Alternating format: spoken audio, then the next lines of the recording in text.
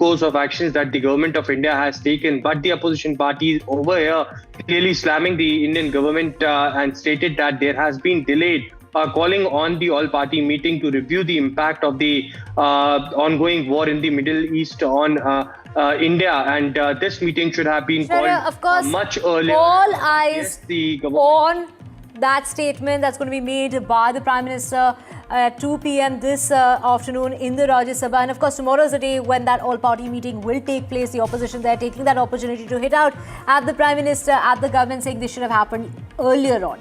Now, let's talk about, what happened yesterday in the Lok Sabha. And the Prime Minister made it very clear that India's energy supplies and trade routes are secure. And that is how it's, at the moment. The government has also called for that all-party meeting. So they will be discussing that situation that continues to unfold in West Asia. India has maintained that any attempt to block the strait would be unacceptable. India has taken the stand of peace, and that is the stand that we always continue to take. However, the Indian ships in the region, they are said to be safe, and fuel is being sourced now through alternative routes. Do remember that there are 2 Indian vessels making their way to India. They will be docking as far as Indian ports are concerned, and that's going to be taking place between the 26th and the 28th. S. Jaishankar there has also held talks with Secretary of State Marco Rubio, discussing the conflict and its impact when it comes to global security and the economy. Now, it is the opposition, time and again, hitting out at the government, calling the Prime Minister's remarks in the Parliament inadequate, saying Prime Minister is not doing enough, not saying enough. What is the stand that India is taking? Questioning the Prime Minister time and again ever since the start of this war.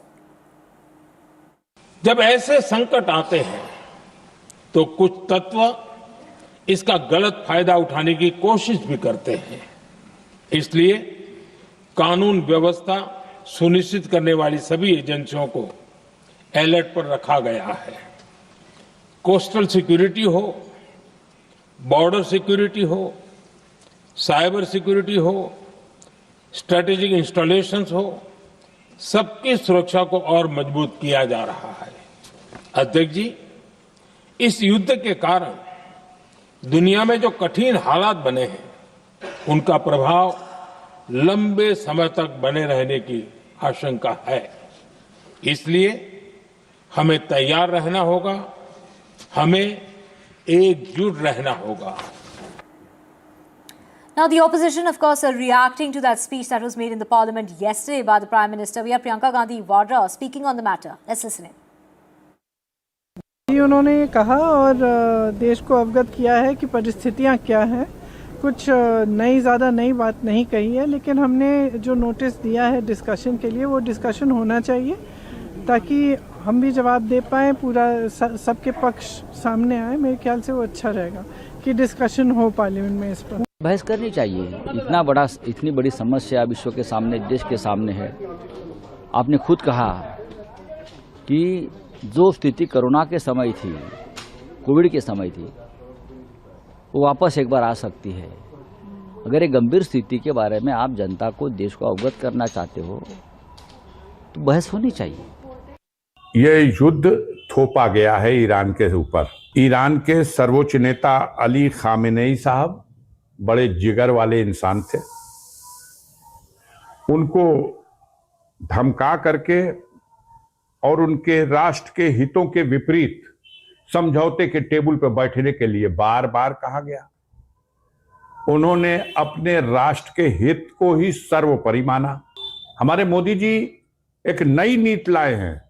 आप Israel को अपना fatherland बताते हैं और आज भारत के लोग शर्म नहीं आती, हम उसे फादरलैंड स्वीकार करेंगे। देखिए, डिप्लोमेसी में और इस तरह की चीजों में पहलकदमी वक्त का बड़ा महत्व होता है। प्रधानमंत्री जी ने ज्यादा वक्त लगा दिया विपक्ष को कोसने में, पैनिक क्रिएट कर रहे हो, रूमर फैला रहे हो, और ऑयल कंपनियों के विज्ञापन देखिए। अचानक में इस देश में केरोसिन का जिक्र होने लगा तो पैनिक नहीं फैलेगा क्या? और मेरा सिर्फ ये कहना है कि डिप्लोमेटिक कॉरिडोर में कभी कभी साइलेंस बहुत भारी पड़ जाता है। ईरान में बच्चों की स्कूल पे बॉम्बिंग हुई, बच्चे मारे गए, हम चुप देखते रहे, कंडेम तक नहीं किया।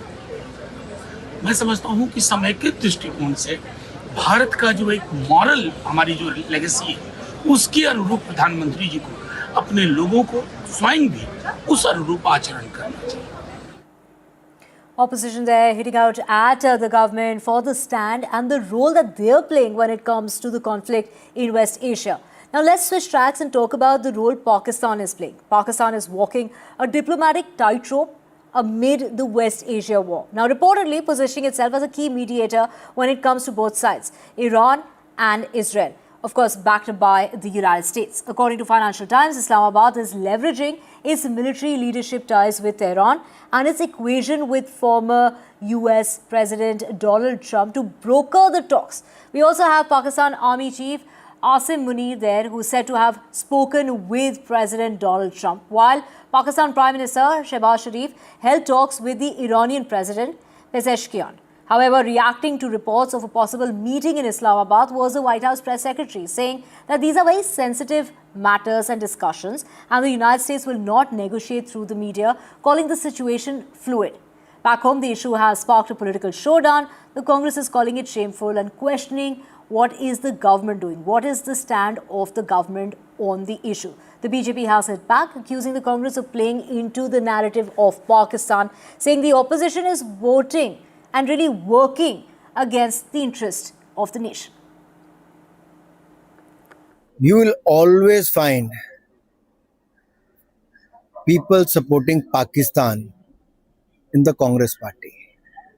Not one, two, but many, including their top leadership.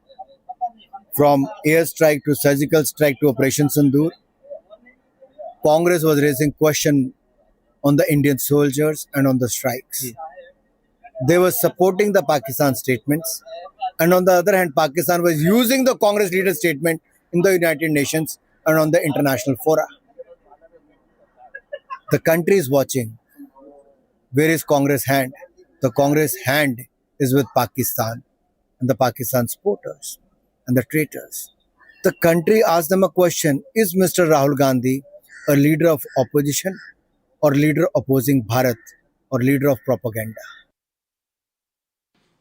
हमारा स्टैंड क्या है? प्रधानमंत्री से पार्लियामेंट के अंदर खड़े होकर के देश ये चाहता है कि हमारा स्टैंड क्या है, हम कहां खड़े हैं.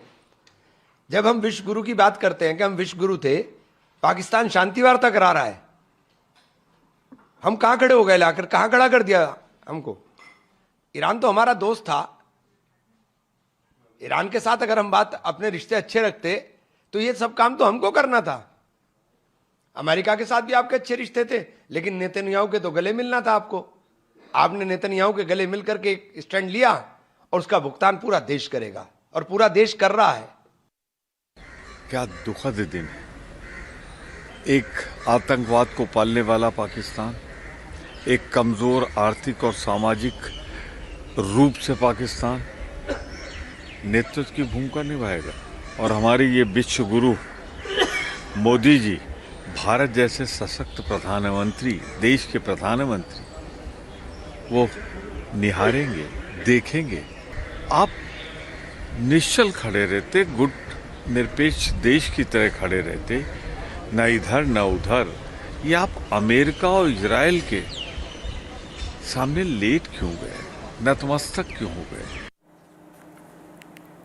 Let's talk about the two Indian vessels that have managed to cross the Strait of Hormuz. This is a major development. Do remember that there have been Indian vessels that have made it, in fact, docked on the ports here in India. Now, these two vessels, we're talking about Jag Vasant and Pine Gas. They're carrying over 92,000 metric tons of LPG. They have crossed that Strait of Hormuz last evening and now are expected to dock here in India between the 26th and the 28th.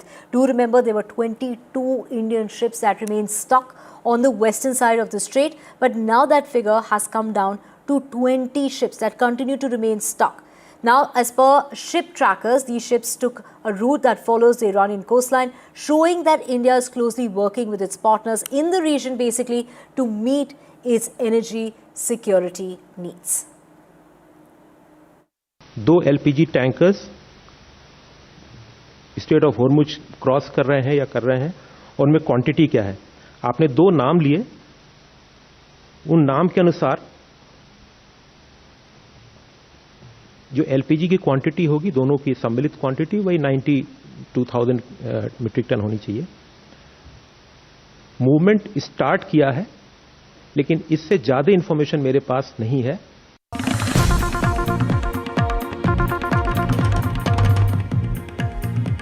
Big news coming in this afternoon at almost 2 p.m. is in regard to the Supreme Court confirming an Andhra Pradesh High Court decision that only Hindus, Sikhs and Buddhists can claim to be a member of the scheduled caste community, and anyone belonging to any other religion cannot be a member of the scheduled caste. So there can be no benefits, no protection or reservation or entitlement under the constitution or the enactment of the parliament or the state legislature cannot be claimed by anyone belonging to any other religion.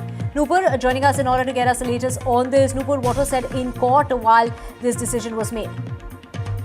Well, Divya, this is with regards to a particular complaint by a pastor from Andhra Pradesh. He had told the court that he had filed a complaint under the ST-SC Atrocities Act. Today, the Supreme Court has said that he was a practicing Christian since 10 years, and after that, he cannot file a ST-SC complaint based on the protections granted under the ST-SC Act. While the larger issue, that is, the top court has in fact quoted the 1950 order which had in fact said that anyone who converts to other religion other than Hinduism, Buddhism or Sikhism should not enjoy benefits of reservation. The larger issue of reservation for that purpose is still pending with the top court. It will be heard by a constitutional bench. But this is in fact a big development when it comes to complaints under the Atrocities Act. Right. That is a decision the Supreme Court has taken. Confirmed that the decision is that only Hindus, Sikhs and Buddhists can claim to be a member of the scheduled caste, and that remains in place. Thank you so much for joining us on this bulletin. News and updates will continue on the other side. Thank you for your time.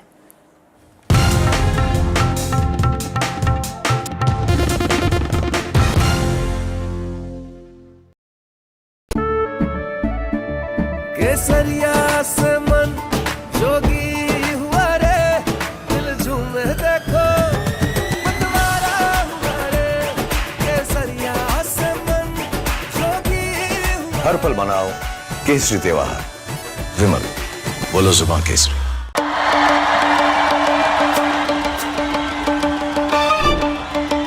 Will the rising sun win with a hand in hand?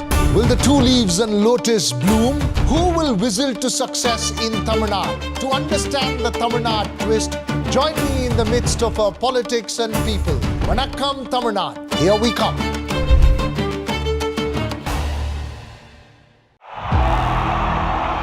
इनको यहाँ से जाना ही होगा। जय मां दुर्गा! आज क्यों रोए? There is no bigger battle in 2026. And nobody has reported Bengal like I have. Buckle up for an unforgettable election thriller. Will the BJP breach Mamta's fortress? TMC जावे, BJP आसपे। Can Didi fight off her life's biggest challenge? BJP double engine সরকার এই লড়াই বাঁচতে হবে। Battleground Bengal with Manogya Loiwal.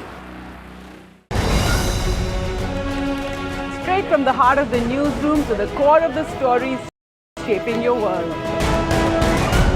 Join me, Gargi Raut, as I track all the developments as they break. Live from the NDTV Newsroom, weekdays at 4 p.m. The man behind Roaring Lion. Can you say a word? Israel's warfighter Prime Minister on NDTV. I spoke to our great friend, Prime Minister Narendra Modi. Spoke to him at length yesterday.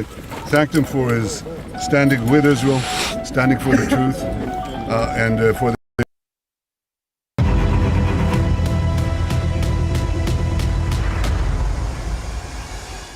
Hello everyone, you're watching NDTV 24/7. After speaking in the Lok Sabha yesterday on the ongoing West Asia conflict and its impact on India, Prime Minister Modi scheduled to address the Rajya Sabha today on the same topic. We will cut across to his speech in just a bit, but first, the headlines.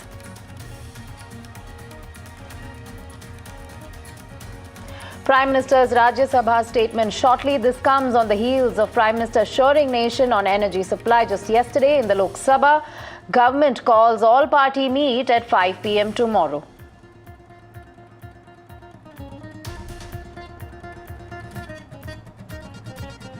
Israel-Iran war continues despite Trump's pause claim. Iran fires fresh wave of attacks on Israel. Israel retaliates.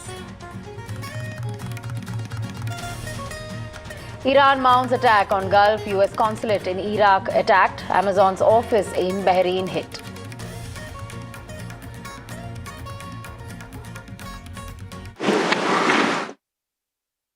में चल रहे युद्ध और उससे बनी परिस्थितियों से हम सभी परिचित हैं।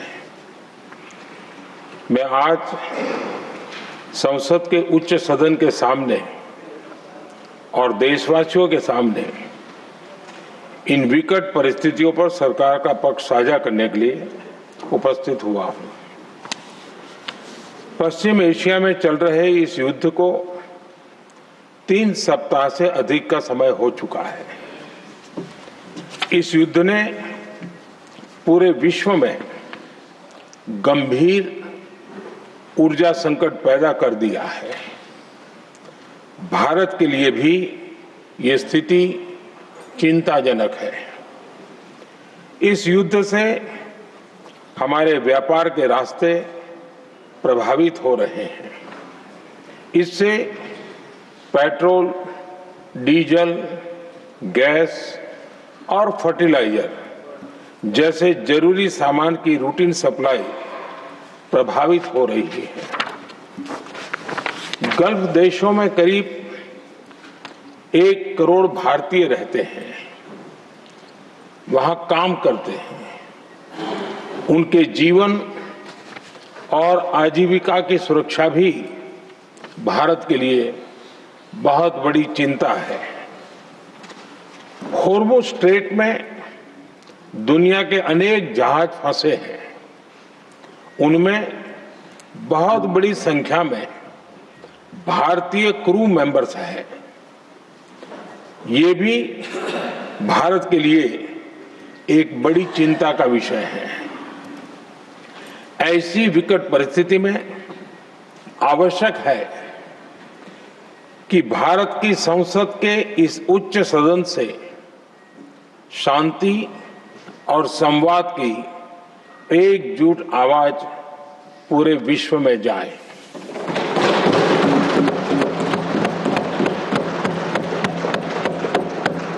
सभापति जी, युद्ध की शुरुआत के बाद से मैंने पश्चिम एशिया के ज्यादातर देशों के राष्ट्राध्यक्षों के साथ 2 राउंड फोन पर बात की है। हम गल्फ के सभी देशों के साथ लगातार संपर्क में हैं। हम ईरान, इजराइल और अमेरिका के साथ भी संपर्क में हैं।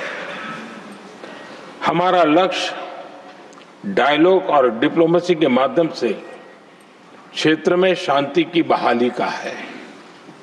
हमने डीएस्केलेशन और हॉर्मुज़ स्ट्रेट खोले जाने पर भी उनसे बात की है। कमर्शियल जहाजों पर हमला और हॉर्मुज़ स्ट्रेट जैसे अंतर्राष्ट्रीय जलमार्ग में रुकावट अस्वीकार्य है। भारत ने नागरिकों पर, सिविल इंफ्रास्ट्रक्चर पर, एनर्जी और ट्रांसपोर्ट से जुड़े इंफ्रास्ट्रक्चर पर हमलों का विरोध किया है। भारत डिप्लोमेसी के जरिए युद्ध के इस माहौल में भी भारतीय जहाजों के सुरक्षित आवागमन के लिए सतत प्रयास कर रहा है। भारत ने इस समस्या के समाधान के लिए संवाद का ही रास्ता सुझाया है। इस युद्ध में किसी के भी जीवन पर संकट मानवता के हित में नहीं है। इसलिए भारत का सतत प्रयास सभी पक्षों को जल्द से जल्द शांतिपूर्ण समाधान के लिए प्रोत्साहित करने का है। सभापति जी, संकट की स्थिति में देश विदेश में भारतीयों की सुरक्षा हमारी बहुत बड़ी प्राथमिकता है। युद्ध शुरू होने के बाद से लेकर अब तक 3,75,000 से अधिक भारतीय सुरक्षित भारत लौट चुके हैं।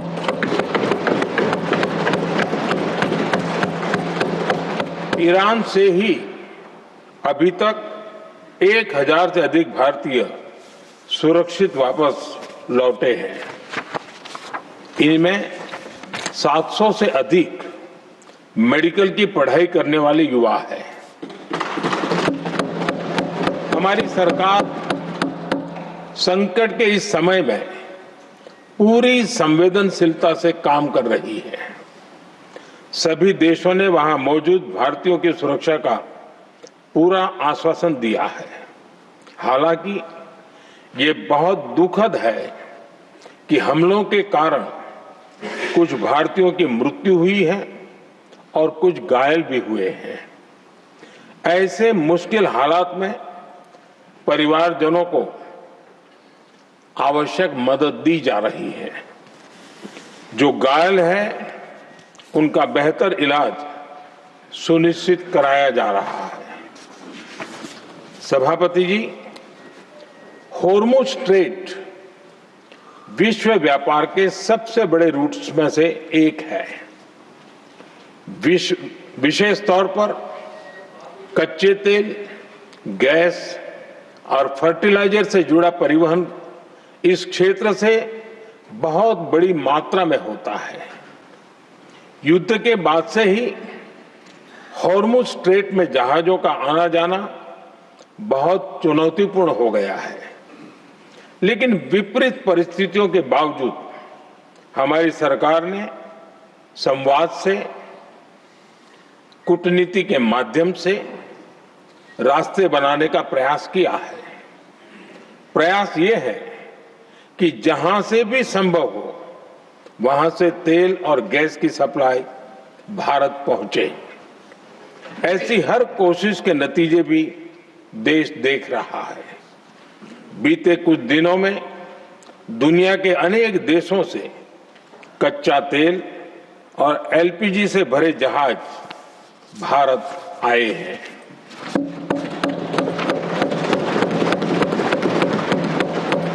इस दिशा में हमारे प्रयास आने वाले दिनों में भी जारी रहेंगे।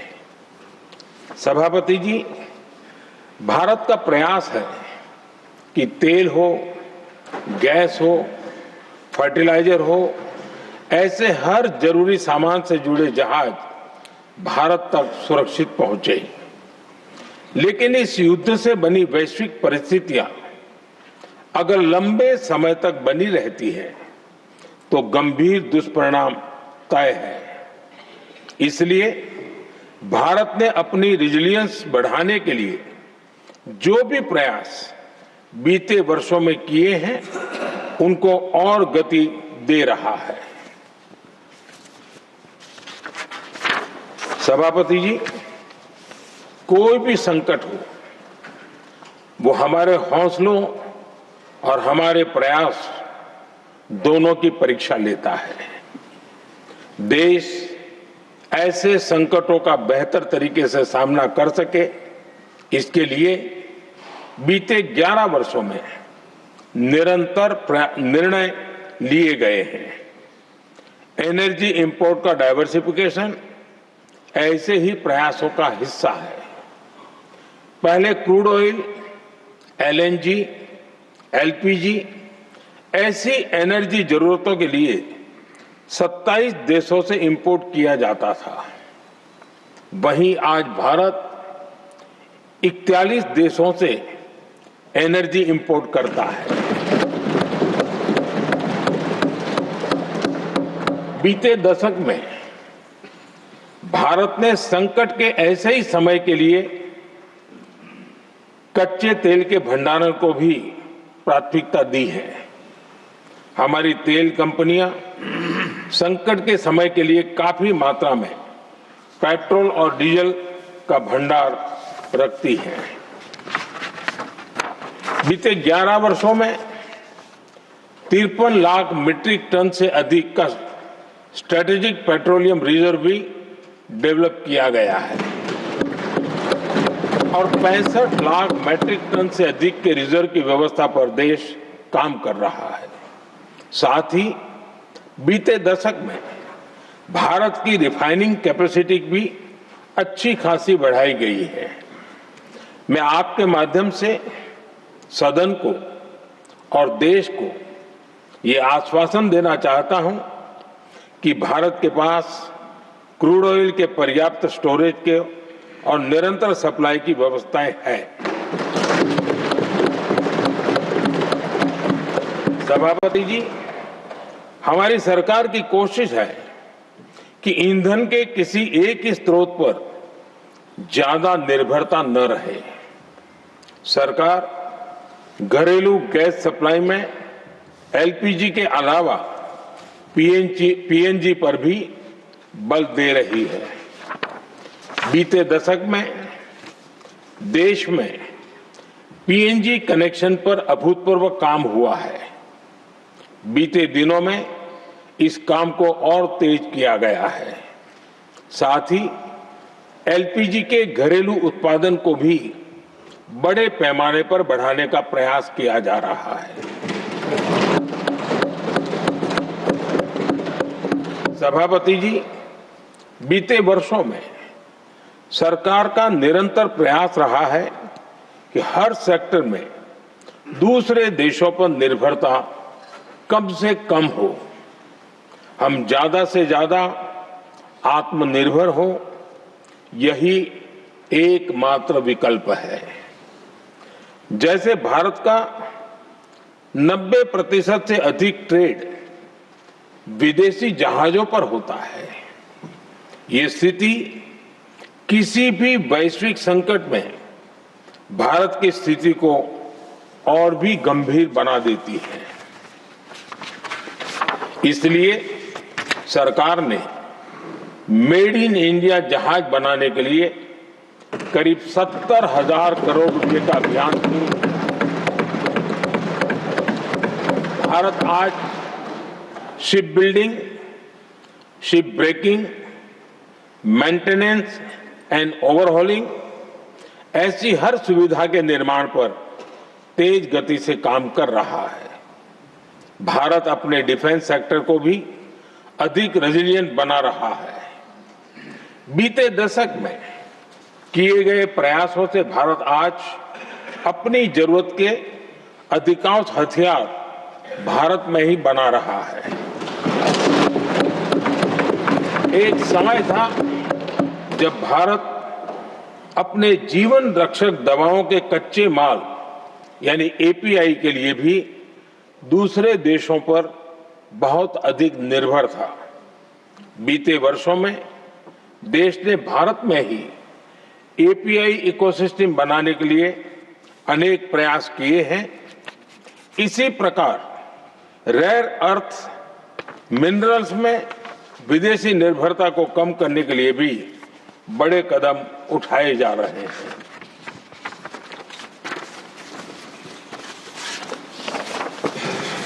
आदरणीय सभापति जी, वर्तमान संकट ने पूरी दुनिया की इकोनॉमी को हिला दिया है। अभी तक पश्चिम एशिया में जो नुकसान हुआ है उससे रिकवर होने में भी दुनिया को बहुत समय लगेगा। भारत पर इसका कम से कम दुष्प्रभाव हो, इसके लिए निरंतर प्रयास किए जा रहे हैं। हमारी इकोनॉमी के फंडामेंटल्स मजबूत हैं और सरकार पल पल बदलते हालात पर नजर रखे हुए है। सरकार इसके शॉर्ट टर्म, मीडियम टर्म और लॉन्ग टर्म ऐसे हर प्रभाव के लिए एक रणनीति के साथ काम कर रही है। भारत सरकार ने एक इंटर मिनिस्ट्रियल ग्रुप भी बनाया है।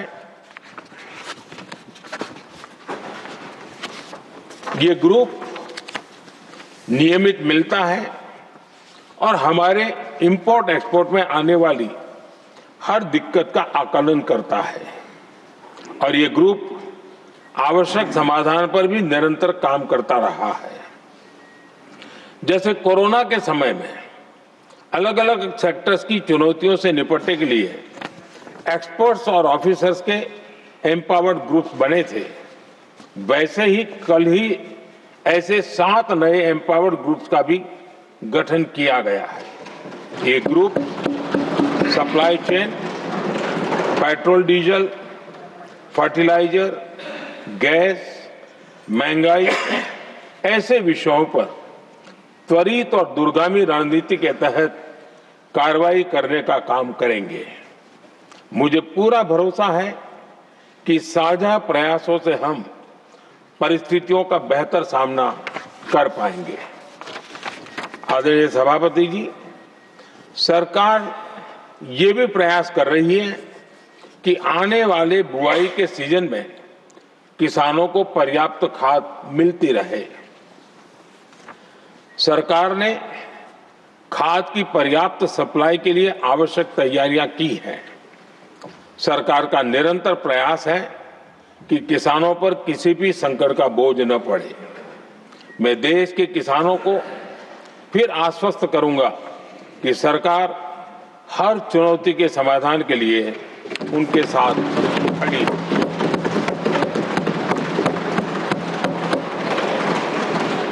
आदरणीय सभापति जी, ये राज्यों का सदन है। आने वाले समय में ये संकट हमारे देश की बड़ी परीक्षा लेने वाला है और इस परीक्षा में सफलता के लिए राज्यों का सहयोग बहुत आवश्यक है। इसलिए इस सदन के माध्यम से मैं देश के सभी राज्यों की सरकारों से भी कुछ आग्रह करना चाहता हूं। संकट के समय गरीबों पर, श्रमिकों पर, प्रवासी साथियों पर बहुत बुरा असर पड़ता है। इसलिए पीएम गरीब कल्याण अन्न योजना का लाभ समय पर मिलता रहे, ये सुनिश्चित करना होगा।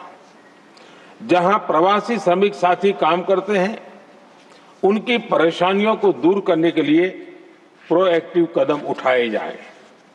ऐसी स्थितियों पर नजर रखने के लिए राज्य सरकारें विशेष व्यवस्थाएं करें तो इससे काफी सुविधा होगी। राज्य सरकारों को एक और चुनौती पर भी बहुत अधिक ध्यान देना होगा।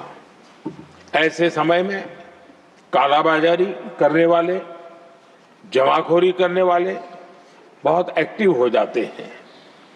जहां से भी ऐसी शिकायतें आती हैं, वहां त्वरित कार्रवाई होनी चाहिए। जरूरी चीजों की सप्लाई निर्बाध चलती रहे, ये सुनिश्चित करना हर राज्य की प्राथमिकता होनी चाहिए। आदरणीय सभापति जी, मैं सभी राज्य सरकारों से एक अनुरोध और करना चाहता हूं। संकट चाहे कितना भी बड़ा हो, भारत की तेज ग्रोथ बनाए रखना हम सभी का दायित्व है।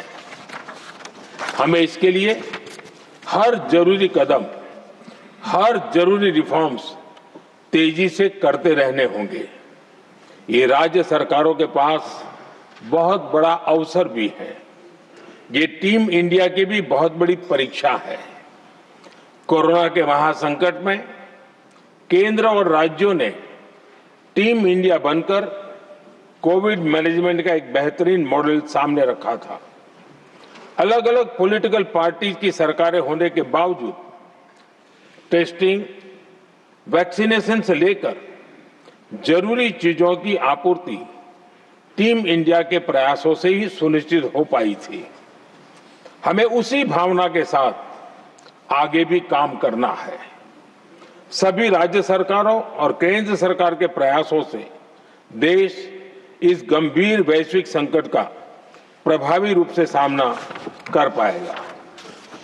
आदरणीय सभापति जी, ये संकट अलग प्रकार का है और इसके समाधान भी अलग प्रकार से ही तय किए जा रहे हैं।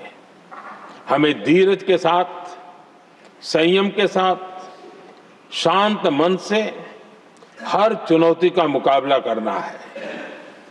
आदरणीय सभापति जी, जैसा कि हम देख रहे हैं कि इस युद्ध को लेकर पल पल में हालात बदल रहे हैं, इसलिए मैं देशवासियों से भी कहूंगा कि हमें हर चुनौती के लिए तैयार रहना ही होगा।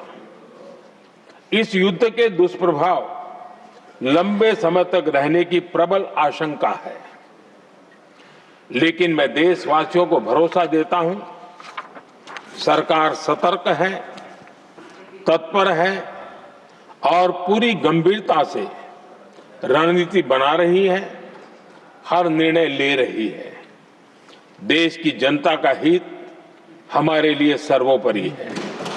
यही हमारी पहचान है, यही हमारी ताकत है।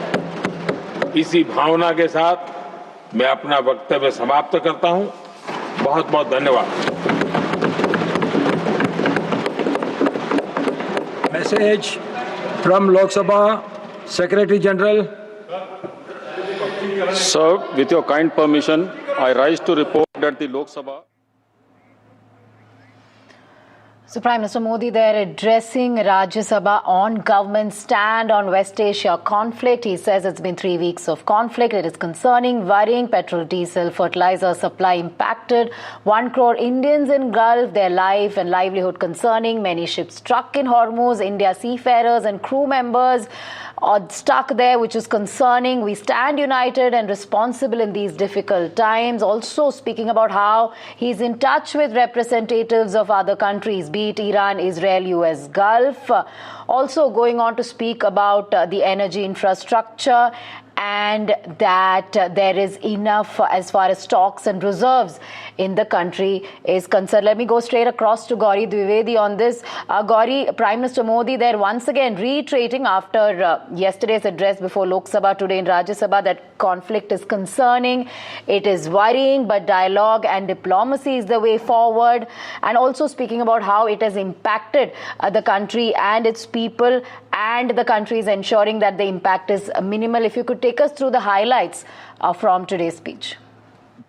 Radhika, of course, as per protocol, the Prime Minister repeated most of the speech that he made in Lok Sabha yesterday. So today he made that from the floor of the House in Rajya Sabha. But a lot has actually changed in the 24 hours that he gave this speech, first in Lok Sabha and now today in Rajya Sabha. There is a clear direction of de-escalation, whether that will be in terms of talks, whether there'll actually be some sort of a peace formula. All those are still matters that are being debated, discussed and thrashed out. But that possibility of a de-escalation and a complete pause is something that wasn't there so much yesterday as it exists right now. So that, I think, is a huge factor in which one needs to see the message that has come in from the Prime Minister. Now, secondly, as far as the messaging is concerned, if I were to divide it, essentially, it's in two parts. One, where he's talking about how diplomacy, dialogue needs to be at the front of ensuring that peace prevails. India has, in fact, spoken to 10 leaders so far. The Prime Minister said he's spoken to 10 leaders, and something that he said actually paves the way for dialogue and diplomacy. But the other aspect of his speech was focused on insulating Indians, cushioning the impact for India, whether it is crude, fertilizer, food, rupee, all of those aspects impact India and Indians directly. And where he, in fact, lastly, Radhika, the equally important part is where he said that I'm speaking in the upper house of Parliament, which is the house of the states. And there he, in fact, exhorted all states to ensure that they curb hoarding, curb smuggling. We've seen that becoming a major part in terms of LPG cylinders. The Prime Minister exhorting state governments to ensure that all government schemes are implemented in such times, I think, is a very important message to states, particularly opposition ruled states. Absolutely, Gauri. Prime Minister Modi there is seeking support and cooperation from every state government in the country as well, as you pointed out. Let me also go across to Himanshu, who's joining us from outside the Parliament. Himanshu, government is working to ensure there is minimal impact on domestic supplies of petrol, diesel and LPG. That is something Prime Minister reiterated. What concrete steps has the government taken to secure crude and LPG supplies amid disruptions near the Strait of Hormuz? Prime Minister there ensuring there is enough in stocks and reserves. That's right. And our roadmap was also laid out. Prime Minister very categorically said that earlier India used to import energy products from 27 countries, but now that number is increased to 41 countries. And to offset the impact of the almost a virtual closure of Strait of Hormuz, from which around 40 to 45% of India's crude oil used to come, Prime Minister said that we have found alternative routes and a large effort is being made to diversify the sources from where India used to import critical energy products. But importantly, as you said, he has assured the nation through his speech in Rajya Sabha today that India continues to have enough stock of crude oil to meet its domestic needs. I think this is a very, very important statement. And secondly, Prime Minister has also said in a very clear terms that India is very seriously engaged in diplomatic and dialogue with US, Iran and Israel. An effort must be made to actually end this crisis. In fact, he is addressing, I think, the international community. Prime Minister has also warned that if this war prolongs, then this will be very, very damaging impact on the global economy. So very clear words, I think, very straight forward talk from Prime Minister of India. And he has also laid out not only a strategy in terms of how in short term government of India is meeting the challenge that the Middle East war is posing, but also he has said that there are long-term strategic measures that have been initiated. He spoke about strategic petroleum reserve, which is now being scaled up. And this was also a suggestion that was made by Parliamentary Standing Committee. So a lot of structural changes in India's not only import strategy, but also in expanding the strategic petroleum reserve that we have. And also at the same time on the diplomatic front, India is very actively engaged with US, Iran and Israel to persuade them that only through dialogue, diplomacy and talks that this war can end. That's right. Absolutely. Himanshu and Gauri, just stay on with me. Let's once again listen to what Prime Minister Modi said on the ongoing war and its impact on India and Indians. Gulf देशों में करीब 1 करोड़ भारतीय रहते हैं, वहां काम करते हैं। उनके जीवन और आजीविका की सुरक्षा भी भारत के लिए बहुत बड़ी चिंता है। हॉर्मुज़ स्ट्रेट में दुनिया के अनेक जहाज फंसे हैं, उनमें बहुत बड़ी संख्या में भारतीय क्रू मेंबर्स हैं। ये भी भारत के लिए एक बड़ी चिंता का विषय है। ऐसी विकट परिस्थिति में आवश्यक है कि भारत की संसद के इस उच्च सदन से शांति और संवाद की एकजुट आवाज पूरे विश्व में जाए।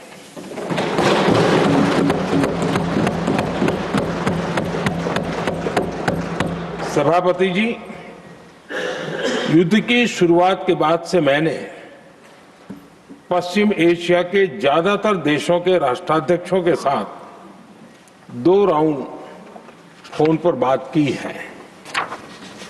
हम गल्फ के सभी देशों के साथ लगातार संपर्क में हैं।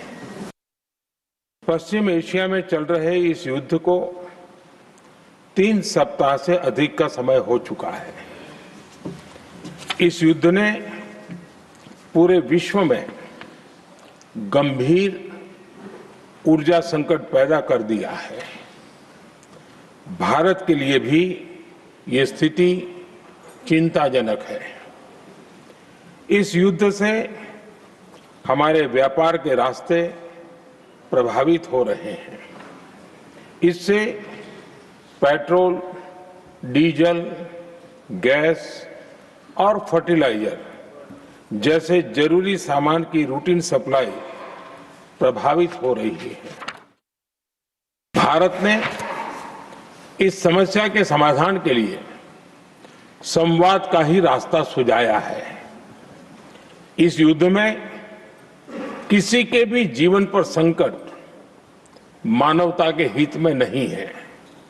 इसलिए भारत का सतत प्रयास सभी पक्षों को जल्द से जल्द शांतिपूर्ण समाधान के लिए प्रोत्साहित करने का है।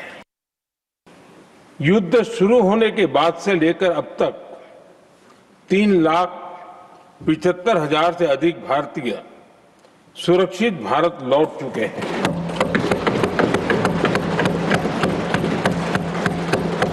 ईरान से ही अभी तक 1,000 से अधिक भारतीय सुरक्षित वापस लौटे हैं। इनमें 700 से अधिक मेडिकल की पढ़ाई करने वाले युवा हैं। हम ईरान, इजराइल और अमेरिका के साथ भी संपर्क में हैं। हमारा लक्ष्य डायलॉग और डिप्लोमेसी के माध्यम से क्षेत्र में शांति की बहाली का है।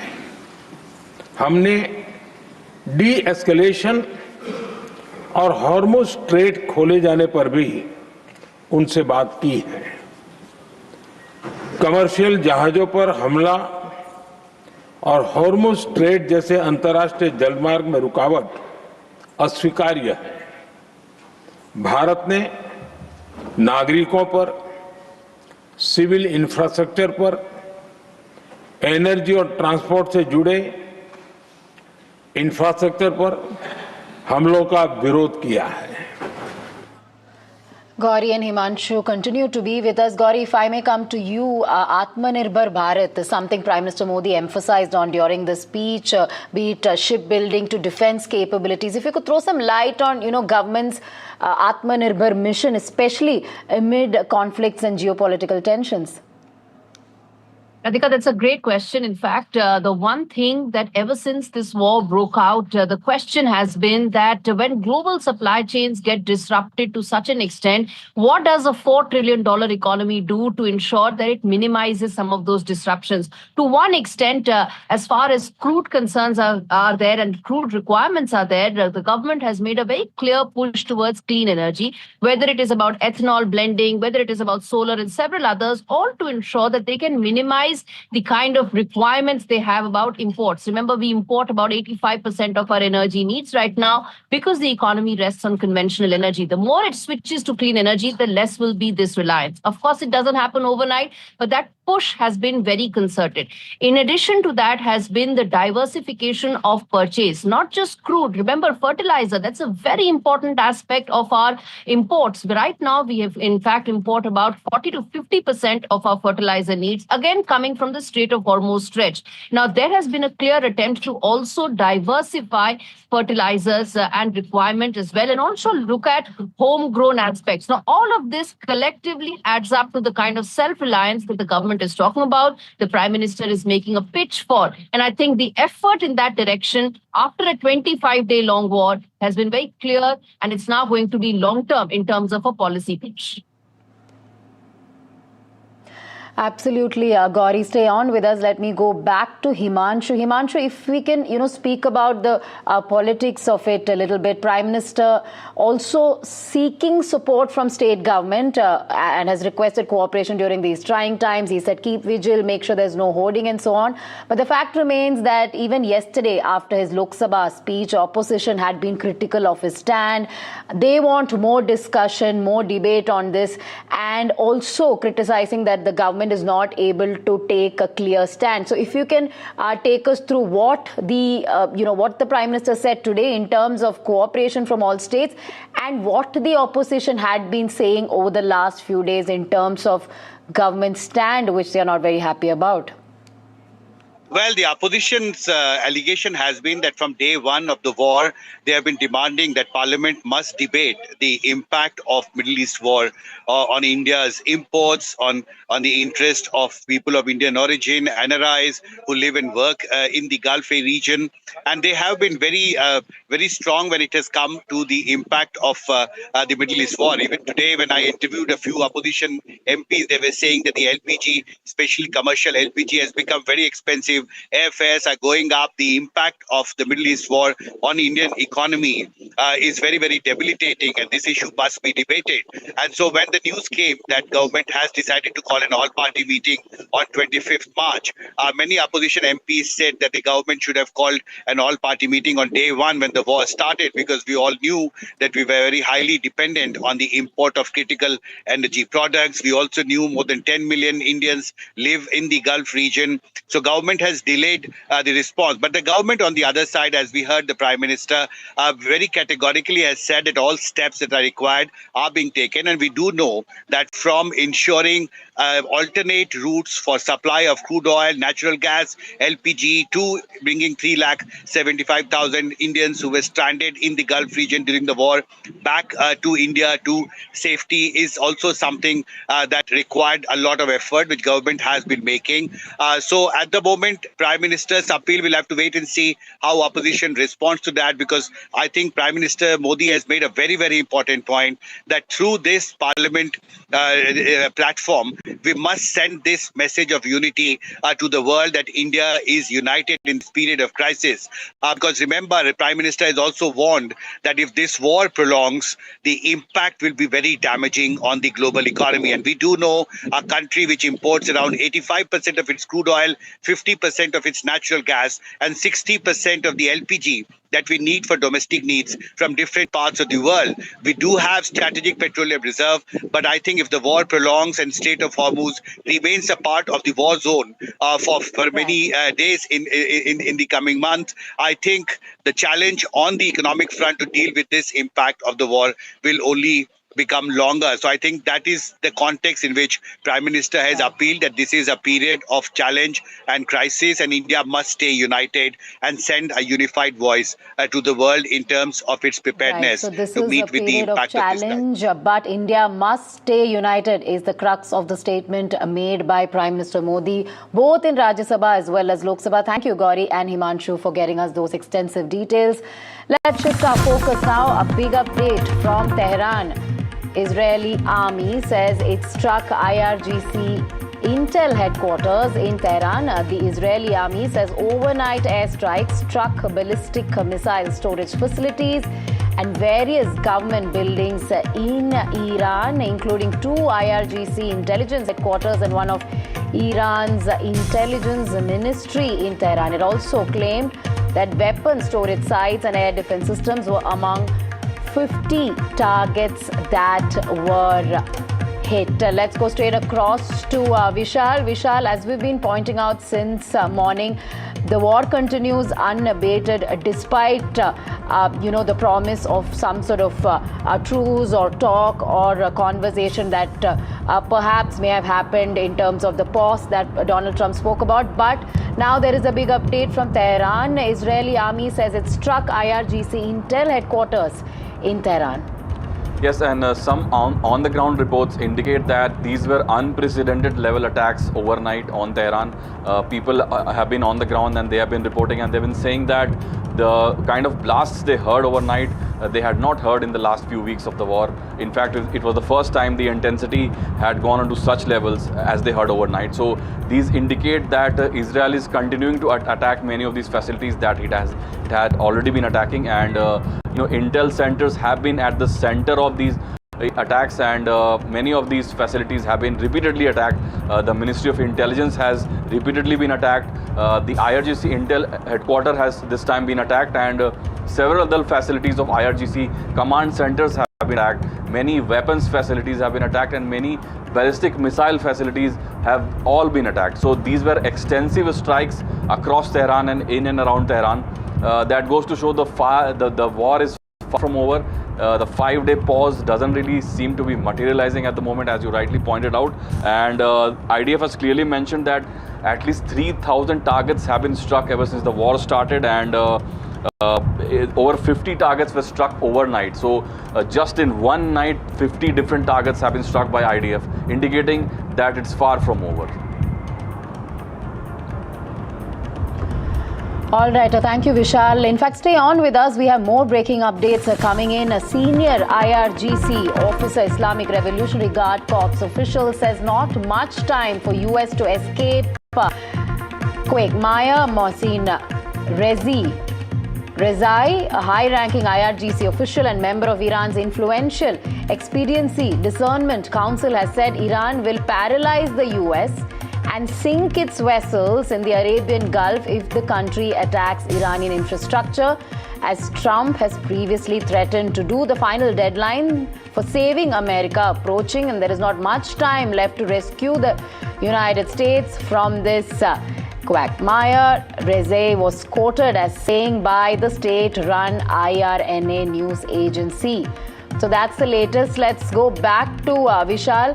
Vishal, a very serious statement coming in from a senior official from the IRGC. Yes, and these are really stark comments in the wake of whatever Trump has claimed in the last 12 hours that there will be a 5-day pause. This is far from that, and IRGC is clearly warning Trump actually and saying that it can sink the vessels, the huge warships that US had, deployed to the region in the hopes that there will be a war. And there are already 2 huge ships, two of the biggest warships that the planet has. Both are in the same region, and they're clearly mentioning that the final deadline for saving America are approaching. And this is one of the biggest warnings that I've seen in the last few weeks. And they've clearly mentioned that Iran will paralyze the US and sink its vessels in the Arabian Sea. Clearly warning those big vessels, the big destroyers and the warships that have been deployed, that house at least 10,000 different troops on just the 2 ships that we've been talking about, Abraham Lincoln and Gerald Ford. These are nuclear-powered ships, and they house, as I mentioned, 10,000 troops. They are all under threat at the moment from the IRGC. So clearly no sign of backing down, no sign of talks. The US president has, said that there will be talks and there are some positive signs. But these statements indicate that Iran is actually escalating its attacks on various fronts, and we've seen many reports on the same. Right, and Vishal, as you pointed out, Donald Trump yesterday spoke about, some sort of agreement that could be reached and a pause for 5 days. But clearly, these kind of statements indicate that there is no de-escalation on the cards, at least from the side of Iran at this point.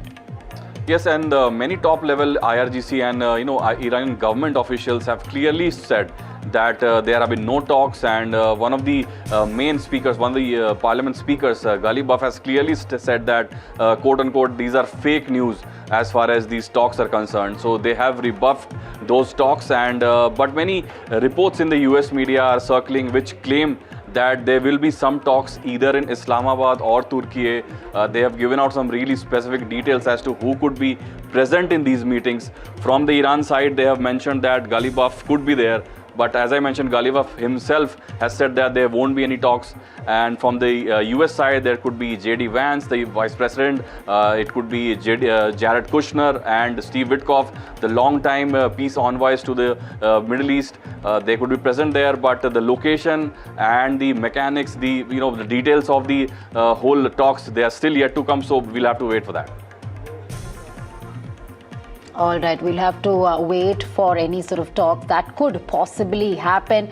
Whether there is a pause of any sorts, whether there had been any conversation, those are things that are unclear and ambiguous at this point. Thank you, Vishal, for those details. The West Asia war by United States and Israel against Iran entered its 25th day today as conflicting claims emerged over possible peace talks. Iran has issued warnings to US and said they will paralyze the US and sink its vessels in the Arabian Gulf if the country attacks Iranian infrastructure, as Trump has previously threatened to do. Iran has launched multiple targets across Tel Aviv. 4 people sustained minor injuries in these attacks. Iran has also attacked US consulate in Iraq's Erbil, whereas Israeli forces target Al Amana gas station and a petrol station in Al Rashideh, South Lebanon. Israel also launched multiple overnight strikes on Hezbollah targets in Beirut. Meanwhile, as per Wall Street Journal, Saudi Arabia and UAE are moving closer to joining the conflict. Also, Israeli Prime Minister Netanyahu pledged to keep attacking Iran and Lebanon as US considers a ceasefire. All this comes after Trump has announced a pause of 5 days on war, claiming that Tehran is now open to a deal while Iran is flatly denying Trump's claims, saying there are no negotiations with Washington and accusing the US of spreading fake news. As I announced earlier, based on preliminary conversations between the United States and Iran over the past 2 days, I've directed the Department of War to temporarily postpone planned strikes against major energy and electricity targets in Iran. They have very, very big, new, actually, and very expensive, billions of dollars it costs to build them. One missile, one of our powerful ones, and it comes down to the ground like it was made out of dust. But to determine whether a broader agreement can be reached, we've had very good discussions, very, very good discussions. And you have to understand, I know my whole life has been a negotiation, but with Iran, we've been negotiating for a long time. And this time, they mean business. We are now having really good discussions. They started last night, a little bit, the night before that. And I think they're very good. They want peace. They've agreed they will not have a nuclear weapon, et cetera, et cetera. But we'll see. You have to get it done. But I would say there's a very good chance. And it began when I said that we were planning tomorrow on shooting down some of their power plants, and we're going to hold that up. Hopefully we won't have to do it. And hopefully we can make a deal that's good for all of us, including the Middle Eastern allies that have been very good to us, including Israel, that's been a great partner in this fight. מוקדם יותר היום שוחחתי עם ידידנו הנשיא טראמפ. הנשיא טראמפ מאמין שיש סיכוי למנף את ההישגים הכבירים של צה"ל וצבא ארצות הברית כדי לממש את יעדי המלחמה בהסכם. הסכם שישמור על האינטרסים החיוניים שלנו. במקביל, אנחנו ממשיכים לתקוף גם באיראן וגם בלבנון. אנחנו קודשים את תוכנית הטילים ותוכנית הגרעין עד דק וממשיכים לפגוע קשות בחיזבאללה. רק לפני ימים אחדים חיסלנו עוד 2 מדעני גרעין והיד עוד נטויה. אנחנו נשמור על האינטרסים החיוניים שלנו בכל מצב. بسم الله الرحمن الرحیم. جمهوری اسلامی ایران با اقتدار کامل ابتکار عمل در منطقه خلیج فارس و آبهای سرزمینی عمان را در دست دارد و بسیار هوشمندانه و مقتدرانه تنگه هرمز را کنترل می‌نماید.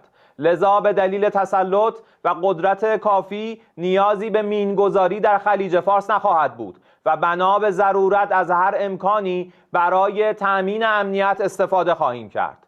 نیروهای مسلح با تسلط بر دشمنان آمریکایی صهیونیستی با همکاری کشورهای منطقه قادر به تأمین امنیت خلیج فارس می باشند و کشورهای فرامنطقه‌ای حق دخالت در این حوزه را ندارند و من نصر الا من عند الله العزیز الحکیم. They could stop this war right now. Absolutely, if they chose to do so for the regime. They could stop this war right now if they chose to do so. They haven't chosen to do so. My second message is they need to stop putting the wonderful Iranian people at risk by firing missiles and drones from inside populated areas. I've seen it with my own eyes. They continue to do this. They have no care for the people. They're threatening their own people. And the third point would be they need to stop immediately attacking civilians throughout the Middle East region. They've deliberately attacked and targeted 300 times. That needs to stop. So that's one side. For the Iranian people, the wonderful Iranian people who I've gotten to know over several years, including living in the region for many years, extraordinary culture, deep culture of thousands of years. My main message is this. First and foremost, we are attacking the regime in the Islamic Republic, not the wonderful people. And with Trump's announcement on pause, the focus is slowly shifting from battlefield to the negotiation table. Iran is publicly denying any contact with US administration. Iranian MP Ismail Khosari rejecting claims of talks, accusing Washington of spreading false narratives. However, reports suggest the Trump administration has begun laying the groundwork for possible talks with Iran.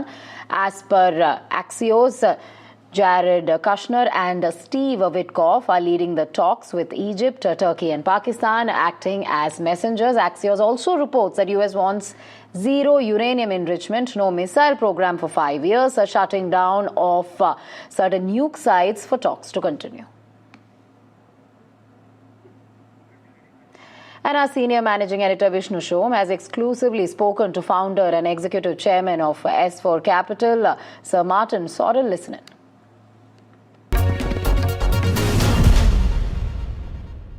Are you confident, sir, that this is genuinely the beginning of the end of this war? Who knows? I mean, we hear conflicting stories. It's impossible to come to view. I think you have to plan for the worst. I think in the last, I would say 72 hours, maybe a little bit longer, I think CEOs started to wake up to the fact that this might not be something that was over quickly. Developments in the last 12 hours have probably gone a little bit the other way, but you are hearing conflicting stories as your synopsis of world leaders' reactions to President Trump's most recent tweets and statements, or truth socials and statements, have shown. So I think there's a lot of confusion. I think the hope is there'll be a diplomatic solution. The Pakistanis seem to be willing to act as sort of referees or aids to securing. I'm in China at the moment, in Beijing, and I hope that we might see a little bit of Chinese efforts to smooth things over there as well. We'll see, because the Chinese obviously have interests around the oil economy and the Straits of Hormuz as well. But it's so difficult, really, to come to any finite conclusion as to what may or may not happen. Yeah. I think you'd have to plan for all eventualities. It's very difficult to single out a single course. And so, Martin, I would assume that Israel is very much the factor. That in as much as Trump may want to sort of use an off-ramp, Israel is another story altogether, and the assumption that Israel is going to do what America says, I think, is just an assumption.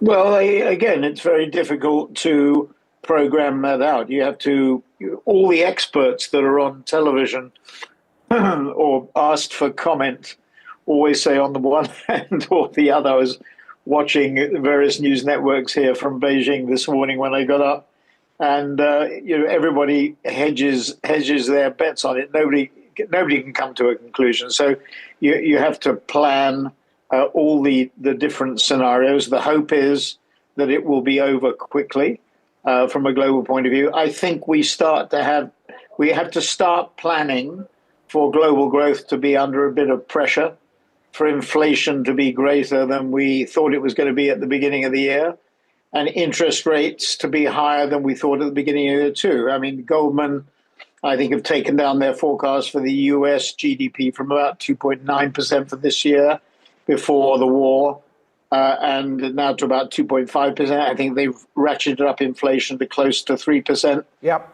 And interest rate cuts that they were forecasting before, they're now postponed to the end of the year, if postponed infinitely. So I think we've got to start planning.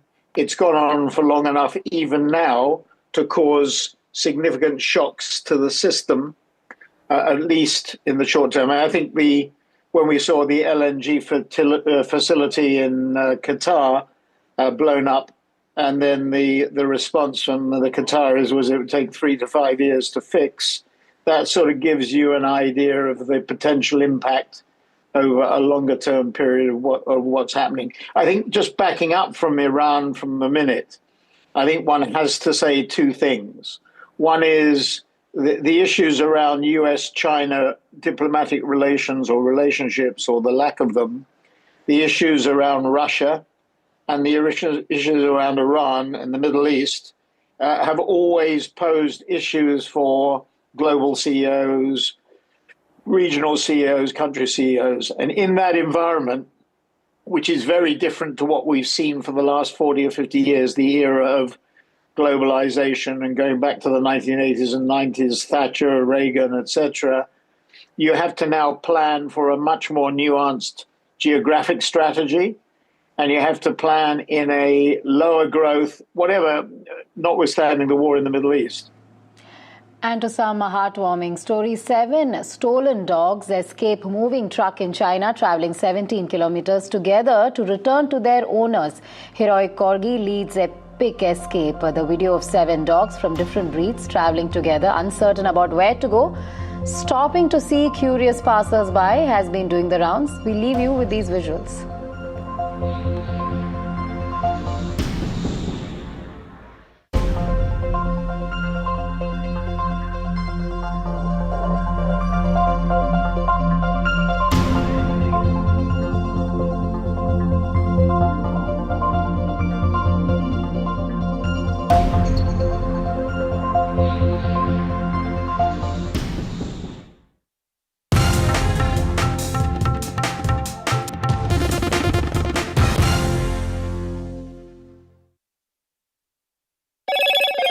Hello, Moto.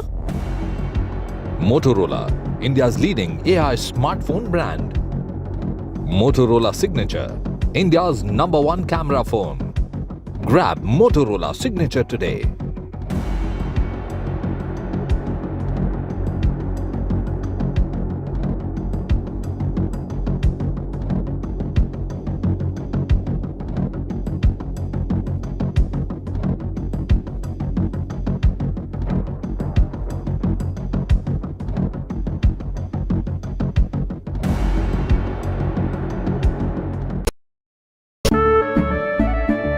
केसरिया से मन जोगी हुआ रे, दिल झूमे देखो मतवारा हुआ रे, केसरिया से मन जोगी हुआ। हर पल मनाओ केसरी त्योहार। विमल, बोलो जुबान Kesari. The front lines of Kargil. The fury of Operation Sindhu. So many attacks. The chaos and cries of disaster zones. To fighter jet cockpits. And the world's most defining interviews. It's incredible. He has seen history break. Live. Unfiltered. 20,000 hours of live broadcasting. Welcome to Left, Right and Centre. Hard facts. War-struck country. Hard questions. In the Ukraine. 30 years of trust. In the Kargil area. North Ukraine. In France. In Italy. At Srinagar. Vishnu Shom for NDTV. Vishnu Shom. Only on NDTV.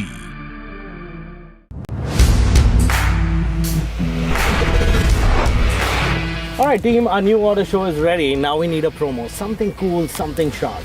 Well, I'm sure we'll be having outstanding reviews, solid suggestions, expert advice, the latest trends. It's a lot simpler. We'll help people make the right auto decisions. It's got the cool stuff, geeky stuff, serious stuff, all of it, so that you can discover, decide and drive. I'm Siddharth Sharma and I am your Automate.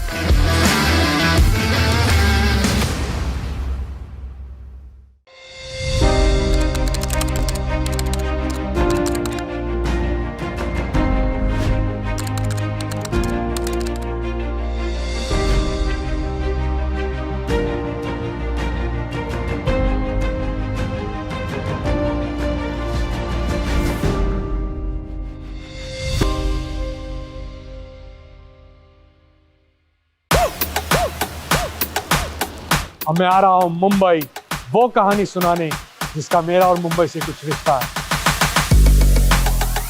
Song by song, moment bye moment, ये रात उतनी बड़ी होने वाली है जितना बड़ा ये शहर है। My story, India chapter, Mumbai episode.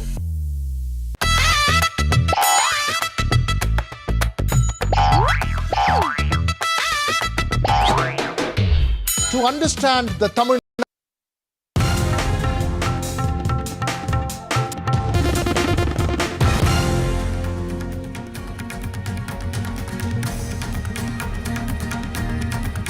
Hello and welcome. You're watching NDTV. I'm Gargi Rawat. As the West Asia conflict now enters day 25 and confusion prevails on possible truce talks between the US and Iran, Prime Minister Modi addressed Parliament today, and also an all-party meeting has been called tomorrow evening. All that and more coming up ahead. Let's take a look at the headlines we're tracking. Prime Minister Modi addresses Rajya Sabha on the West Asia conflict, assures India is ready to face any challenge. The focus on India's fuel and food security.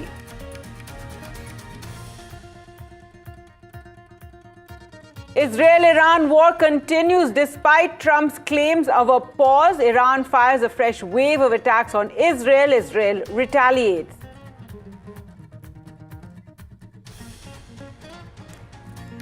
Iran has denied any contact between Tehran and Washington, saying that Trump and Netanyahu are perpetual liars.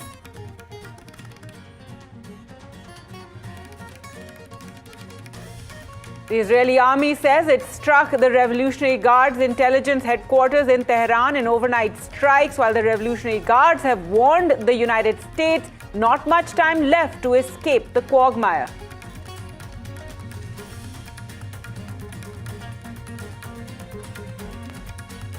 And the conflicting claims on possibility of talks means volatility across the stock market as the price of oil goes up and down. Indian markets opened in the green today for the first time after several days.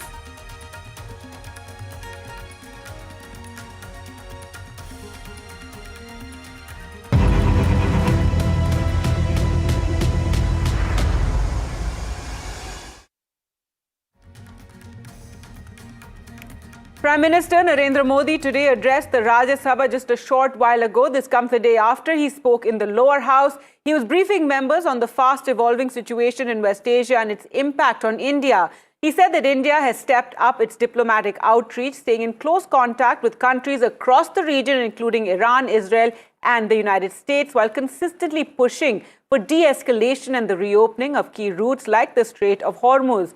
Calling the situation worrisome, Prime Minister warned of disruptions to global trade, adding that India is working to secure energy supplies by sourcing oil and gas from all possible avenues. He also flagged concerns over the safety of nearly 1 crore Indians in Gulf nations, noting that several ships with Indian crew remain stranded in the Strait of Hormuz. Prime Minister Modi also emphasized the need for peace and dialogue, underscoring the urgency of a collective call from Parliament for peace and dialogue.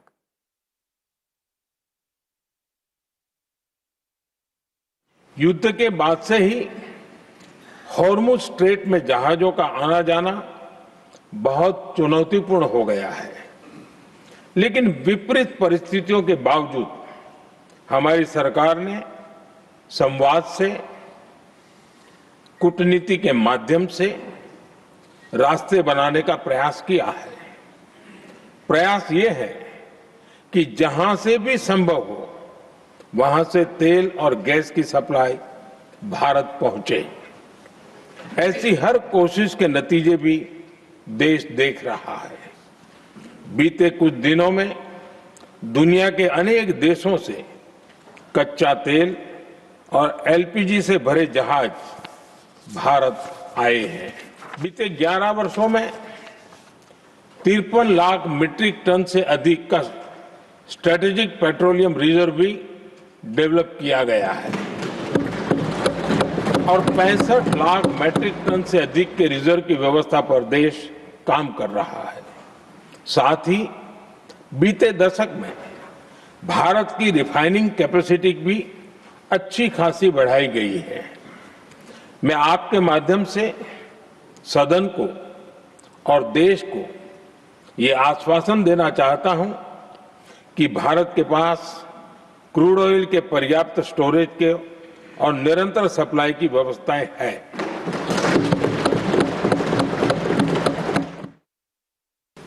हम Iran, Israel और America के साथ भी संपर्क में हैं। हमारा लक्ष्य डायलॉग और डिप्लोमेसी के माध्यम से क्षेत्र में शांति की बहाली का है। हमने डी-एस्केलेशन और हॉर्मुज स्ट्रेट खोले जाने पर भी उनसे बात की है। कमर्शियल जहाजों पर हमला और हॉर्मुज स्ट्रेट जैसे अंतर्राष्ट्रीय जलमार्ग में रुकावट अस्वीकार्य है। भारत ने नागरिकों पर, सिविल इंफ्रास्ट्रक्चर पर, एनर्जी और ट्रांसपोर्ट से जुड़े इंफ्रास्ट्रक्चर पर हमलों का विरोध किया है। भारत ने इस समस्या के समाधान के लिए संवाद का ही रास्ता सुझाया है। इस युद्ध में किसी के भी जीवन पर संकट मानवता के हित में नहीं है। इसलिए भारत का सतत प्रयास सभी पक्षों को जल्द से जल्द शांतिपूर्ण समाधान के लिए प्रोत्साहित करने का है। All right, and reactions are coming in of the opposition on the Prime Minister's speech in the Rajya Sabha. Let's listen in to what Rahul Gandhi and Akhilesh Yadav had to say.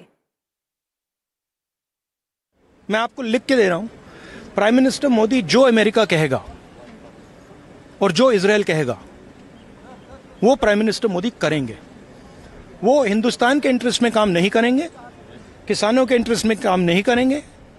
वो जो America और जो Israel कहेगा वो करेंगे, आप देख लेना। और अब जो परिस्थितियां बनी हैं, भारत को एक मौका और मिला था फिर, जहां विश्व गुरु बन करके दिखता। अगर ये विश्व गुरु बनने का मौका खोया है तो भारत सरकार इसका जवाब दे।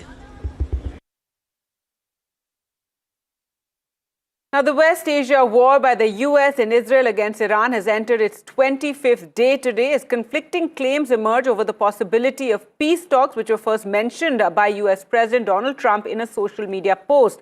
Iran has issued a warning to the US and said that they will paralyze the US and sink its vessels in the Arabian Gulf if the country attacks Iranian infrastructure. Iran has also launched multiple targets across Tel Aviv, also attacked the US consulate in Iraq's Erbil, whereas Israeli forces targeted Al Amana gas station and petrol station in Al Rashadiya, South Lebanon. On the other hand, according to the Wall Street Journal, Saudi Arabia and the United Arab Emirates are moving closer to joining the conflict. Also, Israeli Prime Minister Netanyahu has pledged to keep attacking Iran and Lebanon as US considers a possible ceasefire. All this comes after Donald Trump announced yesterday a pause of 5 days on the war, claiming that Tehran is now open to a deal. As I announced earlier, based on preliminary conversations between the United States and Iran over the past 2 days, I've directed the Department of War to temporarily postpone planned strikes against major energy and electricity targets in Iran. They have very, very big, new, actually, and very expensive, billions of dollars it costs to build them. One missile, one of our powerful ones, and it comes down to the ground like it was made out of dust.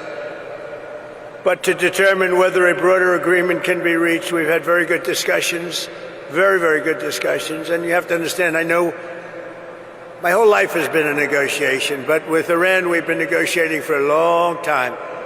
And this time, they mean business. We are now having really good discussions. They started last night, a little bit, the night before that. And I think they're very good. They want peace. They've agreed they will not have a nuclear weapon, et cetera, et cetera. But we'll see. You have to get it done. But I would say there's a very good chance. And it began when I said that I won't be. We were planning tomorrow on shooting down some of their power plants, and we're going to hold that up. Hopefully, we won't have to do it. And hopefully we can make a deal that's good for all of us, including the Middle Eastern allies that have been very good to us, including Israel, that's been a great partner in this fight. מוקדם יותר היום שוחחתי עם ידידנו הנשיא טראמפ. הנשיא טראמפ מאמין שיש סיכוי למנף את ההישגים הכבירים של צה"ל וצבא ארצות הברית כדי לממש את יעדי המלחמה בהסכם. הסכם שישמור על האינטרסים החיוניים שלנו. במקביל, אנחנו ממשיכים לתקוף גם באיראן וגם בלבנון. אנחנו קודשים את תוכנית הטילים ותוכנית הגרעין עד דק וממשיכים לפגוע קשות בחיזבאללה. רק לפני ימים אחדים חיסלנו עוד 2 מדעני גרעין והיד עוד נטויה. אנחנו נשמור על האינטרסים החיוניים שלנו בכל מצב. بسم الله الرحمن الرحیم. جمهوری اسلامی ایران با اقتدار کامل ابتکار عمل در منطقه خلیج فارس و آبهای سرزمینی عمان را در دست دارد و بسیار هوشمندانه و مقتدرانه تنگه هرمز را کنترل می‌نماید. لذا به دلیل تسلط و قدرت کافی نیازی به مینگذاری در خلیج فارس نخواهد بود و بنا به ضرورت از هر امکانی برای تأمین امنیت استفاده خواهیم کرد.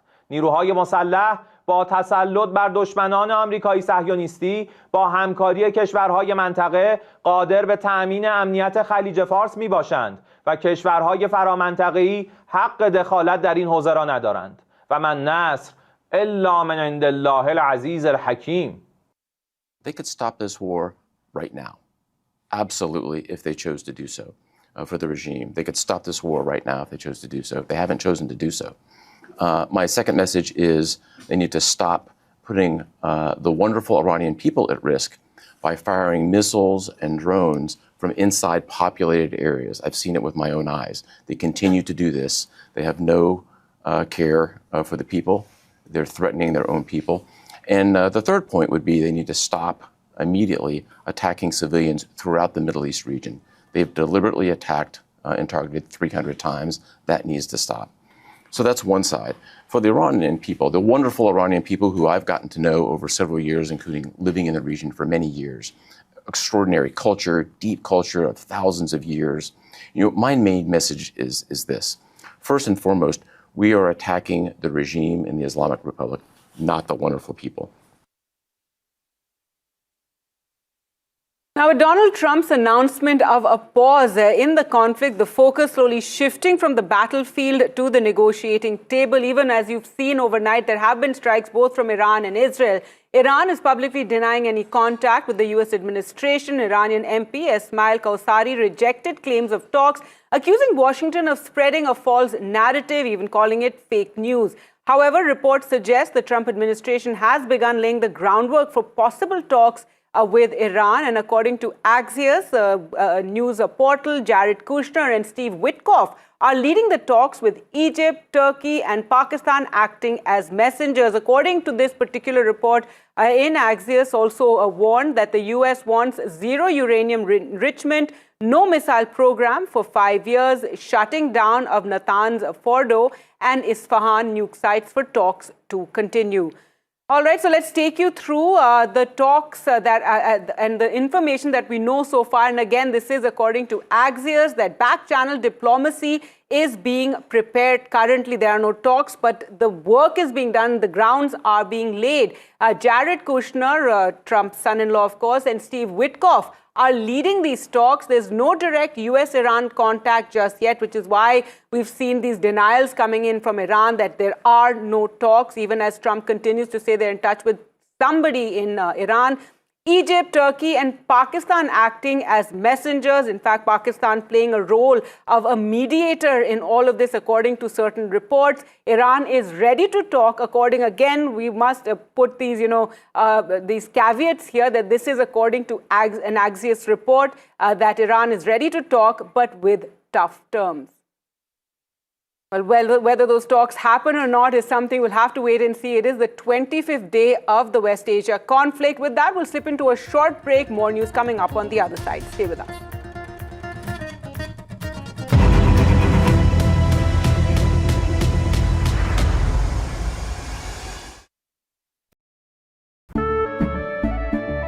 केसरिया से मन जोगी हुआ रे दिल झूमे देखो मतवारा हुआ रे केसरिया से मन जोगी हुआ हर पल मनाओ केसरी त्योहार विमल बोलो जुबान Kesari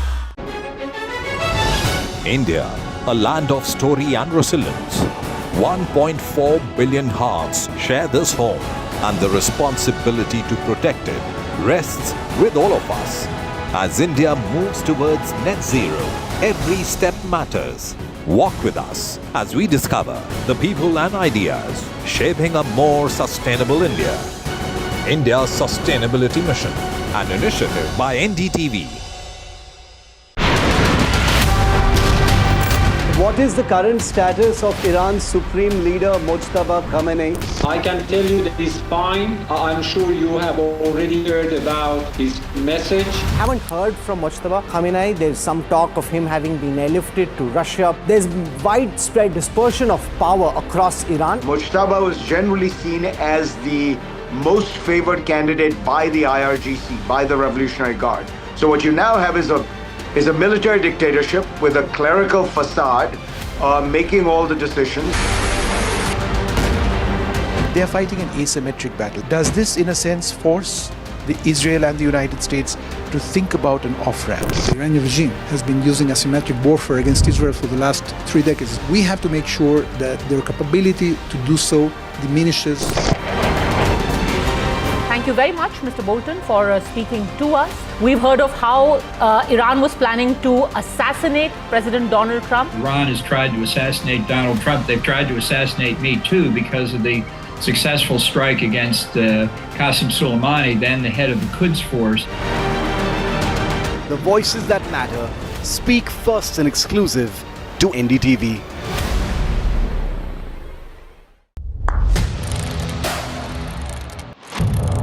What seems settled for me is unfinished business. So I rewind, I pause, I reflect, I dig until what's buried stands up to be counted. Breaking ground, not just headlines, the meaning behind them. This is Breaking Ground with me, Vedika Sood. Across the country. He has tracked the pulse of power from Washington to Korea. Witnessed history being made in global capitals and conflict zones. Brought clarity to complex issues of national security and international affairs. Aditya Raj Kaul, covering international affairs like no one else, only on NDTV network.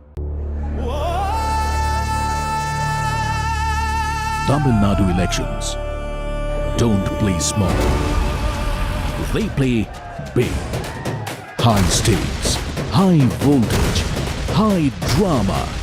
Before the blockbuster unfolds, the OT of election coverage comes to Tamil Nadu to track the elections, spotting the mood and bringing perspectives from every.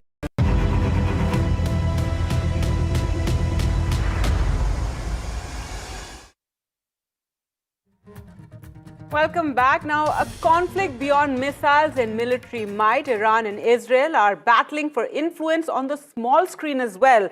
From espionage thrillers to state-backed storytelling, here's how this narrative war is unfolding with Israel's Tehran, a popular show, versus Iran's Nightlight. Take a look. You have 47 minutes. Stay in communication with me. Do what you have to do. And we'll be home by tomorrow afternoon.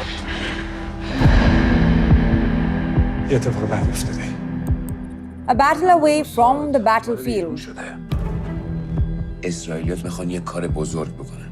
A war fought on the small screen, where television and movies are used as tools to shape public perception.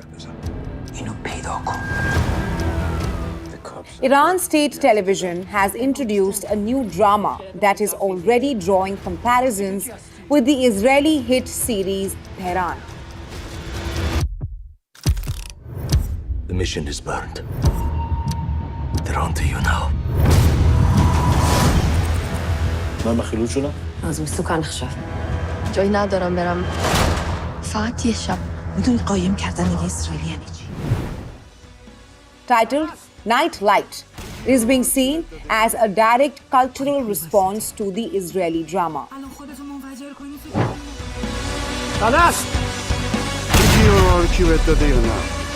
پای پول وسطه. الان خودتو منفجر کنی فکر میکنی مقاومت کردی؟ با هزار جور محدودیت و خرابکاری داری. روشنایی شب. The narrative is strikingly similar. The premise echoes closely. But there is a flip in perspective. At the core of the story is a foreign female spy, Ramos, who was sent into Iran on a secret and complicated mission. The focus, however, is not on the spy's journey, but on Iranian intelligence forces working to track her down. Produced by Iran's National Broadcasting Authority, the series is described as one of their most ambitious projects in recent years. It blends high-stakes action with strong ideological messaging, emphasizing counter-espionage, national security, and the fight against alleged foreign sabotage networks. This battle of perception plays out against a backdrop of the ongoing conflict, with missiles being exchanged between the two sides and war rhetoric intensifying on both the sides. And as the tensions rise beyond the battlefield, the fight for narrative control is playing out just as fiercely, one story at a time. Bureau Report, NDTV. And as the West Asia conflict between US and Iran rattles global markets and is causing a surge in oil prices, but there is one country that stands to gain, that is quietly cashing in. While airlines bleed and oil prices are off the charts, Russia is emerging as the biggest economic winner of this war. Take a look.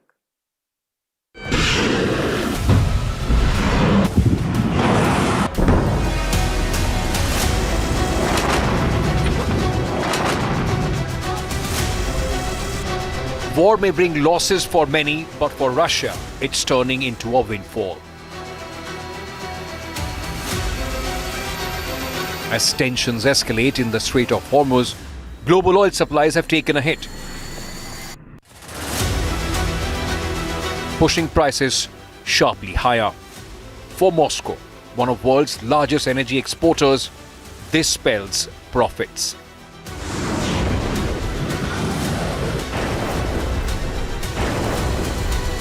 In just the first 2 weeks of the conflict, Russia is estimated to have earned an additional $780 to $782 million, driven purely by the price surge, and the gains may only grow. Analysts say Russia could be making up to $150 million extra every single day as supply disruption continues. Contrast that with the rest of the world. The United States has already spent over $50 billion in just 24 days of conflict.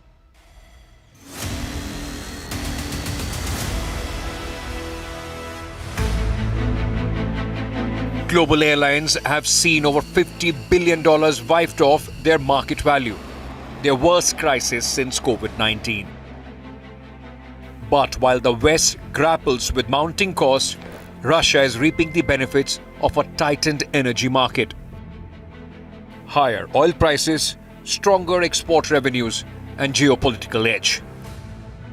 A war far from its borders, but profits flowing straight in. Bureau Report, NDTV.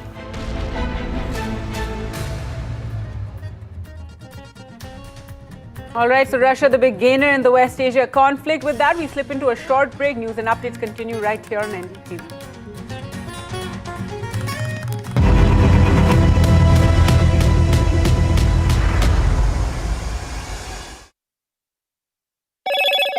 Hello, Moto. Motorola, India's leading AI smartphone brand. Motorola Signature, India's #1 camera phone. Grab Motorola Signature today.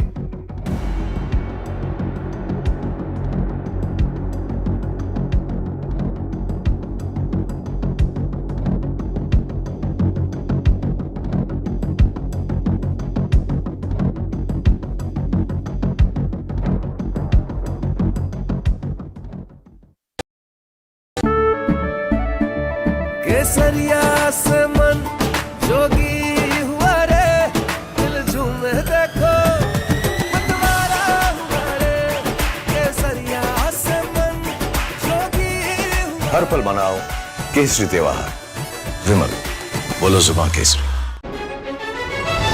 India, a land of story and resilience. 1.4 billion hearts share this home, and the responsibility to protect it rests with all of us. As India moves towards net zero, every step matters. Walk with us as we discover the people and ideas shaping a more sustainable India. India's Sustainability Mission, an initiative by NDTV. What is the current status of Iran's Supreme Leader Mojtaba Khamenei? I can tell you that he's fine. I'm sure you have already heard about his message. Haven't heard from Mojtaba Khamenei. There's some talk of him having been airlifted to Russia. There's widespread dispersion of power across Iran. Mojtaba was generally seen as the most favored candidate by the IRGC, by the Revolutionary Guard. So what you now have is a military dictatorship with a clerical facade making all the decisions. They are fighting an asymmetric battle. Does this, in a sense, force Israel and the United States to think about an off-ramp? The Iranian regime has been using asymmetric warfare against Israel for the last 3 decades. We have to make sure that their capability to do so diminishes. Thank you very much, Mr. Bolton, for speaking to us. We've heard of how Iran was planning to assassinate President Donald Trump. Iran has tried to assassinate Donald Trump. They've tried to assassinate me too because of the successful strike against Qasem Soleimani, then the head of the Quds Force. The voices that matter speak first and exclusive to NDTV.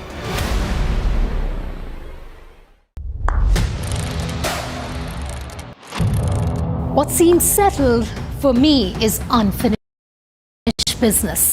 So I rewind, I pause, I reflect, I dig until what's buried stands up to be counted. Breaking ground, not just headlines, the meaning behind them. This is Breaking Ground with me, Vedika Sood. Across the country. He has tracked the pulse of power from Washington to Korea. Witnessed history being made in global capitals and conflict zones. Brought clarity to complex issues of national security and international affairs. Aditya Raj Kaul, covering international affairs like no one else, only on NDTV network. Tamil Nadu elections don't play small. They play big. High stakes, high voltage, high drama. Before the blockbuster unfolds, the OG of election coverage comes to Tamil Nadu to track the elections, spotting the mood and bringing perspectives from every side. Battleground Tamil Nadu on NDTV network. इनको यहाँ से जाना ही होगा। जय मां दुर्गा! आज क्यों रोए? There is no bigger battle in 2026. And nobody has reported Bengal like I have. Buckle up for an unforgettable election thriller. Will the BJP breach Mamta's fortress? TMC जावे, BJP आसपे. Can Didi fight off her life's biggest challenge? BJP double engine সরকার এই লড়াই বাঁচতে হবে। Battleground Bengal with Manogya Loiwal. Straight from the heart of the newsroom to the core of the stories shaping your world. Join me, Gargi Rawat, as I track all the developments as they break. Live from the NDTV Newsroom, weekdays at 4 p.m. The man behind Roaring Lion. Can you say a word? Israel's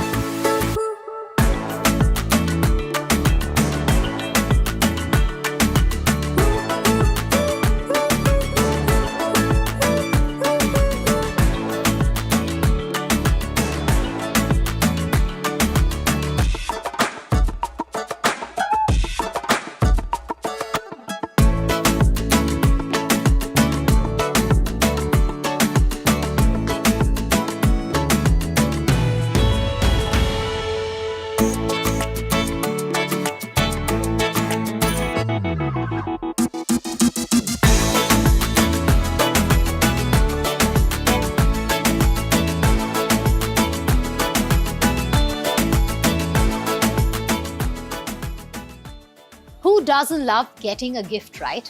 That feeling of unwrapping something new, the curiosity of what's inside, it's pure magic. But here's the twist. For every parent, caregiver or teacher watching today, you actually have this gift available to you every single day. Shall I tell you how? This box is actually just a symbol. The real gift isn't the cardboard box or what is inside. The real gift is the simple things that you're already doing. Playing together, sharing stories, dancing to music, splashing in puddles, or just sitting together quietly. Bachpan is great isn't a new task for your to-do list. It's just a new way of looking at these moments. Usi cheez ko dekhne ka ek naya nazariya. And when we celebrate these 8 little areas of childhood, that's when the real magic happens. That is the greatest gift of all. We're so happy to be joined by Dr. Swati Popat-Vats. Thank you for joining us today.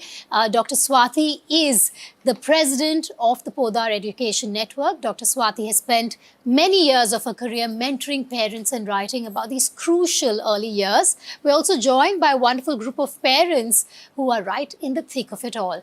Dr. Vats, we often feel like we need to constantly create a better childhood for our children. But as we have been saying, the magic is in the ordinary. We've organized this magic into 8 specific areas, the great areas. I want to understand from you, how are parents already doing all of this without even perhaps realizing it? I think, Vedika, what you said is absolutely the right word, magic. Parents are already doing all these great things in parenting. Maybe the anxious parenting bit overshadows the aspect that you already have the magic in parenting. For example, when a child comes from school and you ask them how their day was or what they did in school, that's stories for you. So you already have stories going on, or the bedtime story that you tell a child. Nature, you know, when you go for a walk with your child, or that balcony garden that you have where you ask the child, go water the plant or take care of this, that's nature for you. You know, quiet time that you have together as a family, when you're doing an activity. I see so many families playing board games or just sharing about what game to play next. The antaksharis that the families have with the singing that happens. So the magic is there, and as you can see on the screen, the 8 activities, the great 8 activities or the developmental areas. So that's all that's required now in parenting, is to be able to understand that I'm already doing it and this is how I am doing it. So the magic is there. It just needs to be rediscovered again. So the magic is there, it just needs to be rediscovered again. And when they start looking at what our children do through this new lens, what do you think they'll discover about our children? I think, you know, what we'll discover the most is that every child is an individual. So when you have 2 children or 3 children, parents may feel, why is this child not doing the same way the other child did? I think the most important discovery of parenting is to understand my child is an individual. And when I listen and participate with my child is actually teaching me also about life and learning. You know, when you listen to their stories, they tell you a lot more about how things could have gone for you in your day. I've seen so many parents who share about their day, that this happened to me in my office, and then the child says, why didn't you do this?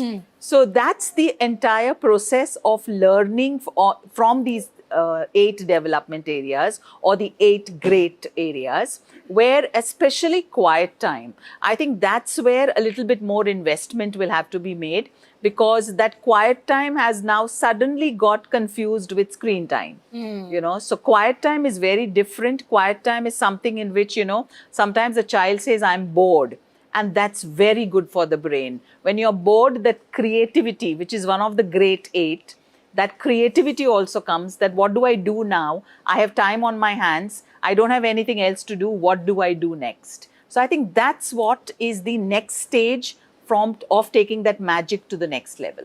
I think that's very reassuring, and I'm a mother of a 10-year-old, and I've always said this from the very beginning, ever since I became a mother, that my daughter has been my biggest teacher. And with what you're saying, it just underlines that thought I've always carried with me. But very reassuring indeed. And I think as parents, we are doing enough. Sometimes having a great childhood means getting your hands a little dirty as well. So in Delhi, Rohit and Gitanjali Mehra's School of Trees is a beautiful example of what happens when we value the simple act of exploring nature. Take a look. Hello नमस्कार, मेरा नाम रोहित मेहरा है। आइए मैं आपको अपने घर में दिखाता हूँ पेड़ों की पाठशाला जो हमने स्टार्ट की है। Welcome please.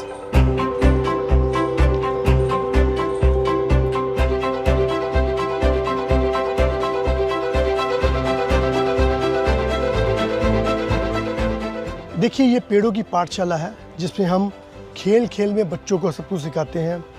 पेड़ों के नाम, पक्षियों के नाम, पशुओं के नाम, तो ये सारी की सारी जो प्रकृति से जुड़ी हुई जो गतिविधियां हैं हम खेल खेल में और उन बातों बातों में उनको सिखा देते हैं। फ्रूट कहाँ जाता है? पेड़ से। और पेड़ कहाँ से आता है? बीज से। पेड़ बीज से आता है, बीज से फ्रूट आता है, फ्रूट से तो एक ही चीज हो गई। क्यूरियोसिटी और क्रिएटिविटी बच्चों के मन में इसी चीज़ से पता चलती है। बच्चे भी अपने आप को पेड़ का ही पार्ट समझते हैं। हम उनको कहते हैं कि हम जो पेरेंट्स हैं एज ए माली हैं और बच्चों का काम है ग्रोथ करना। उनको ये पता चल जाता है कि पौधा उगने में और फल देने में कितना टाइम लगता है, वो फूड वेस्ट नहीं करते। उनको पशु और पक्षियों से प्यार होना शुरू हो गया।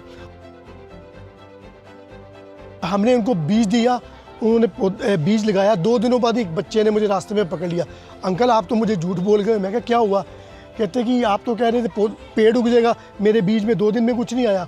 तो ये आपके लिए भी बड़ा वो बताना उसको बड़ा हो गया कि बीज डालने से 1 दिन में नहीं पौधा उग जाता, इसको टाइम लगता है। इनमें क्रिएटिविटी आ रही है, नोवेल्टी आ रही है, नेविटी आ रही है और इनमें totally different aspects of life आ रही है। आजकल बहुत से पेरेंट्स ऐसे करते हैं कि मिट्टी को नहीं हाथ लगाने देते। जब तक वो मिट्टी से नहीं जुड़ेंगे तो उनकी रूट्स नहीं डेवलप होंगी, उनके मोटर नर्व्स नहीं डेवलप होंगे, उनका ब्रेन नहीं डेवलप होगा, उनके अंदर जो अर्थ एलिमेंट है वो नहीं डेवलप होगा। मुझे लगता है कि नेचर एक मीन्स भी है और एक एंड भी है। यदि आपको बच्चों को कुछ सिखाना है तो नेचर एक टूल भी है। एक ही है कि बच्चे नेचर के प्रति सेंसिटिव रहे, नेचर को ही सब कुछ समर्पित करें।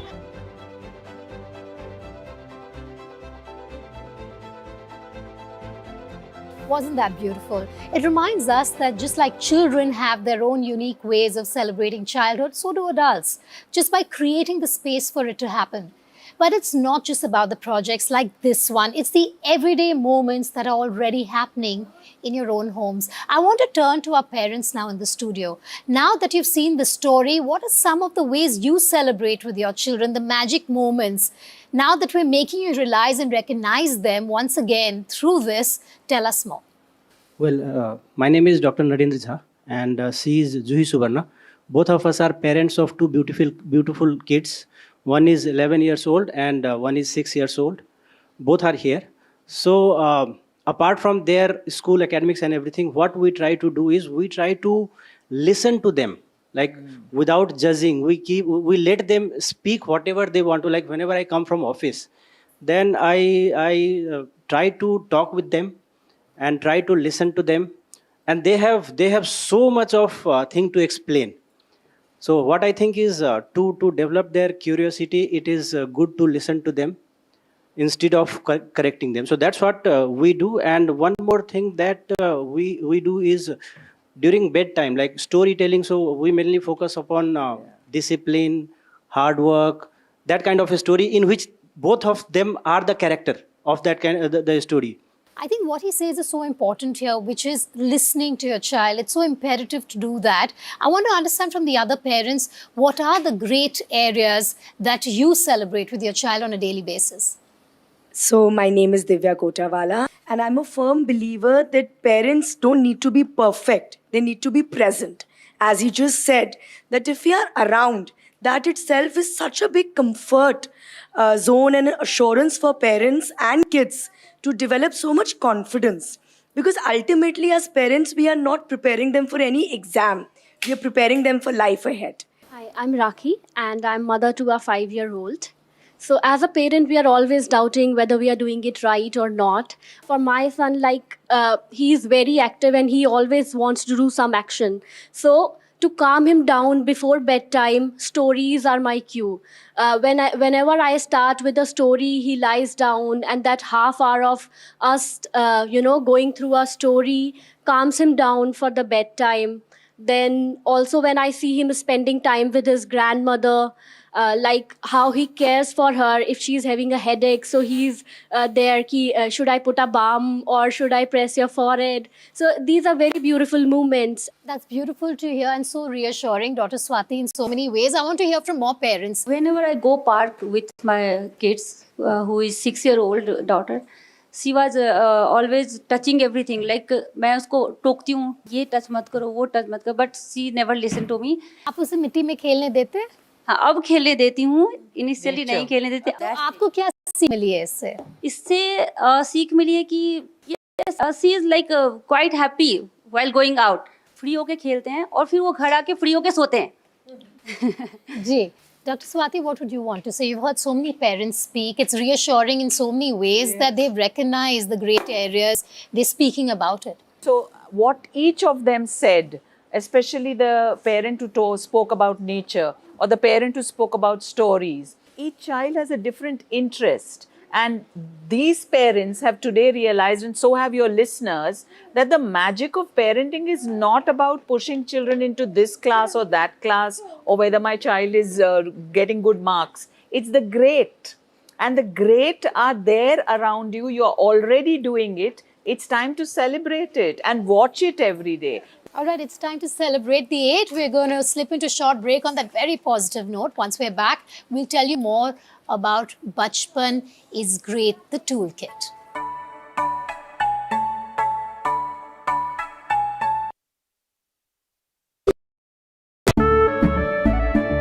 केसरिया से मन जोगी हुआ रे, दिल झूमे देखो मतवारा हुआ रे, केसरिया से मन जोगी हुआ। हर पल मनाओ केसरी त्योहार।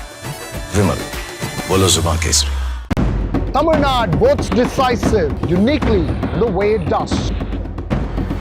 Politics, power and cinema and all of that in an unprecedented Dravidian script. This is not an election easy to call. It never has been. And unravel grassroots conversations with the voices that matter. That's why we travel across Tamil Nadu to get you the real picture. From the OG of Indian elections comes the next big political blockbuster. Because Tamil Nadu votes only the way Tamil Nadu does. Tamil Nadu elections on India's original election voice.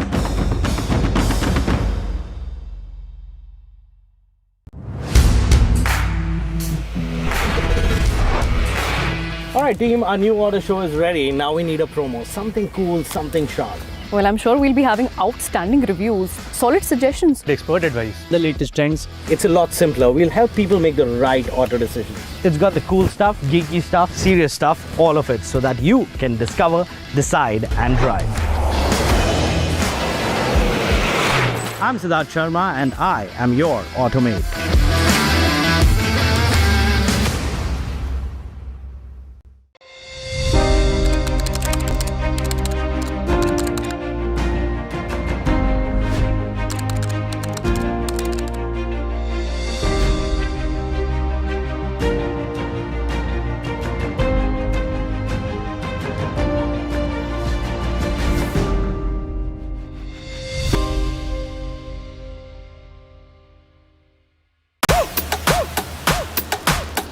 अब मैं आ रहा हूँ मुंबई, वो कहानी सुनाने जिसका मेरा और मुंबई से कुछ रिश्ता है। Song by song, moment bye moment, ये रात उतनी बड़ी होने वाली है जितना बड़ा ये शहर है। My story, India chapter, Mumbai episode. Tamil Nadu votes decisive, uniquely the way it does. Politics, power and cinema and all of that in an unprecedented Dravidian script. This is not an election easy to call. It never has been. And unravel grassroots conversations with the voices that matter. That's why we travel across Tamil Nadu to get you the real picture. From the OG of Indian elections comes the next big political blockbuster. Because Tamil Nadu votes only the way Tamil Nadu does. Tamil Nadu elections on India's original election voice.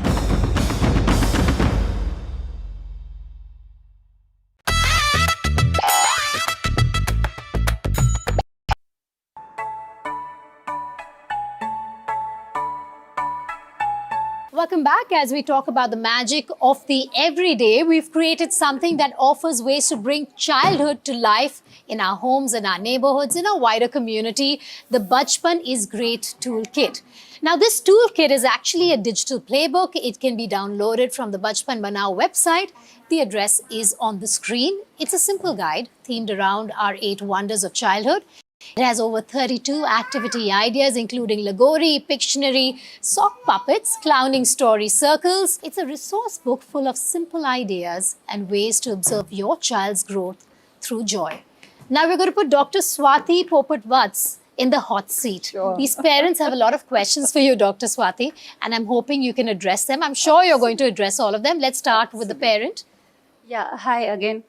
Actually, my question is like my son love playing cricket. Okay. How to make my son more disciplined, more focused? That is the problem. I think this is a common question that parents have कि बच्चा खेलता ही रहता है. My child plays all the time. My child only wants to play. Let me give you a little secret about the great. This is the time when their brain develops the maximum. And the first part of a child's brain to develop is the right brain. The right brain is in charge of long-term memory. And the right brain learns with songs, stories, and games. Let's understand the importance of brain development and play. It's one of the great. It's a complete opposite of what she just said. My daughter likes to be alone. But when she's alone, she loves singing. But as the only child, sometimes, that mom guilt takes over me that, she's not going out to play, she's not mingling with others. One of the great is quiet time. Quiet time is your me time. Singing is something again connected to development. Well, in singing, the right and left brain combine together. The left listens to the words, the right listens to the rhythm. And that's why children love songs and singing. And if they want to do it on their own, they don't want to do it with others, it depends on which age your child is. Because if your child is up to 3 years, your child wants parallel play, which means don't make me social. I'm not yet ready for it. After the age of 3 and 4 years, if your child still doesn't socialize with others, then there are ways to start making them play games in which they will have to participate with others, like role play games. So your child will also become social. Anybody else? I remember my mother always saying one thing, that बच्चे आचरण से सीखते हैं, भाषण से नहीं. So what you do, he will learn this. They learn by imitation. Yes. Imitation is the first learning. Yes, absolutely. And for my question now, my question is like, my son is very active. He doesn't want to do anything with quiet time. He wants to be involved all the time. He should have something in his hands. He's doing, either it's with me or this. So how do we, bring that calmness into him if it's possible? So quiet time doesn't necessarily mean silence. Quiet time means my time with me. So children have different ways of doing it. A child, you may think that a child is running around right now, then he's not keeping quiet. But that's the child doing what the child wants to do with himself or herself. That's also quiet time for that child. So quiet time, don't mix it with silence. It's not about sitting silently. It's about the ability that I can play with myself, I can do things for myself, and I can enjoy things on my own also. So I think there's no harm if your child is playing on their own. That's your child's quiet time. What we're hearing now, these are all wonderful parents. Yes. They're on the right path. They've recognized the great areas. They have children who are also showing them that they are celebrating the great areas, aren't they? Absolutely. As I said, the father who tells stories, or the father who answers questions, or the mother who said that about play. You know exactly what your child is playing with, what your child's interests are. So the great is already around you and you recognized it today. You were able to identify it today. I think that was the biggest achievement. And we should clap for all of you. Absolutely. Well done. Absolutely. All right, now one of the 8 areas we love is the world of stories, like Dr. Swati just pointed out. It's where imagination takes flight. Let's see how the Community Library Project is bringing children together and how a simple story can turn any neighborhood into a place of wonder.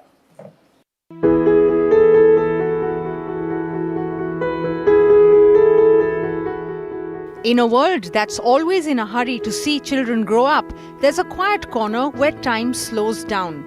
Here, being a child isn't just a phase to get through, it's a daily celebration. This isn't a typical library where one must maintain silence. This is a living room for the community. It is gone. And for Shivek Kumar, it's the wheel coming full circle. मेरा नाम शिवेक कुमार है और library से मैं जब मैं बहुत छोटा था, when I used to be a kid, I used to come in the library. I got to know from my friends. They told me that there is a library, you should come and join us. So I went there and तो ऐसा करके एक रिश्ता बन गया मेरा library के साथ में. भूल गए तुम लोग. Whenever I did a read aloud here, I can see the faces of the children. They are so happy and excited. Some they just wanted to, can't sit at a one place. They just wanna jump. They just wanna grab my attention and also all those things. So the same thing happens with me when I was a kid. Shivek is an example of how reading helps develop a child's imagination.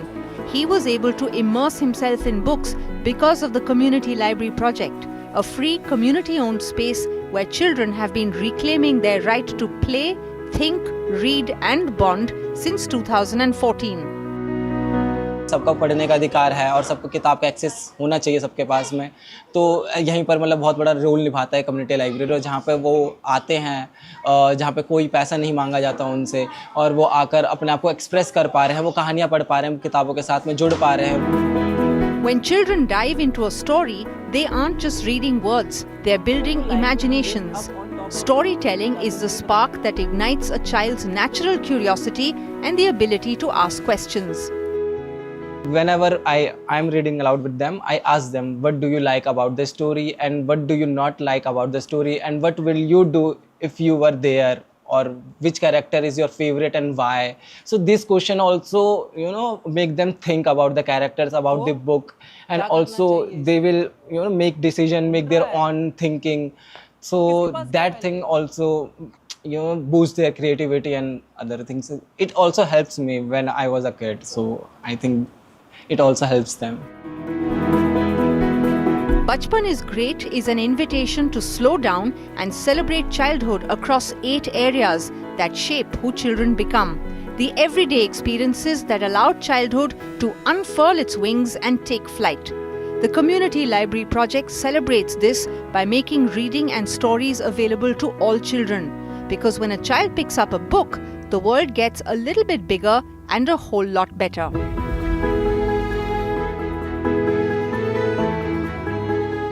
Before we go, we want to make this Bachpan is Great toolkit real. We have these blocks here, and I want all these parents to come across and write one simple thing you do with your child. Is it singing? Is it a secret handshake? Is it a fist bump? Making rotis together? So come across on these cubes, just write what you do with your child.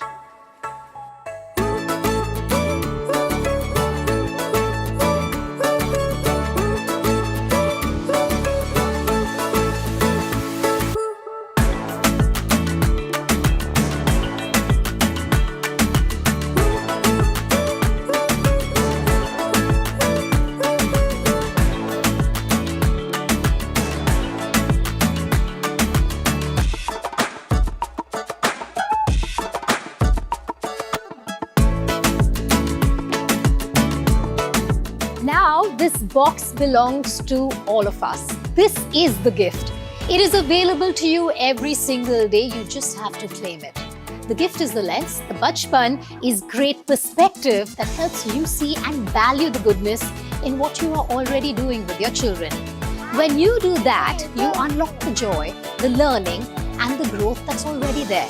So let's claim it together on the count of 1, 2, 3. Bachpan is great. क्योंकि बचपन is great.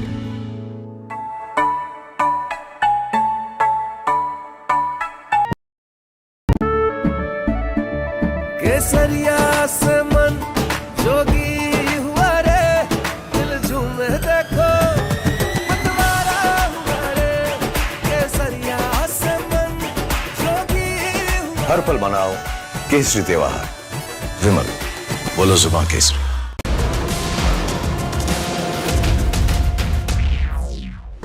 The US-Iran conflict has taken a dramatic turn. After 3 weeks of escalating tensions, US President Donald Trump has announced a 5-day pause in striking Iran and a cessation of hostilities, saying that it is a great way for Iran to build itself back. A great start for Iran to build itself back, and it's everything that we want. And it's also great for Israel, and it's great for the other Middle Eastern countries, Saudi Arabia, UAE, Qatar, all of them, Kuwait and Bahrain in particular. So it's great for all of them.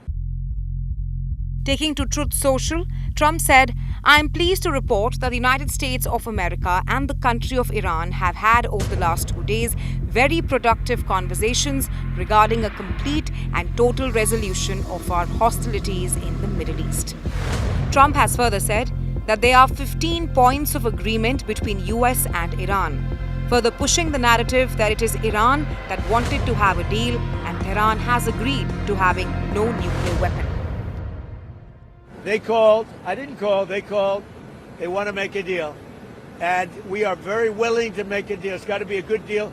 And it's got to be no more wars, no more nuclear weapons. They're not going to have nuclear weapons anymore. They're agreeing to that. Any of that stuff, there's no deal. As of now, Trump has halted planned US strikes on Iranian energy and power infrastructure for 5 days. The pause is conditional and is linked to progress in negotiations and pressure on Iran to reopen the Strait of Hormuz. However, this is not the first time that Trump has issued such back-and-forth statements. First, Trump issued a 48-hour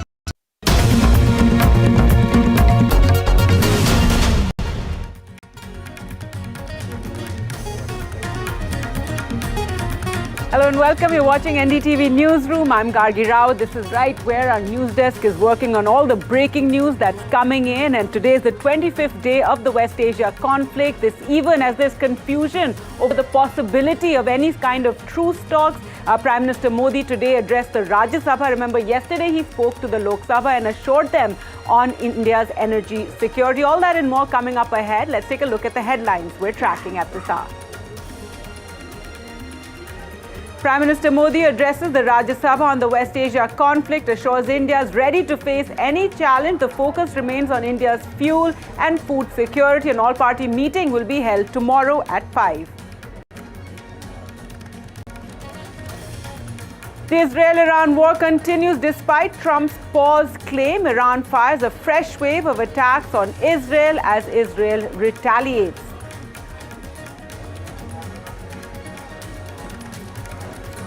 Iran has denied any contact between Tehran and Washington, says Trump and Netanyahu perpetual liars. This after Trump's claim of talks taking place.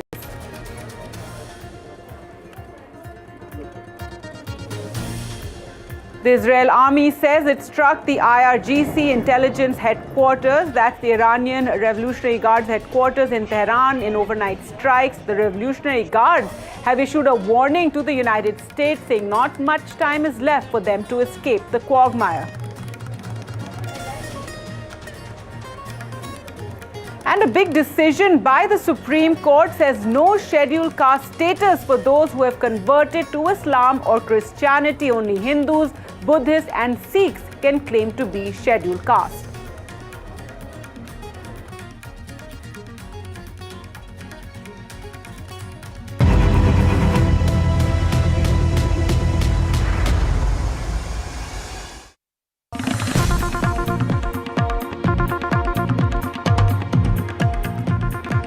some breaking news now coming in, and these are the first visuals available of the vessels carrying LPG that have crossed the Strait of Hormuz and are making their way to India. These are two Indian carriers, the LPG carriers Govt and the Pine Gas, that are carrying thousands of metric tons of liquefied gas to India, and this is two more vessels that are making their way to India. They're expected to arrive between the 26th and 28th of March. These are Pine Gas and Govt, and they're sailing close to one another, starting from the Persian Gulf on Monday morning before finally crossing this Hormuz Strait. Remember, 20% of the world's gas passes through this strait, and now this is some amount of relief. This is even as the Prime Minister spoke to the Rajya Sabha and assured them on India's energy security. Let's go across to NDTV's Gauri Dwivedi now. More on this story. And Gauri, so two more vessels are now have managed to cross the Strait of Hormuz and now heading to India. So some relief there. They do carry a day's supply of cooking gas. It's a very significant relief, Gargi. The two of them, they have crossed the Strait of Hormuz, extremely critical passage, which of course had been completely blocked. They are now carrying about 93 tons of LPG, and they will be reaching on Indian ports between March 26th and March 28th. So over the course of the next 24 to 48 hours, you will start seeing these vessels unloading their cargoes. They're both owned by Great Eastern Shipping and Seven Island Shipping respectively. And once they start doing, you know, it's also important to understand over the course of the next couple of days, you will see a significant shift as far as India's LPG imports are concerned. These shipments are likely to come. One, of course, are these two ones that we are putting out right now, the images of which we see on our screens.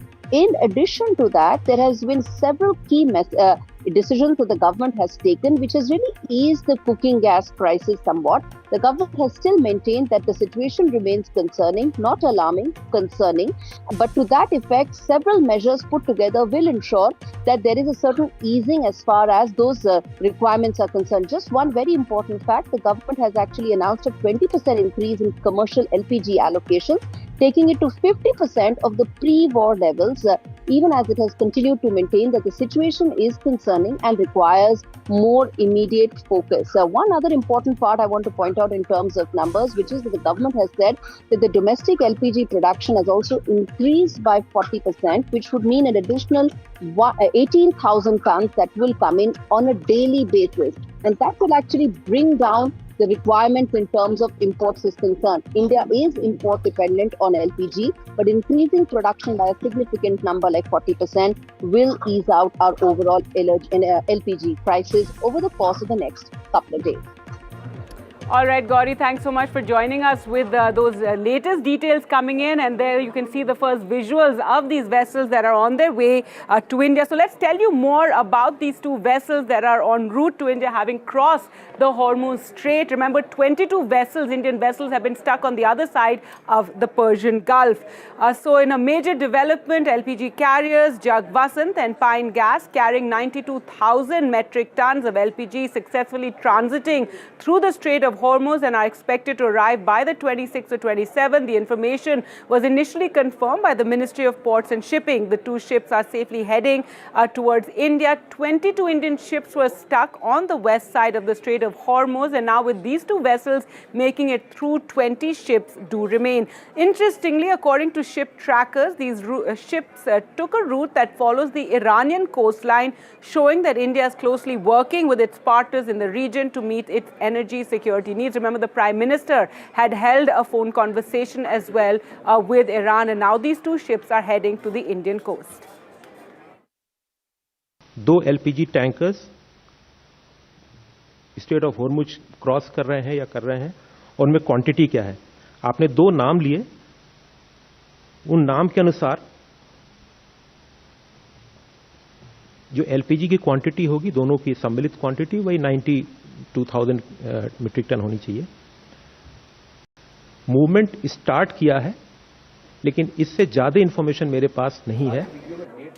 Now, earlier today, Prime Minister Narendra Modi addressed the Rajya Sabha. Remember, yesterday he had addressed the Lok Sabha. He updated them and assured them on the fast developing situation in West Asia and the conflict and the various concerns that India had, which is, of course, energy security, food and oil as well. So let's take you through what the Prime Minister said to the upper house. He said India has stepped up its diplomatic outreach and is in close contact with countries across the region, including Iran and Israel. Also in touch with the United States, while consistently pushing for de-escalation and the reopening of key routes like the Strait of Hormuz. He called the situation worrisome and warned of disruptions to global trade, adding that India is working to secure energy supplies by sourcing oil and gas from all possible avenues. Also flagged concerns over the safety of nearly 1 crore Indians who are in the Gulf nations, noting that several ships with Indian crew remain stranded in the Strait of Hormuz in the Persian Gulf. The Prime Minister also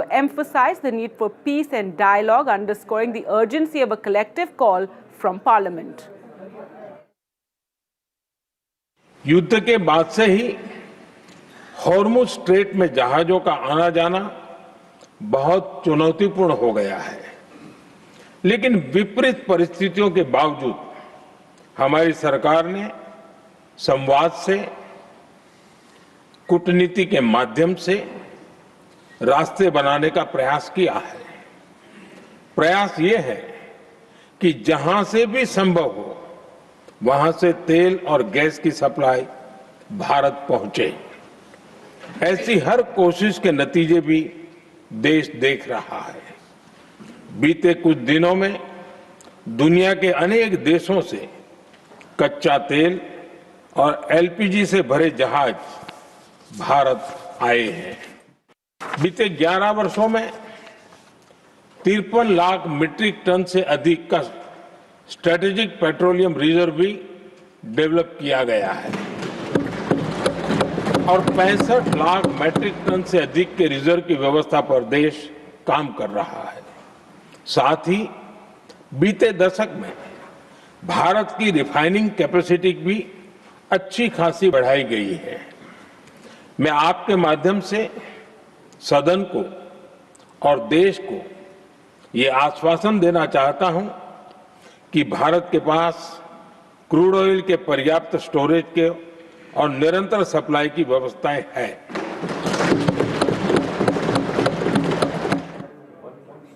Now, reacting to the Prime Minister's address in Parliament, a leader of opposition in the lower house, Rahul Gandhi, hit out and said Prime Minister Modi will do whatever the United States says. The BJP hit back.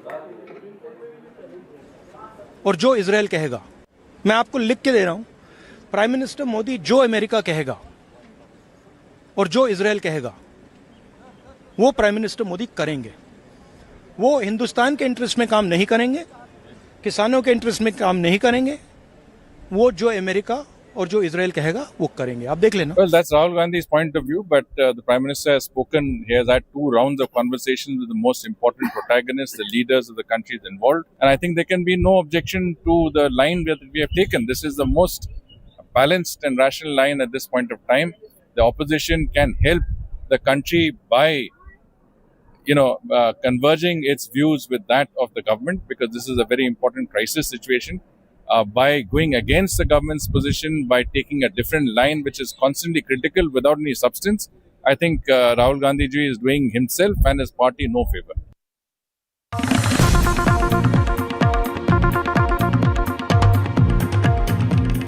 All right, breaking news now coming in, and there was a meeting of the group of ministers on the West Asia situation. That meeting was underway. It took place just a short while ago in Parliament House. That meeting is now over. That meeting was attended by Home Minister Amit Shah, External Affairs Minister Dr. Jai Shankar, Petroleum Minister Hardeep Puri, and the Health and Fertilizers Minister JP Nadu were all present at this meeting in Parliament. The government has also called an all-party meeting tomorrow at 5 p.m. This is something that the opposition has been demanding for a long time, right? This is even as the West Asia crisis has entered the 25th day, and there are concerns over energy, oil, fuel, fertilizers as well. The Prime Minister addressing both the Lok Sabha and the Rajya Sabha. In fact, Rajya Sabha he addressed today, and there have been calls by the opposition for a discussion on the challenges that are being faced by India given the West Asia war and the implications that it has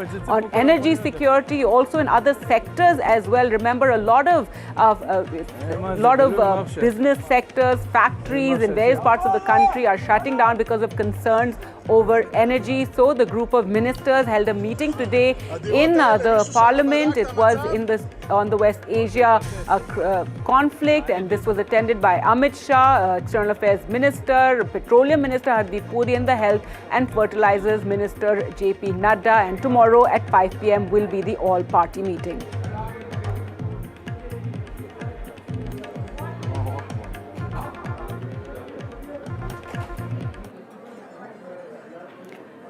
Now, as the conflict in West Asia has entered the 25th day today, there have been conflicting claims emerging over possible peace talks and in any sort of off-ramp or mediation. Remember, this was first mentioned by US President Donald Trump in a post yesterday. Iran, however, has denied this. It issued warnings to the United States and said they will paralyze the US and sink its vessels in the Arabian Gulf if the country attacks Iranian infrastructure. All right, let's go across to where the press conference, the briefing is taking place. This is the Interministerial press conference. Let's listen in. Coordinate कर रही हैं ताकि commercial LPG को सभी संबंधित लोगों को as per the priority दिया जा सके। 24 स्टेट्स और यूनियन टेरिटरी ने कमर्शियल एलपीजी के लिए एलोकेशन ऑर्डर्स जारी किए हैं। बाकी जगह पर ऑयल मार्केटिंग कंपनीज दे रही हैं। लगभग 18,700 टन कमर्शियल एलपीजी कल तक लिफ्ट हो चुकी है। केरोसिन के संबंध में भी लगभग 15 स्टेट्स और union territories have already issued allocation order and some have already started lifting. राज्य सरकारों से गवर्नमेंट ऑफ इंडिया ने बार बार रिक्वेस्ट किया है to step up the enforcement so that hoarding and black marketing can be controlled. लगभग 32 states के अंदर control room और district level monitoring committee setup हुई हैं। एनफोर्समेंट एक्शन के अंतर्गत कल लगभग 3,400 रेड हुई और 1,000 के आसपास सिलेंडर भी सीज हुए हैं। आंध्र प्रदेश, हरियाणा, मध्य प्रदेश, राजस्थान, तेलंगाना में रेड्स की गईं। इसके अलावा ऑयल मार्केटिंग कंपनीज की टीम भी एक्टिवेटेड हैं और लगभग 1500 सरप्राइज इंस्पेक्शन हुई हैं। कल तक लगभग 642 एफआईआर हुई हैं और 155 लोगों को अरेस्ट भी किया गया है। ओएमसीज ने भी लगभग 250 डिस्ट्रीब्यूटर्स को शो कॉज नोटिस दिए हैं, कुछ को सस्पेंड भी किया है। अंत में मैं अपनी बात को दोबारा रिपीट करते हुए सभी लोगों से निवेदन करूंगी कि अफवाहों पर विश्वास न करें। सफिशिएंट स्टॉक्स अवेलेबल हैं। पेट्रोल और डीजल की पर्याप्त आपूर्ति हो रही है। एलपीजी सिलेंडर भी सभी घरेलू उपभोक्ताओं को दिया जा रहा है। पीएनजी कनेक्शन डोमेस्टिक में 100 पीएनजी की सप्लाई डोमेस्टिक कंज्यूमर्स के लिए 100% है विदाउट एनी कट। सो इस स्थिति में कृपया पैनिक न हो और अफवाहों पर विश्वास न करें। धन्यवाद। Thank you Sujata. अब मैं ministry of ports, shipping and waterways के स्पेशल सेक्रेटरी श्री राजेश कुमार सिन्हा से अनुरोध करूंगी कि वे मैरीटाइम ऑपरेशन और शिपिंग से जुड़े मुद्दों पर आपको जानकारी दें। Over to you sir. Thanks a lot ma'am. Good afternoon everyone. Gulf क्षेत्र में मौजूद सारे भारतीय जहाज और सारे भारतीय नाविक सुरक्षित हैं। पिछले 24 घंटे में कोई भी समुद्री घटना दर्ज नहीं हुई है। कल देर शाम 2 भारतीय फ्लैग वाले एलपीजी कैरियर्स पाइन गैस और जग वसंत, इन 2 लोडेड हैं, एलपीजी लोडेड है इन दोनों पे। इन दोनों जहाज़ों ने सेफली स्ट्रेट ऑफ हॉर्मुज को पार किया और ये भारत की तरफ अग्रसर हैं। पाइन गैस में 45,000 मीट्रिक टन एलपीजी है और वो न्यू मैंगलोर पोर्ट पे अराइवल उसका ड्यू है और वो अराइवल 27 मार्च को संभावित है। 27 मार्च की प्रातः संभावित है। वहीं दूसरी एलपीजी कैरियर वेसल जग वसंत है, जिसमें करीब 47,600 मीट्रिक टन एलपीजी है और वो कांडला की ओर जा रहा है। उसका next port of call Kandla होगा और उसकी अनुमानित आगमन तिथि 26 मार्च है। इस प्रकार इन दोनों जहाज़ों के पर्शियन गल्फ से निकलने के कारण अब पर्शियन गल्फ जो वेस्ट ऑफ होर्मुज है वहाँ पे 20 भारतीय फ्लैग के जहाज रह गए और उसमें 540 भारतीय नाविक हैं और इन सभी की सुरक्षा, उनकी देखरेख और समन्वय के लिए डीजी शिपिंग, आरपीएसएल एजेंसीज और हमारे मिशंस के साथ लगातार समन्वय बनाए हुए हैं। पिछले 24 घंटों में डीजी कंट्रोल रूम में 146 कॉल्स, 226 ईमेल्स प्राप्त हुए हैं जिनका रिस्पॉन्स किया गया है। वहीं पिछले 24 घंटों में 26 भारतीय नाविकों को गल्फ एरिया से, डिफरेंट लोकेशन से, एयरपोर्ट से भारत वापस रिपैट्रिएट किया गया with the help of the Indian missions in those countries.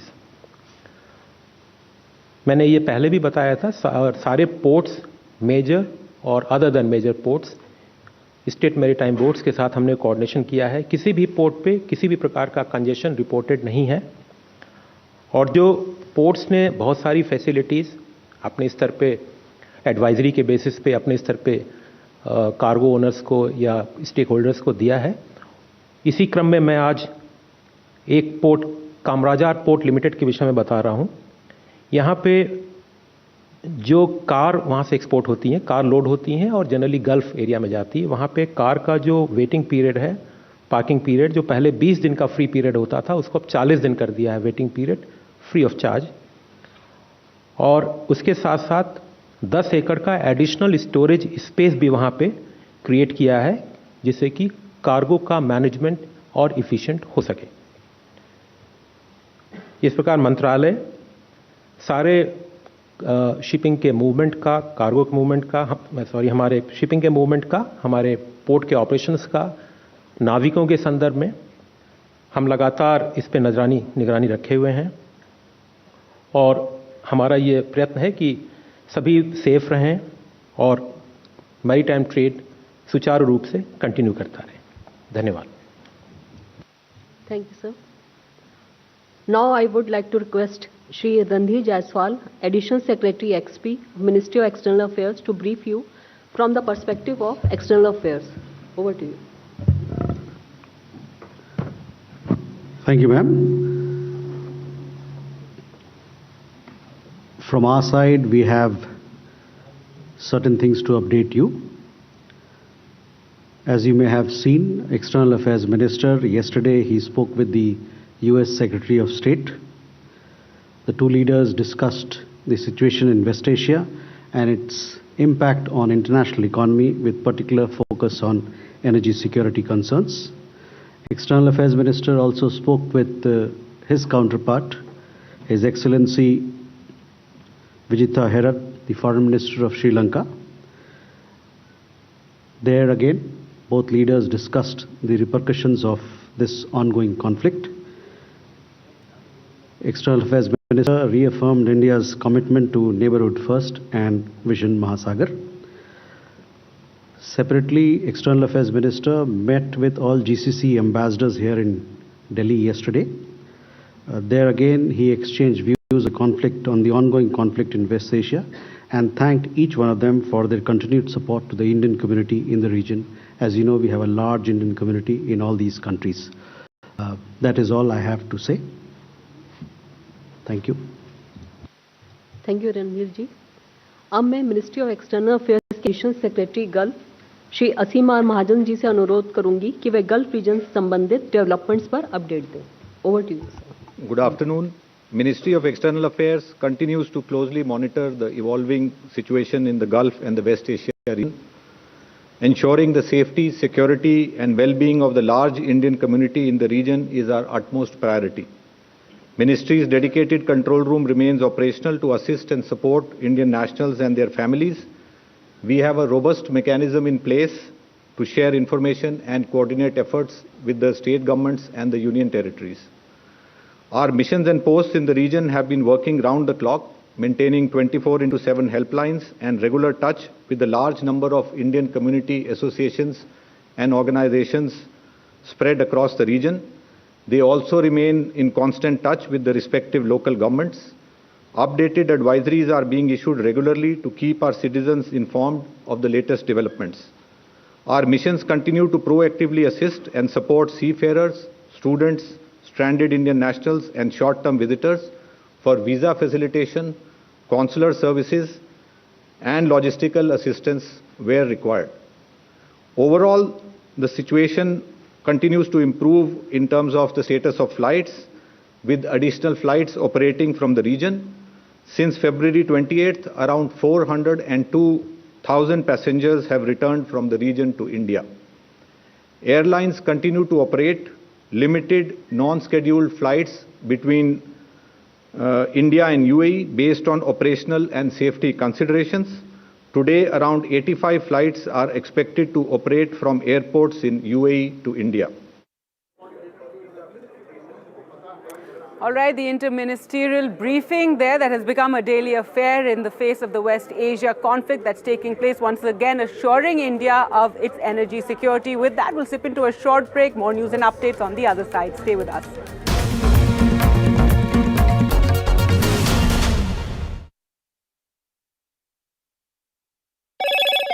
Hello, Moto. Motorola, India's leading AI smartphone brand. Motorola Signature, India's #1 camera phone. Grab Motorola Signature today.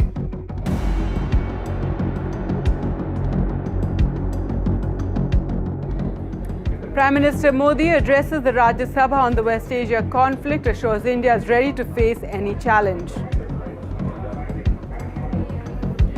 The Israel-Iran war continues despite Trump's pause claim. Iran fires a fresh wave of attacks on Israel.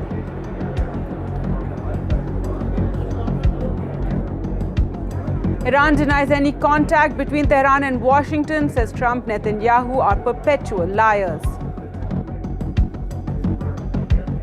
The Israeli army says it struck IRGC intelligence headquarters in Tehran in overnight strikes.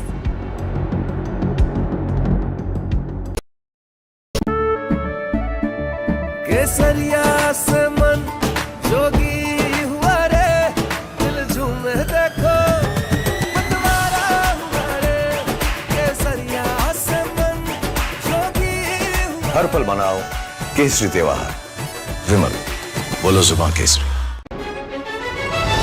India, a land of story and resilience. 1.4 billion hearts share this home, and the responsibility to protect it rests with all of us. As India moves towards net zero, every step matters. Walk with us as we discover the people and ideas shaping a more sustainable India. India's Sustainability Mission, an initiative by NDTV.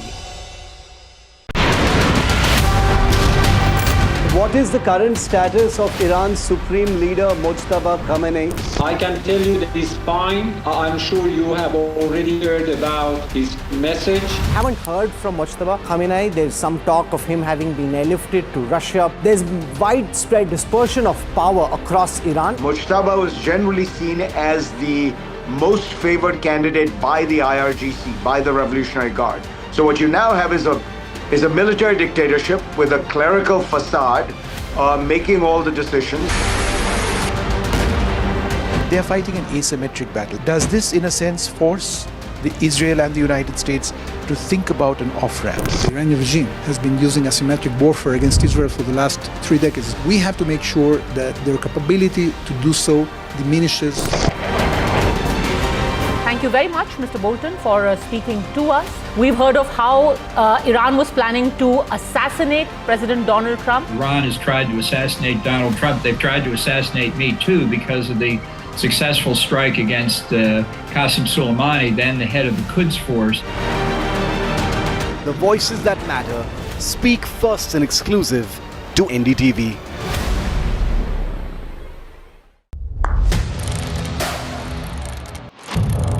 What seems settled for me is unfinished business. So I rewind. I pause. I reflect. I dig until what's buried stands up to be counted. Breaking ground, not just headlines, the meaning behind them. This is Breaking Ground with me, Vedika Sood. Across the country. He has tracked the pulse of power from Washington to Korea. Witnessed history being made in global capitals and conflict zones. Brought clarity to complex issues of national security and international affairs. Aditya Raj Kaul, covering international affairs like no one else. Only on NDTV network.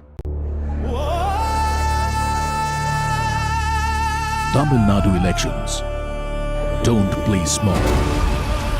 They play big. High stakes, high voltage, high drama. Before the blockbuster unfolds, the OG of election coverage comes to Tamil Nadu to track the elections, spotting the mood and bringing perspectives from every side. Battleground Tamil Nadu on NDTV network. इनको यहाँ से जाना ही होगा। जय मां दुर्गा! और क्यों रोए? There is no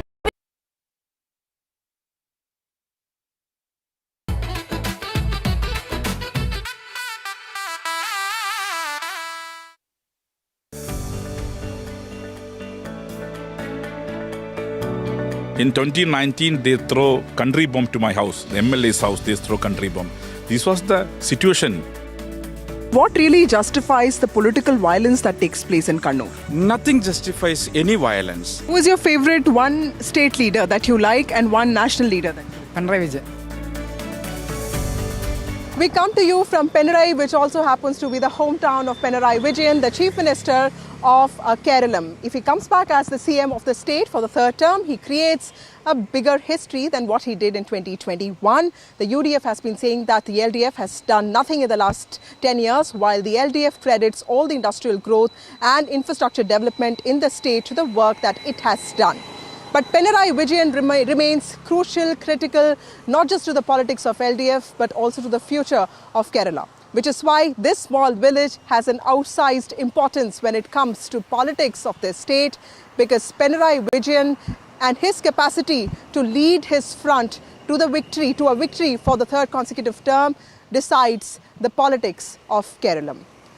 This is Kannur. Kannur has been the nursery of Kerala's politics for several years. It has also raised and nurtured several important leaders of the Communist Party, including A.K. Gopalan, E.K. Nayanar, and of course Pinarayi Vijayan. It's next to Parappuram, which is where the United Communist Party of India began its official operations. There's a lot of history and of course symbolism to this place. But at the crux of it is also the future of Pinarayi Vijayan, the LDF, the left movement in India, and also what it means for Kerala politics. Let's get you voices from across Kannur of people who want to talk about what the LDF has done, where's the scope for improvement, and what they expect from the next government, starting with some students who spoke to us at the Brennan College. We're also at Brennan College. It's a historic college, one of the oldest college campuses in the state. And this is also the college where Pinarayi Vijayan, the present Chief Minister, studied. And it is also known for its fierce politics. Let me bring to you some important voices here. We have with us Nitish Narayana, who has been the All India SFI head. SFI is the student wing of the CPM. Nitish, how does it feel coming back to the college? And tell us a little bit about what makes Kannur so different from the other parts of the state. First, about the campus, being here brings a lot of memories back to me, because we used to say that we were not studying, we were living in this campus literally. So for 3 years this was our home. All these places, the classrooms, I can feel my heartbeat. Why is it still called the capital of violence, this endless cycle of violence that keeps going on between RSS and CPM workers? One is it's a myth in terms of facts. Kannur is not the place where the most number of political violence is happening, killings are happening. No. We have seen places where an entire village has been, genocide has taken place in India. We have seen how people were killed over even what they chose to eat. How do they live and all those things. You won't see any such violence in Kannur. But it is true that there were attempts in Kannur to eliminate the class politics, to eliminate the progressive politics, very stringent, first by the state, the British colonial regime. Then it comes also along with them the landlord class, which used to have very strong hold. But what happens in 2015, 2016 is not what happened in colonial, right? I mean, if you look at the numbers, there are at least, in 10 years, there are at least 70 people who have died because of political violence. I know that the numbers have really gone down in the last 4 or 5 years. But what really justifies the political violence that takes place in Kannur? Nothing justifies any violence. No violence can be justified. There should always be peace in society, where people should be able to live with harmony without any violence. There is no doubt at all in this thing. With me is Dia P, who belongs to the KSU, which is the students' wing of the Congress Party. Dia, you're a very young person, but what do you study? I'm studying for BSc Chemistry, second year. What made you think of getting into politics? And these are your friends? Yeah. Wait, what do you study? I'm physics, BSc physics. What about you guys? BSc Maths. And you? So all different streams. How did you guys get to be friends? It's all about politics. It's all about politics, she says. You tell me what about the Congress politics attracted you? Why do you think the UDF should come back to power in Kerala? Yeah, it's always about I'm still remembering that our former Prime Minister Rajiv Gandhi said that India is an old country but a young nation.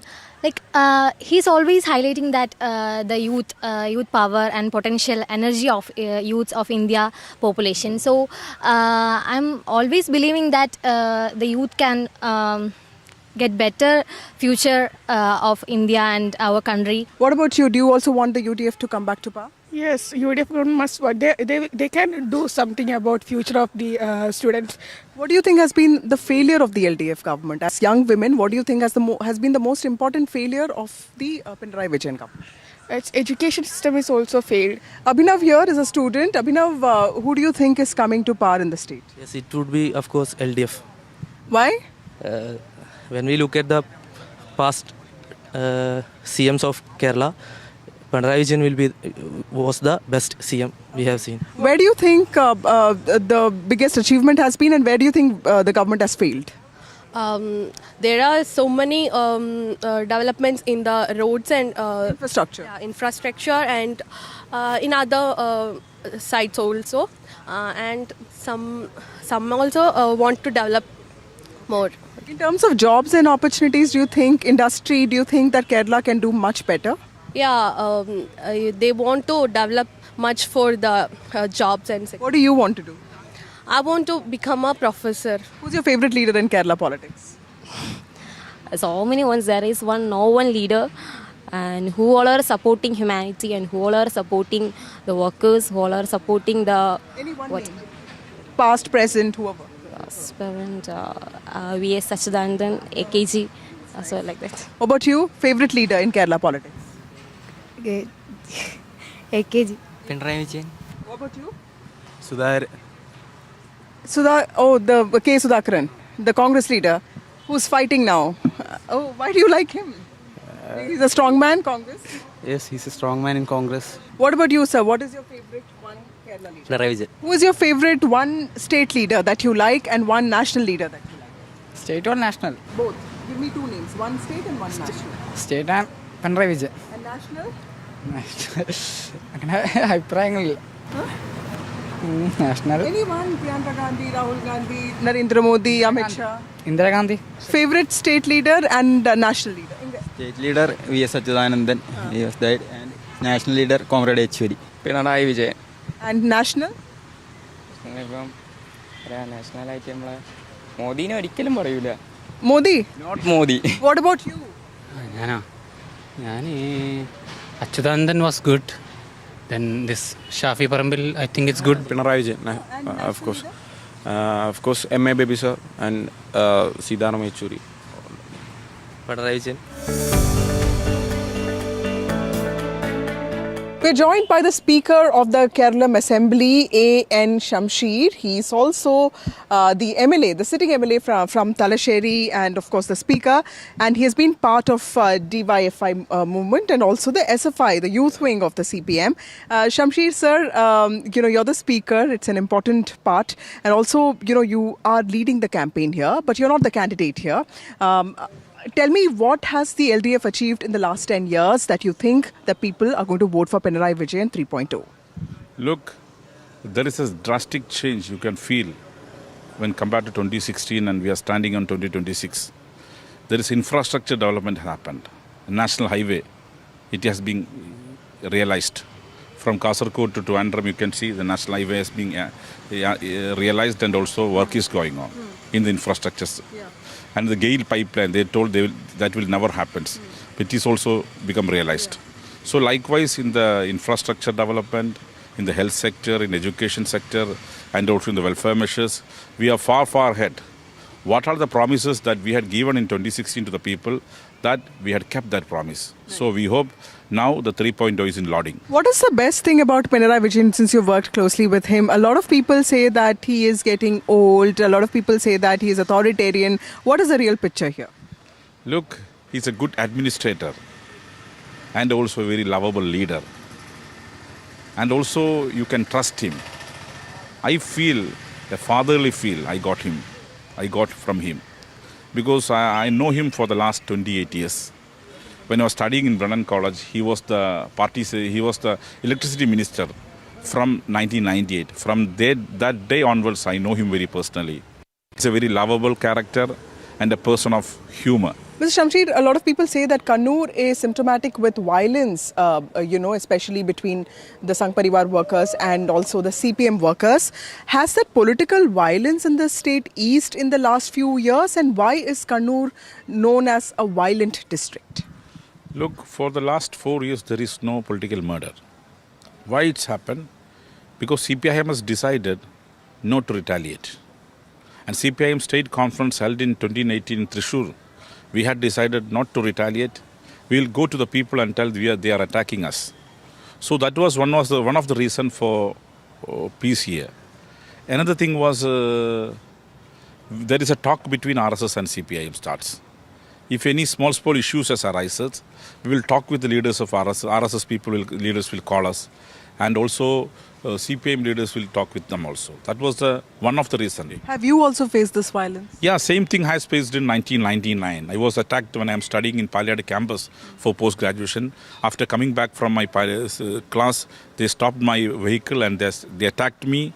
They stabbed me. I was hospitalized for few days in hospital. After that, again, 6 months back, there was a consequence regarding that attack. I was hospitalized in Mangalore for more than one month, and I was in a house. I was in rust for 6 months in 1999. After that, in 2014, there was an unearthed murder attempt against me. In 2017, they started shouting slogans in front of my house.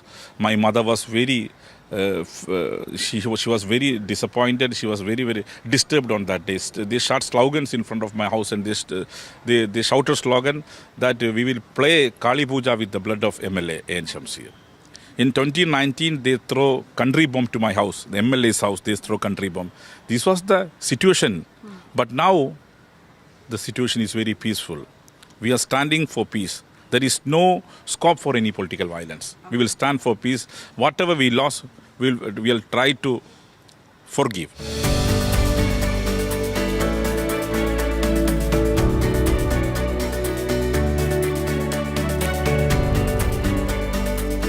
Talasheri in Kannur is famous for 3 things: cakes, cricket and circus. Cake specifically because there's a colonial legacy attached to it. People say that the making of cakes in India originated in Talasheri. We are in one of those cake factories which is quite popular here. And while the flavor of fresh bread is wafting all around this factory, let me also speak to the people who are responsible for making this. This is bread that's being made, fresh bread that's being made. And we have Ashik, who is the owner here of Telly Bakes. Sir, why is Talasheri? What's your name, sir? My name is Shahir. Oh, Shakir, okay. Why is Talasheri so famous? Because every household I went is offering me cakes, and they're saying that cake in India came because of Talasheri. Why is cake so famous in Talasheri? Cake was made in Kerala around 100 years back, I think. And so we are proud that we were the first people to introduce cakes in Kerala. No, not in Kerala, in India. First in Talasheri Mambali Bakery. He started 100 years back. And आप लोग क्या कर रहे हैं sir? आप तो हिंदी बोलते होंगे? जी.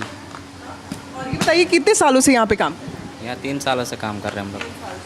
अच्छा, तो कहाँ से हैं आप? बिहार से. तो कब जाते हैं घर? घर जाएंगे बकरीद के टाइम में. तो यहाँ पे सुबह से लेकर रात तक काम होता है? नहीं, 8 बजे से 5 बजे तक. ये क्या कर रहे हैं, ये थोड़ा समझा दीजिए. ये ब्रेड बना रहे हैं, आटा ब्रेड. जी. कैसे बनता है ये मैदा चीनी डाल के बनाते हैं, कैसे बनाएंगे. और यहाँ पे काम करना अच्छा लगता है? हाँ जी, अच्छा लगता है. भाषा आती है आपको? हाँ, थोड़ा थोड़ा आता है. और लोगों से यहाँ के लोग कैसे लगते हैं आपको? बहुत बढ़िया है. कोई परेशानी, दिक्कत, कोई स्ट्रेस, कुछ ऐसा? As businessmen, what is your expectation from the next government that comes to? Government keep changing, but that won't affect the businesses in Kerala. Means they won't interfere with businesses in Kerala. So we don't expect any changes.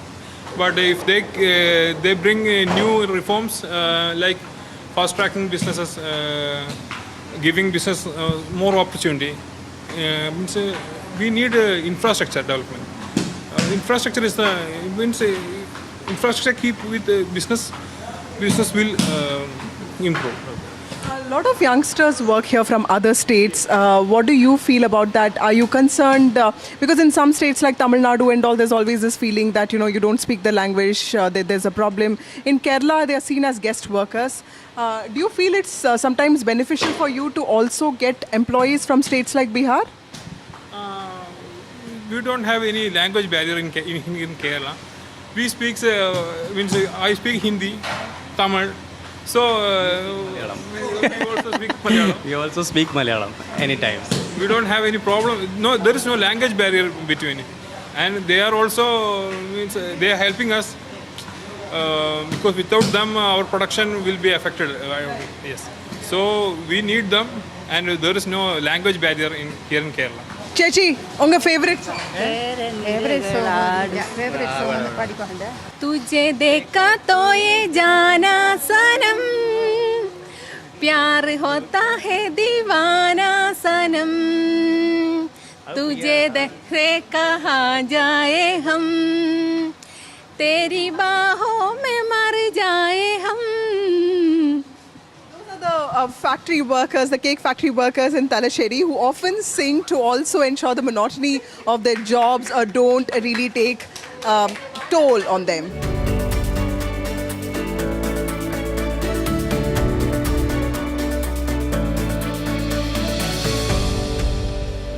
Well, Kannur is seen as a stronghold of the CPM, but giving a counter, giving a challenge or taking on Pinarayi Vijayan is K. Ranjit, who is the state secretary of the BJP.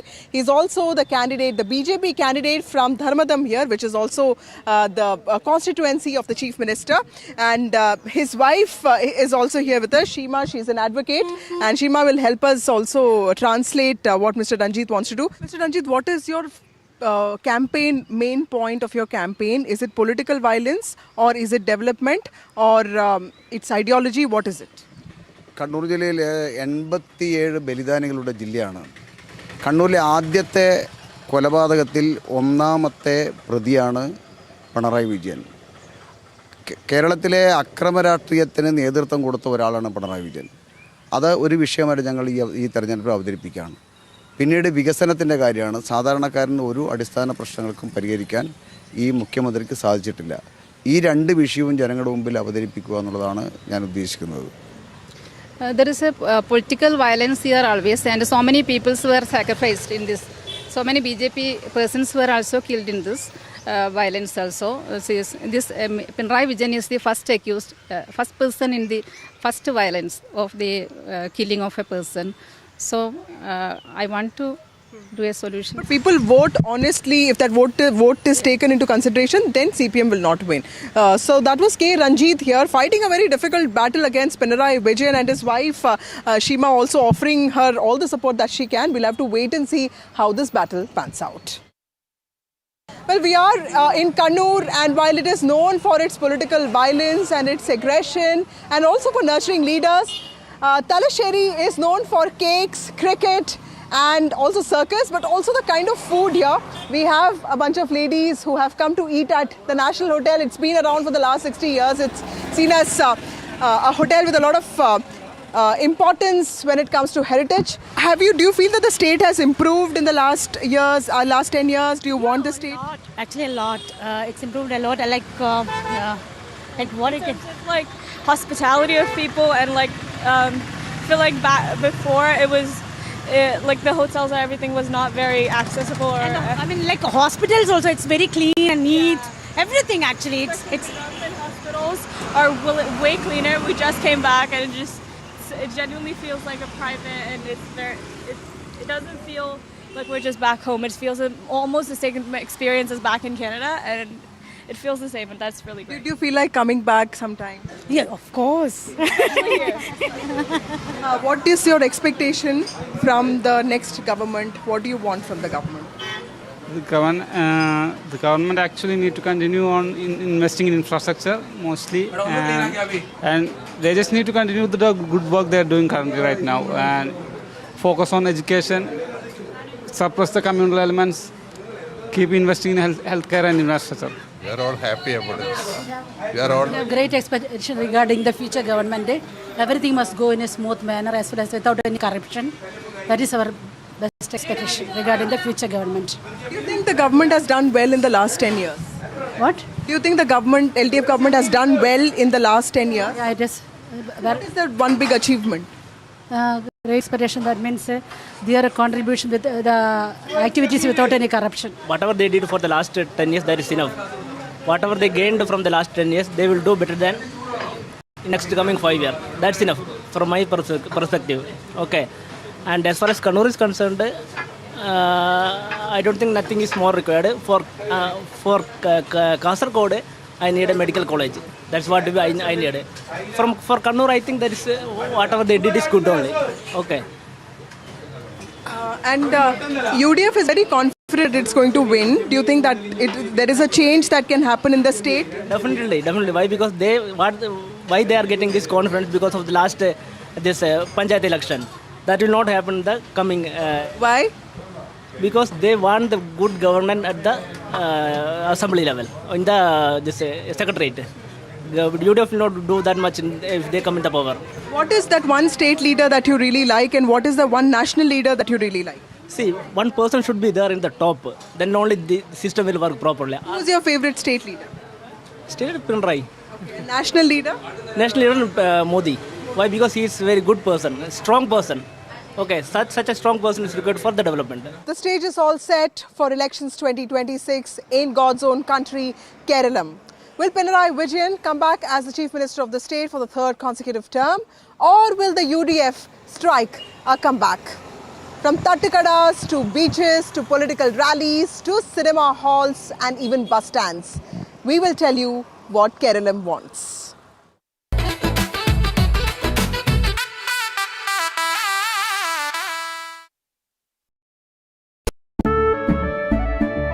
केसरिया से मन जोगी हुआ रे दिल झूमे देखो मतवारा हुआ रे केसरिया से मन जोगी हुआ हर पल मनाओ केसरी त्योहार विमल बोलो जुबान Kesari. The man behind Roaring Lion. Can you say a word? Israel's warfighter Prime Minister on NDTV. I spoke to our great friend, Prime Minister Narendra Modi. Spoke to him at length yesterday. Thanked him for his standing with Israel, standing for the truth, and for the enormous friendship of the people of India. They are much admired and loved in Israel. And I Won't get into the details of the conversation, but I've spoken to him and I've spoken to many other leaders in the region and beyond. Thank you. First word since he declared war on Iran. Just behind me, Prime Minister Benjamin Netanyahu. An NDTV world exclusive to Aditya Raj call. Benjamin Netanyahu on NDTV.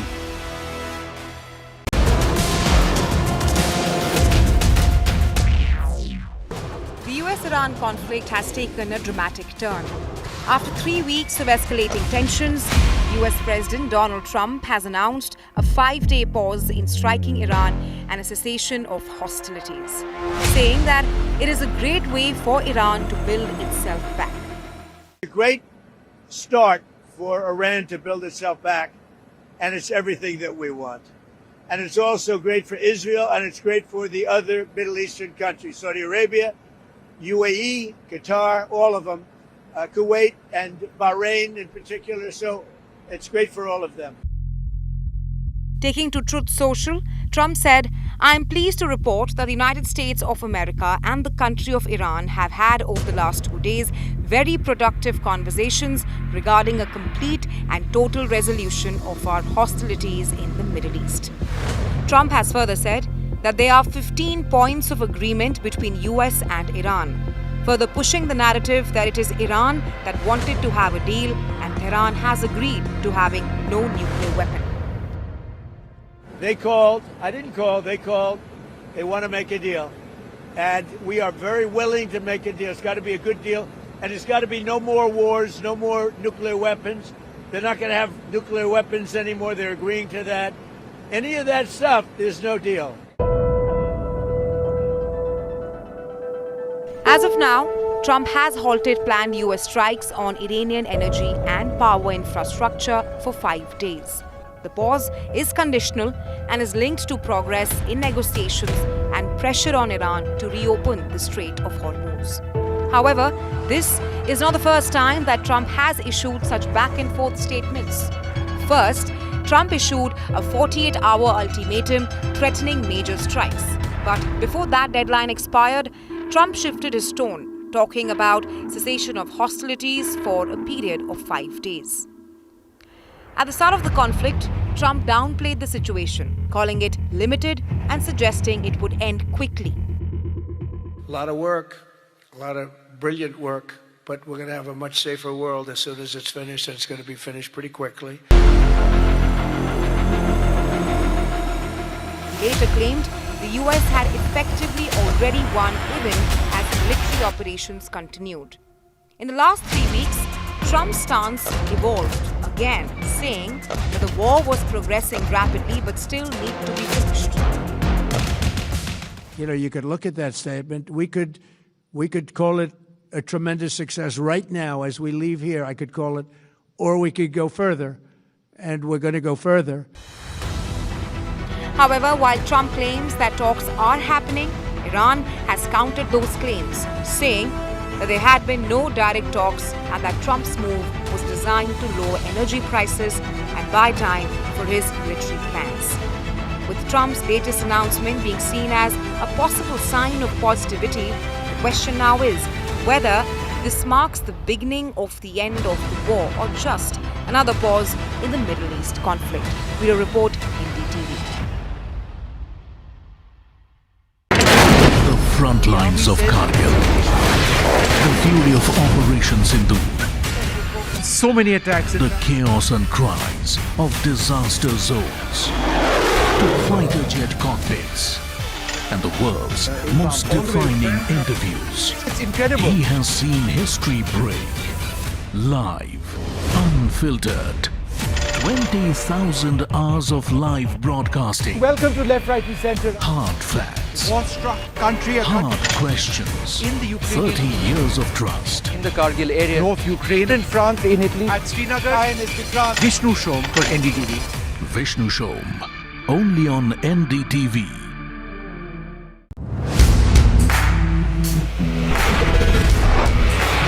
All right, team, our new order show is ready. Now we need a promo. Something cool, something sharp. Well, I'm sure we'll be having outstanding reviews, solid suggestions, expert advice, The latest trends. It's a lot simpler. We'll help people make the right auto decisions. It's got the cool stuff, geeky stuff, serious stuff, all of it, so that you can discover, decide and drive. I'm Siddharth Sharma and I am your Automate.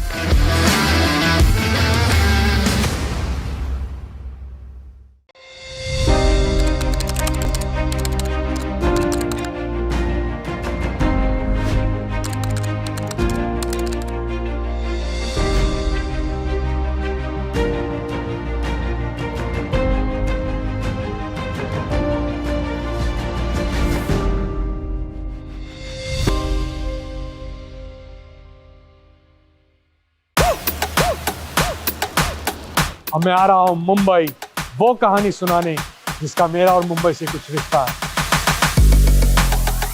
Song by song, moment bye moment, ये रात उतनी बड़ी होने वाली है जितना बड़ा ये शहर है। My story, India chapter, Mumbai episode. Tamil Nadu votes decisive, uniquely the way it does. Politics, power and cinema and all of that in an unprecedented Dravidian script. This is not an election easy to call. It never has been. And unravel grassroots conversations with the voices that matter. That's why we travel across Tamil Nadu to get you the real picture. From the OG of Indian elections comes the next big political blockbuster. Because Tamil Nadu votes only the way Tamil Nadu does. Tamil Nadu elections on India's original election voice.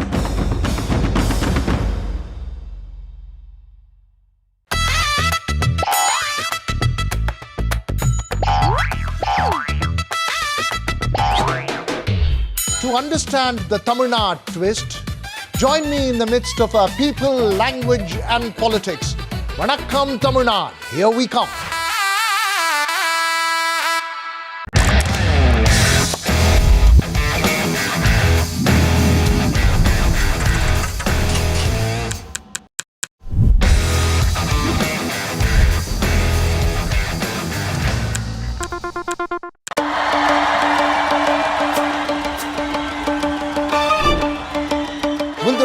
Sun win with a hand in hand?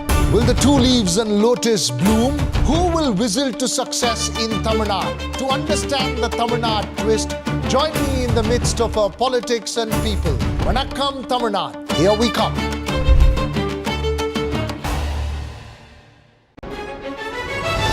India, a land of story and resilience. 1.4 billion hearts share this home, and the responsibility to protect it rests with all of us. As India moves towards net zero, every step matters. Walk with us as we discover the people and ideas shaping a more sustainable India. India's Sustainability Mission, an initiative by NDTV. What is the current status of Iran's Supreme Leader Mojtaba Khamenei?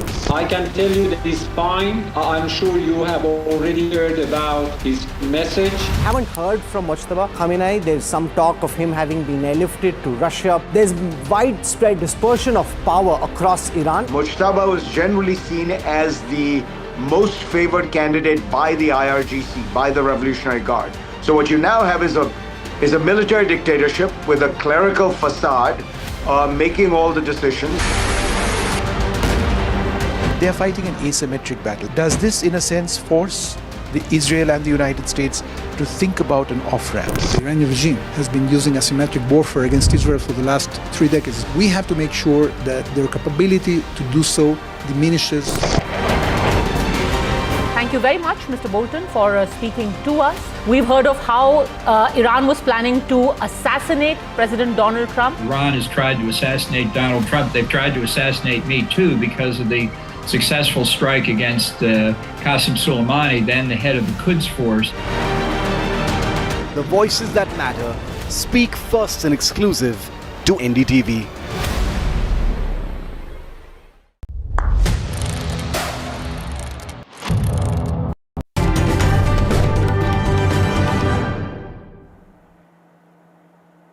Hello and welcome. You're watching Prime 5. I'm Gargi Raut, and some breaking news now coming in. A meeting of the group of ministers took place today in Parliament House to discuss the West Asia crisis. The meeting attended by Home Minister Amit Shah, External Affairs Minister Jai Shankar, Petroleum Minister Hardeep Singh Puri and Health and Fertilizer Minister JP Nadda. Now we have gotten to know some of the issues discussed at this group of ministers meeting. The status of fertilizers and petroleum gas supplies was assessed today. Remember, today the Prime Minister also addressed the Rajya Sabha on India's preparedness in the face of the West Asia conflict that is in its 25th day today. Also, discussions were held regarding the availability of fertilizers and procuring fertilizers from new sources.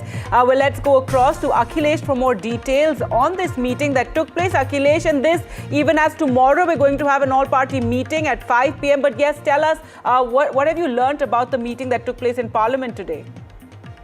Well, Gargi, the Prime Minister, when chaired the Cabinet Committee on Security, he decided to form a group of ministers, including senior officials, for a day-to-day review of the situation as far as the supplies are concerned in the country. And today, this GOM had a meeting where Home Minister Amit Shah, External Affairs Minister Jai Shankar, and Fertilizer and Health Minister Mr. JP Nadda, and Petroleum and Natural Gas Minister Mr. Hardeep Singh Puri were present in that meeting, and senior officials were also part of the meeting. And in that meeting, the current situation of, as far as the fertilizer is concerned was reviewed, and what sources are telling us that it has been informed to the GOM that the situation is satisfactory. India has sufficient stock as far as the fertilizer is concerned because the upcoming Kharif sowing season is there, and India has sufficient stock for the sowing. This is what sources are telling us.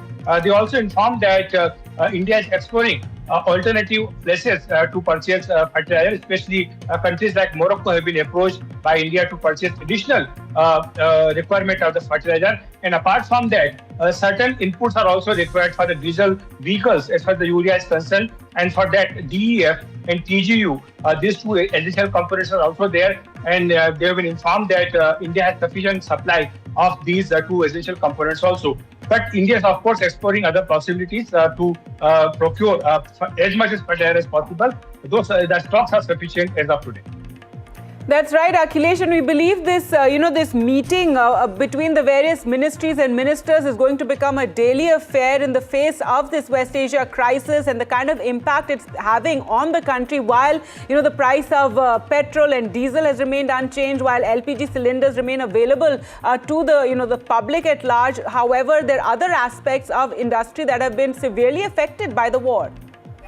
That's correct. In fact, it has been decided that this GOM will meet on a regular basis to review day-to-day situation, also to see whether supplies are coming or not, and whether India has to purchase additional quantity from other countries also, and also to review about the supply lines. So all these factors are going to be reviewed on a day-to-day basis. That's why this GOM will meet on a regular basis. And if you recall that Minister Narendra Modi, while speaking in the Lok Sabha yesterday and today in the Rajya Sabha, he mentioned that how countries face similar challenges during the COVID pandemic, and that point of time also the government took proactive measures so that there's minimum inconvenience to the people of the country. So the same approach will be there by the government, so that to ensure that India's economy and India's people do not suffer because of the West Asia crisis. All right, Akhilesh, just do stay on. And yes, talking about the Prime Minister's address, let's tell our viewers more about that. The Prime Minister spoke in the Upper House. This came a day after he spoke in Lok Sabha yesterday. That was his first address since the West Asia crisis. He briefed members on the fast evolving situation and its impact on India. He said India has stepped up its diplomatic outreach, staying in close contact with the countries across the region, including Iran, Israel, and also with the United States, while consistently pushing for a de-escalation and the reopening of the key routes like the Strait of Hormuz. Calling the situation worrisome, the Prime Minister warned of disruptions to global trade, adding that India is working to secure energy supplies by sourcing oil and gas from all possible avenues. He also flagged concerns over the safety of nearly 1 crore Indians in Gulf nations, noting that several ships with Indian crew remain stranded in the Persian Gulf. The Prime Minister also emphasized the need for peace and dialogue, underscoring urgency of a collective call from the Indian Parliament. युद्ध के बाद से ही Hormuz strait में जहाजों का आना जाना बहुत चुनौतीपूर्ण हो गया है, लेकिन विपरीत परिस्थितियों के बावजूद हमारी सरकार ने संवाद से, कूटनीति के माध्यम से रास्ते बनाने का प्रयास किया है। प्रयास ये है कि जहां से भी संभव हो वहां से तेल और गैस की सप्लाई भारत पहुंचे। ऐसी हर कोशिश के नतीजे भी देश देख रहा है। बीते कुछ दिनों में दुनिया के अनेक देशों से कच्चा तेल और एलपीजी से भरे जहाज भारत आए हैं। 11 वर्षों में 53 लाख मीट्रिक टन से अधिक का स्ट्रेटेजिक पेट्रोलियम रिजर्व भी डेवलप किया गया है और 65 लाख मीट्रिक टन से अधिक के रिजर्व की व्यवस्था पर देश काम कर रहा है। साथ ही बीते दशक में भारत की रिफाइनिंग कैपेसिटी भी अच्छी खासी बढ़ाई गई है। मैं आपके माध्यम से सदन को और देश को ये आश्वासन देना चाहता हूं कि भारत के पास क्रूड ऑयल के पर्याप्त स्टोरेज के और निरंतर सप्लाई की व्यवस्थाएं हैं।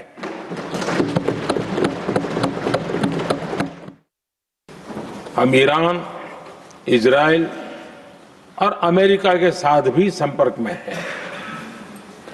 हमारा लक्ष्य डायलॉग और डिप्लोमेसी के माध्यम से क्षेत्र में शांति की बहाली का है। हमने डीएस्केलेशन और हॉर्मुज स्ट्रेट खोले जाने पर भी उनसे बात की है। कमर्शियल जहाजों पर हमला और हॉर्मुज स्ट्रेट जैसे अंतर्राष्ट्रीय जलमार्ग में रुकावट अस्वीकार्य है। भारत ने नागरिकों पर, सिविल इंफ्रास्ट्रक्चर पर, एनर्जी और ट्रांसपोर्ट से जुड़े इंफ्रास्ट्रक्चर पर हमलों का विरोध किया है। पश्चिम एशिया में चल रहे इस युद्ध को 3 सप्ताह से अधिक का समय हो चुका है। इस युद्ध ने पूरे विश्व में गंभीर ऊर्जा संकट पैदा कर दिया है। भारत के लिए भी ये स्थिति चिंताजनक है। इस युद्ध से हमारे व्यापार के रास्ते प्रभावित हो रहे हैं।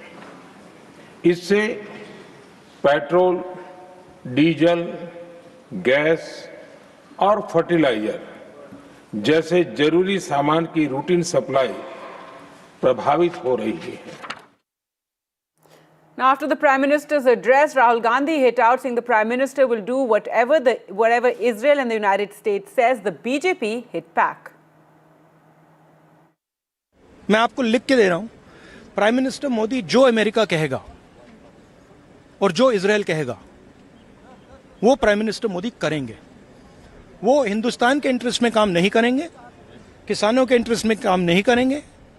वो जो अमेरिका और जो इजराइल कहेगा वो करेंगे। आप देख लेना। Well, that's Rahul Gandhi's point of view, but the Prime Minister has spoken. He has had 2 rounds of conversations with the most important protagonists, the leaders of the countries involved, and I think there can be no objection to the line that we have taken. This is the most balanced and rational line at this point of time. The opposition can help the country by, converging its views with that of the government, because this is a very important crisis situation. By going against the government's position, by taking a different line which is constantly critical without any substance, I think Rahul Gandhi ji is doing himself and his party no favor. और अब जो परिस्थितियां बनी हैं, भारत को एक मौका और मिला था फिर, जहां विश्व गुरु बन करके दिखता। अगर ये विश्व गुरु बनने का मौका खोया है तो भारत सरकार इसका जवाब दे।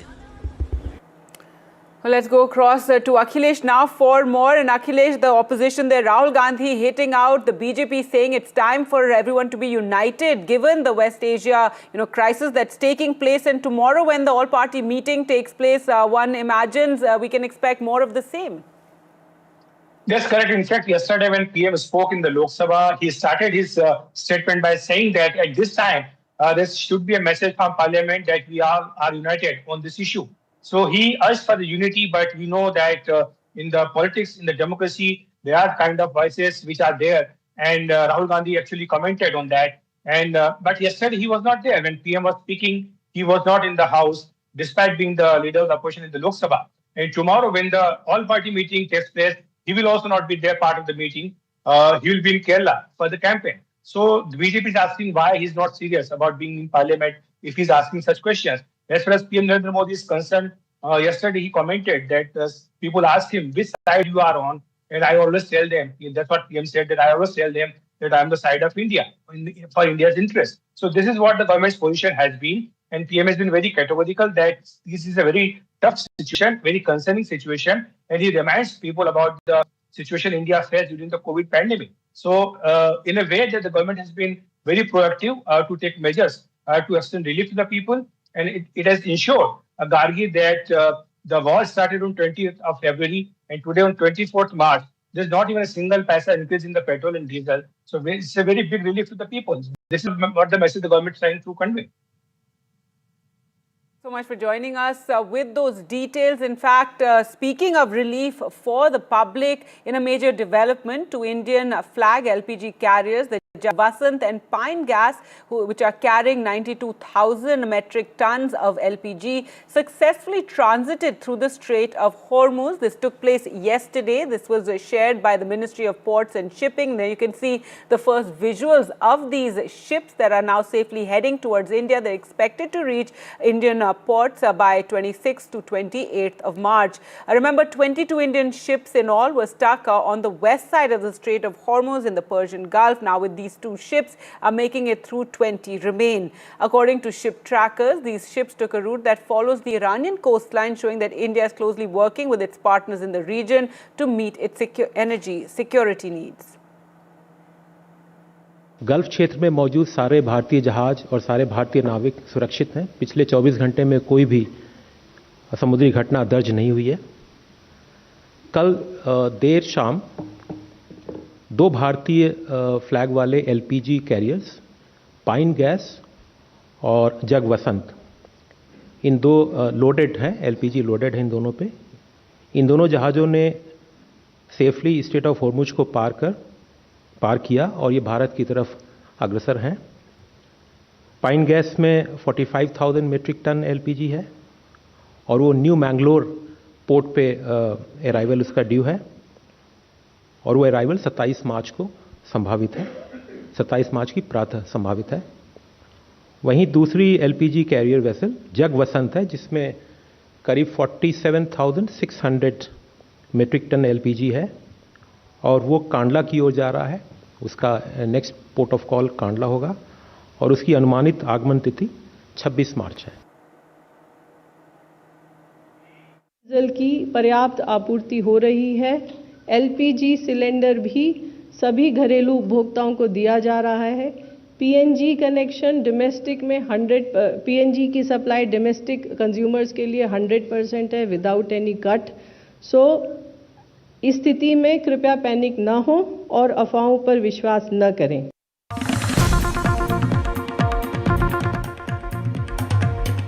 In some breaking news now coming in, the Defence Minister has reviewed the West Asia situation, the conflict there and also its effect on India's defence preparedness.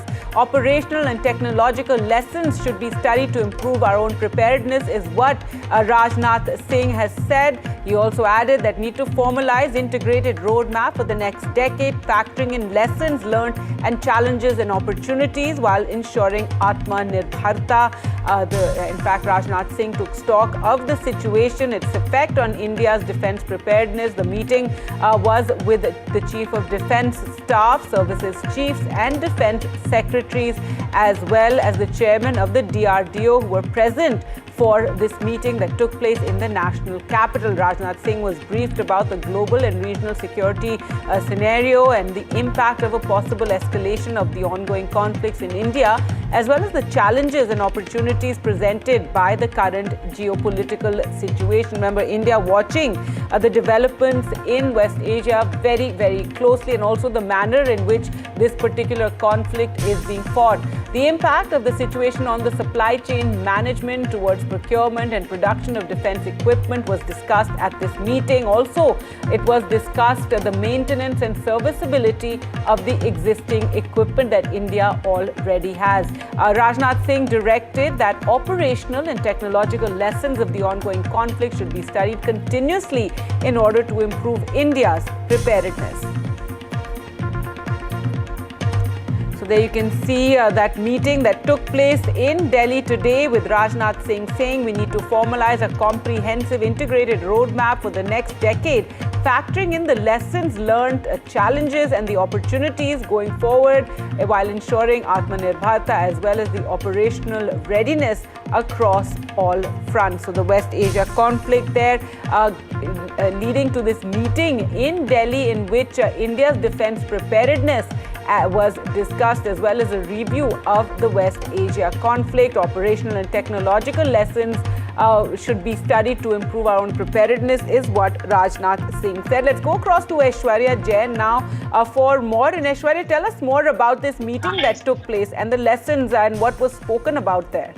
Well, it was Raksha Mantri Rajnath Singh who took the stock of the situation in the West Asia and its effects on the India's defense preparedness during a meeting with the Chief of Defense Staff, the Service Chief's Defense Secretary, and the Secretary Defense Production and Chairman of the DRDO as well. He was briefed about the global and regional security scenario and the impact of the possible escalation of the ongoing conflict on India, as well as the challenges and opportunities. Remember, Prime Minister Narendra Modi today spoke in the Rajya Sabha and stated that there was a group of ministers that has been formed, and also an empowered group, 7 empowered groups that have been formed, that will take individual decisions to strengthen and to fast-pace decisions of the government. But as far as the strategical point of view, it is that the Defence Minister who also directed that the operational and technological lessons on the ongoing conflict should be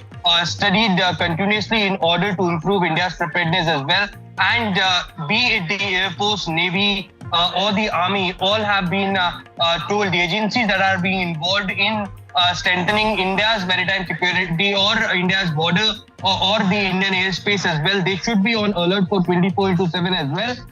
The Defence Minister clearly stated that we need to formalize a comprehensive integrated roadmap for the next decade, factoring in lessons learned from this particular challenges and the opportunities going forward as well, certainly to strengthen our fronts on every possible border. All right, Aishwarya, thanks so much for joining us with all those details. So that meeting taking place to review India's preparedness as well. Well, now some breaking news coming in from Iran, and Iran has appointed a new national security chief. Mohammad Bagher Zolghadar is the new security chief, and remember this after the death of Ali Larijani. Larijani was killed in an Israeli strike, and he was killed along with his son. Iran has now named Mohammad Bagher Zolghadar as the new head of its top security body, replacing Larijani. Well, let's go across to Vishal for more on this story. And Vishal, this was some news that was awaited as to who fills in Larijani's role. Tell us what we know about the new security chief of Iran. Well, the official release from the state media, Press TV, indicates that this man is hugely, experienced. He has worked in almost all the components of the Iranian regime. It's whether it's security, whether it's judiciary, whether it's military. He's worked almost everywhere. He was serving as the Expediency Council Secretary when he was given this post. This will be the biggest post that he's handled so far. And he was also in the IRGC. He was a big, top-level commander there for almost 2 decades. And he left that to be in the Expediency Council, which is one of the judiciary wings of the Iranian regime. So as I mentioned, he has vast experiences for decades, and he has been at the top level of the whole Iranian regime. So he is someone who can take up this responsibility that was left alone by Ali Larijani, because he was killed in that airstrike, and he has big shoes to fill. Ali Larijani was himself a very versatile kind of a person. His books were being taught in Iranian universities. He had, spoken to almost all the Western leaders. He was deeply into Western philosophy. So this person has, big shoes to fill, but he himself is quite experienced, Zolgadar. So we'll have to see how the Security Council now steps up, because it's been sort of sidelined ever since Ali Larijani's death. But now the Security Council is back in the scheme of things. How he takes the things forward, that will have to be seen. All right, Vishal, thanks so much for joining us. With all those details, so Zolgadar, they're appointed as the new security chief of Iran.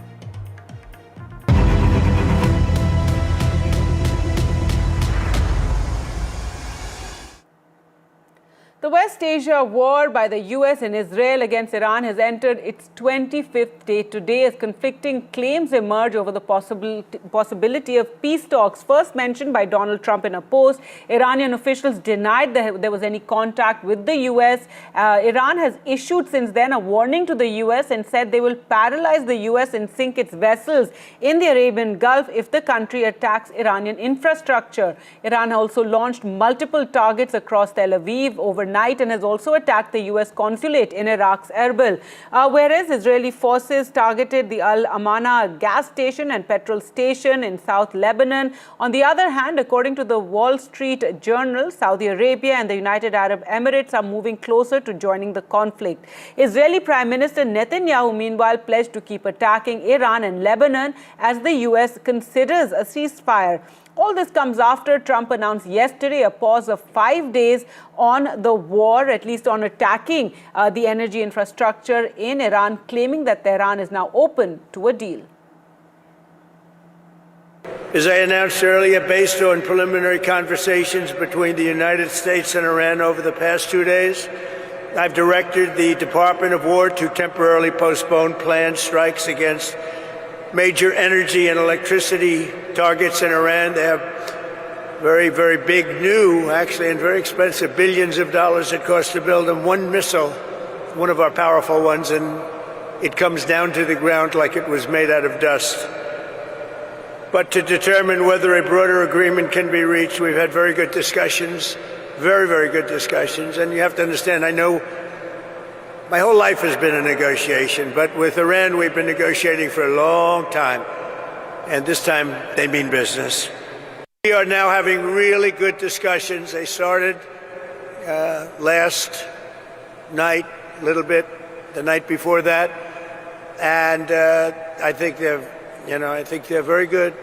They want peace. They've agreed they will not have a nuclear weapon, et cetera, et cetera.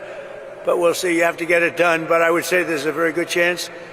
And it began when I said that we were planning tomorrow on shooting down some of their power plants, and we're going to hold that up. Hopefully we won't have to do it. And hopefully we can make a deal that's good for all of us, including the Middle Eastern allies that have been very good to us, including Israel, that's been a great partner in this fight. מוקדם יותר היום שוחחתי עם ידידנו הנשיא טראמפ. הנשיא טראמפ מאמין שיש סיכוי למנף את ההישגים הכבירים של צה"ל וצבא ארצות הברית כדי לממש את יעדי המלחמה בהסכם. הסכם שישמור על האינטרסים החיוניים שלנו. במקביל, אנחנו ממשיכים לתקוף גם באיראן וגם בלבנון. אנחנו קודשים את תוכנית הטילים ותוכנית הגרעין עד דק וממשיכים לפגוע קשות בחיזבאללה. רק לפני ימים אחדים חיסלנו עוד 2 מדעני גרעין, והיד עוד נטויה. אנחנו נשמור על האינטרסים החיוניים שלנו בכל מצב. بسم الله الرحمن الرحیم. جمهوری اسلامی ایران با اقتدار کامل ابتکار عمل در منطقه خلیج فارس و آبهای سرزمینی عمان را در دست دارد و بسیار هوشمندانه و مقتدرانه تنگه هرمز را کنترل می‌نماید. لذا به دلیل تسلط و قدرت کافی نیازی به مینگذاری در خلیج فارس نخواهد بود و بنا به ضرورت از هر امکانی برای تأمین امنیت استفاده خواهیم کرد. نیروهای مسلح با تسلط بر دشمنان آمریکایی صهیونیستی با همکاری کشورهای منطقه قادر به تأمین امنیت خلیج فارس می باشند و کشورهای فرامنطقه‌ای حق دخالت در این حوزه را ندارند و من نصر الا من عند الله العزیز الحکیم. We could stop this war right now. Absolutely, if they chose to do so for the regime. They could stop this war right now if they chose to do so. They haven't chosen to do so.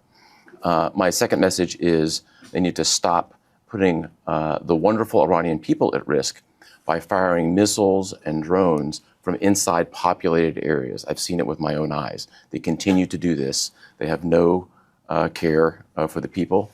They're threatening their own people. And the third point would be they need to stop immediately attacking civilians throughout the Middle East region. They've deliberately attacked and targeted 300 times. That needs to stop. That's one side. For the Iranian people, the wonderful Iranian people who I've gotten to know over several years, including living in the region for many years, extraordinary culture, deep culture of thousands of years. My main message is this. First and foremost, we are attacking the regime in the Islamic Republic, not the wonderful people. With Trump's announcement of a pause, focus slowly shifting from the battlefield to the negotiating table, even though we have seen overnight Iran and Israel targeting one another. Iran has publicly denied any contact with the U.S. administration, with Iranian MP Ismail Kausari rejecting claims of talks, accusing Washington of spreading false narratives. However, reports suggest the Trump administration has begun laying the groundwork, at least for possible talks with Iran. According to a news site, Axios, Jared Kushner, Trump's son-in-law and in charge of the Middle East, and Steve Witkoff are leading the talks with Egypt, Turkey and Pakistan acting as messengers. Axios also claims that U.S. wants zero uranium enrichment, no missile program for 5 years, shutting down Natanz, Fordo and Isfahan nuke sites for talks to continue. And our senior managing editor Vishnu Shom spoke exclusively to founder and executive chairman of S4 Capital, Sir Martin Sorrell, on the West Asia conflict and what it means for the world economy. Listen in.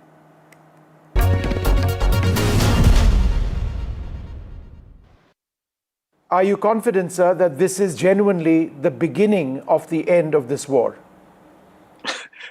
Who knows? I mean, we hear conflicting stories. It's impossible to come to view. I think you have to plan for the worst.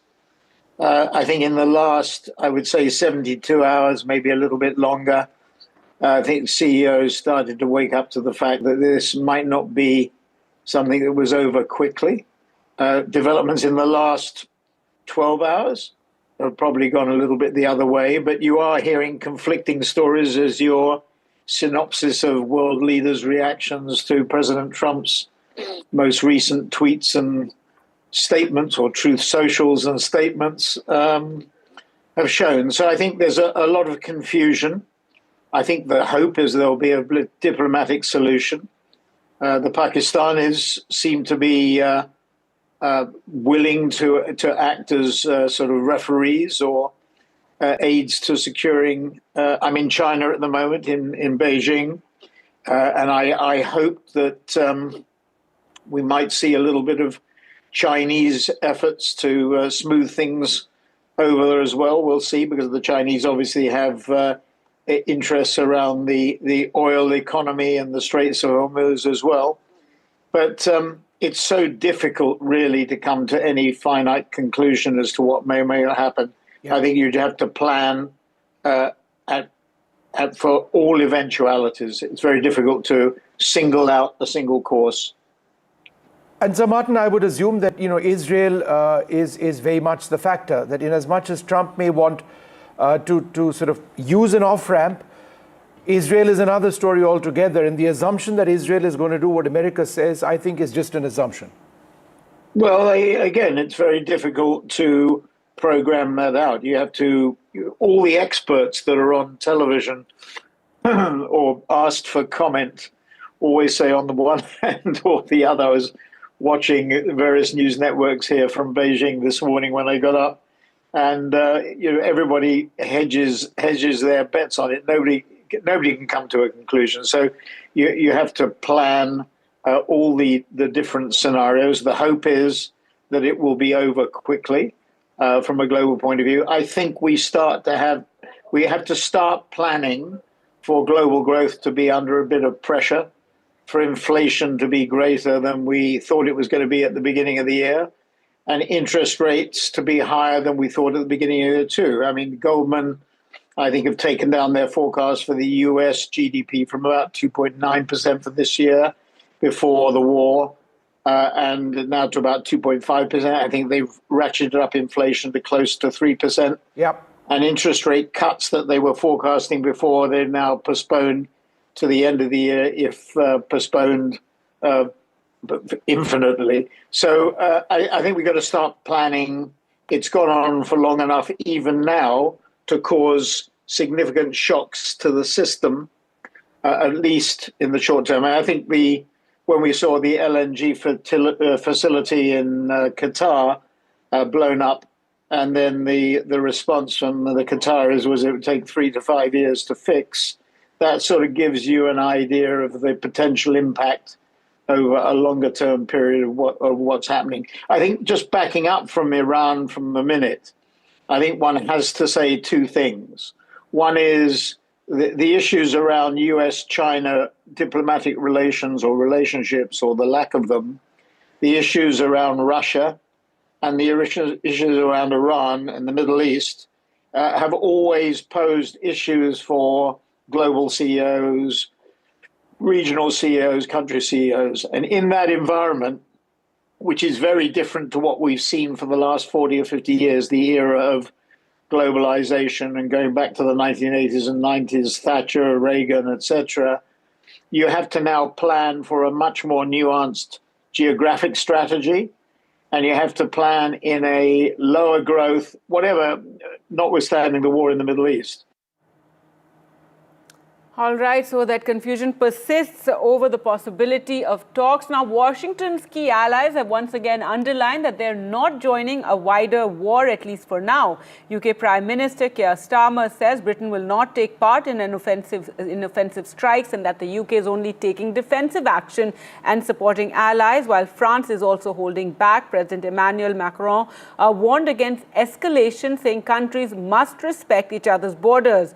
Germany is urging caution as well. Chancellor Merz says he's raised concerns with Donald Trump, and there is now a delay in possible strikes. So the message from allies is clear. They're not willing to be rushed into a conflict. Meanwhile, Russia is also warning of serious risks. Kremlin spokesperson Peskov says any strike on nuclear sites would be extremely dangerous and would have irreversible consequences.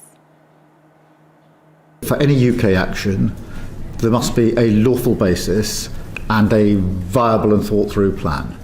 That is why we didn't join the original offensive strikes. It is why we did take defensive action, collective self-defensive action, on our own behalf when it came to the work that we're doing with our allies in the region, taking missiles out that are coming from Iran. It's also why we allowed our bases to be used for the purposes of collective self-defense.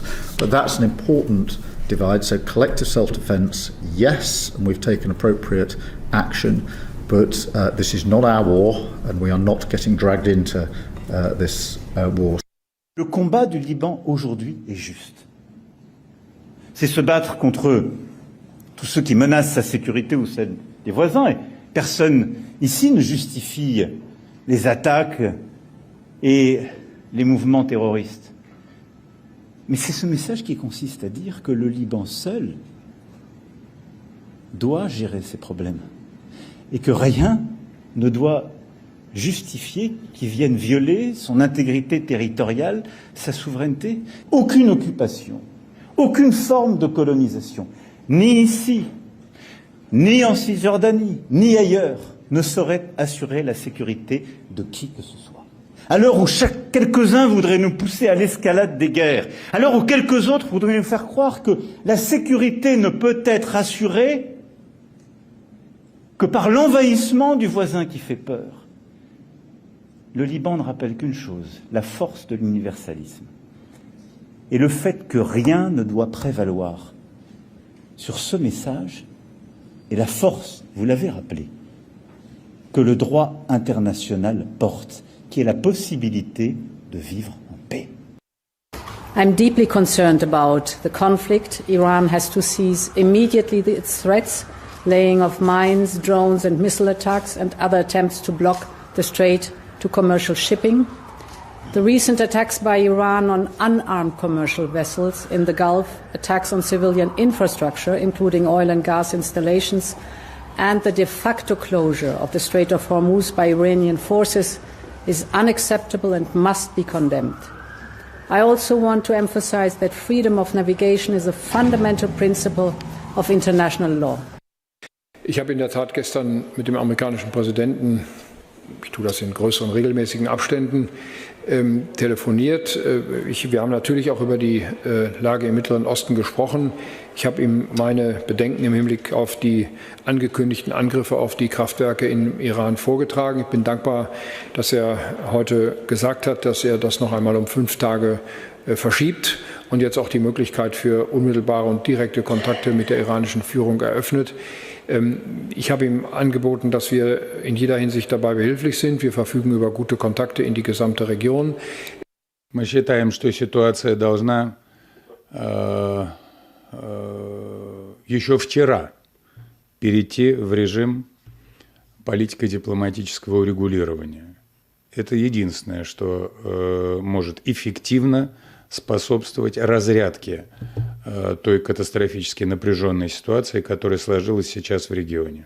Є більше підтверджень, що росіяни продовжують надавати іранському режиму допомогу з розвідувальними даними. Це, очевидно, деструктивна діяльність і треба її припинити, оскільки це працює тільки на ще більшу дестабілізацію. Всі нормальні держави зацікавлені в тому, щоб гарантувати безпеку і не допустити більших проблем. Вже ринки в негативі, це значно ускладнює паливну ситуацію в багатьох країнах.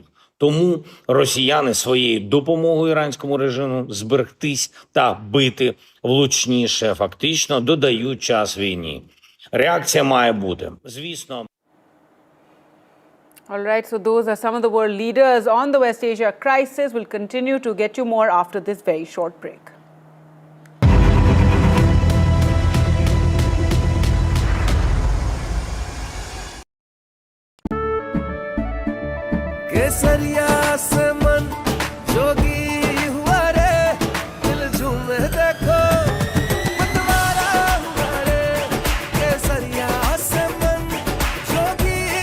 हर पल मनाओ केसरी त्योहार विमल बोलो जुबान Kesari.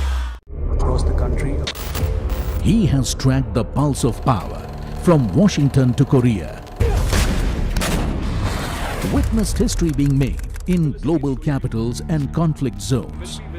Brought clarity to complex issues of national security and international affairs. Aditya Raj Kaul, covering international affairs like no one else, only on NDTV network. Tamil Nadu elections don't play small. They play big. High stakes, high voltage, high drama. Before the blockbuster unfolds, the OG of election coverage comes to Tamil Nadu to track the elections, spotting the mood and bringing perspectives from every side. Battleground Tamil Nadu on NDTV network. इनको यहाँ से जाना ही होगा.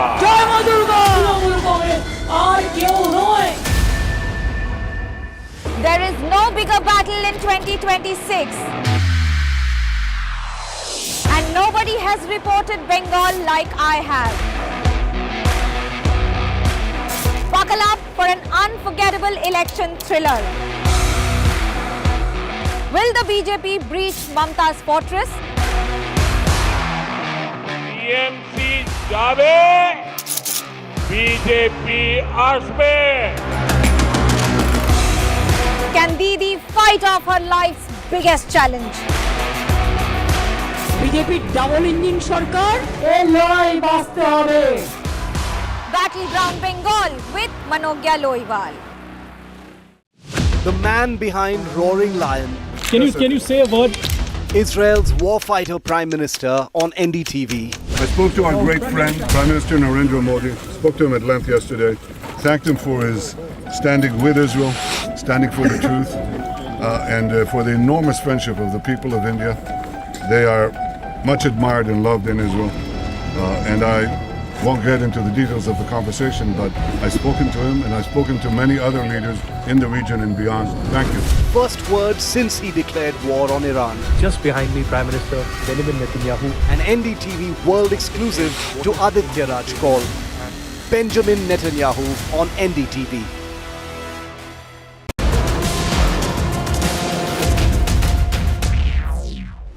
The US-Iran conflict has taken a dramatic turn. After 3 weeks of escalating tensions, US President Donald Trump has announced a 5-day pause in striking Iran and a cessation of hostilities, saying that it is a great way for Iran to build itself back. A great start for Iran to build itself back, and it's everything that we want. And it's also great for Israel, and it's great for the other Middle Eastern countries, Saudi Arabia, UAE, Qatar, all of them, Kuwait and Bahrain in particular, so it's great for all of them. Taking to Truth Social, Trump said, "I am pleased to report that the United States of America and the country of Iran have had over the last 2 days very productive conversations regarding a complete and total resolution of our hostilities in the Middle East." Trump has further said that there are 15 points of agreement between US and Iran, further pushing the narrative that it is Iran that wanted to have a deal and Tehran has agreed to having no nuclear weapon. They called, I didn't call, they called, they want to make a deal.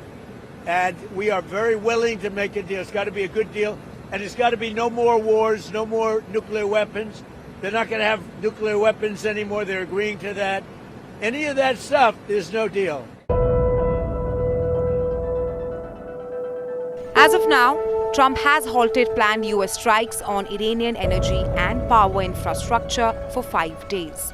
The pause is conditional and is linked to progress in negotiations and pressure on Iran to reopen the Strait of Hormuz. However, this is not the first time that Trump has issued such back-and-forth statements. First, Trump issued a 48-hour ultimatum threatening major strikes. But before that deadline expired, Trump shifted his tone, talking about cessation of hostilities for a period of 5 days. At the start of the conflict, Trump downplayed the situation, calling it limited and suggesting it would end quickly. A lot of work, a lot of brilliant work, but we're going to have a much safer world.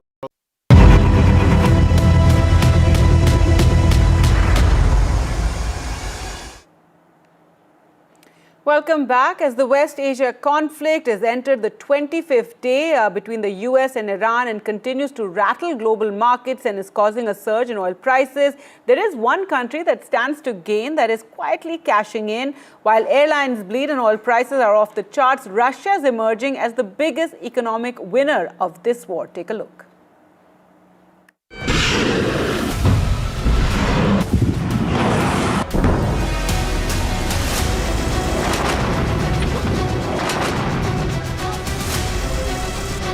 War may bring losses for many, but for Russia, it's turning into a windfall. As tensions escalate in the Strait of Hormuz, global oil supplies have taken a hit, pushing prices sharply higher. For Moscow, one of the world's largest energy exporters, this spells profits.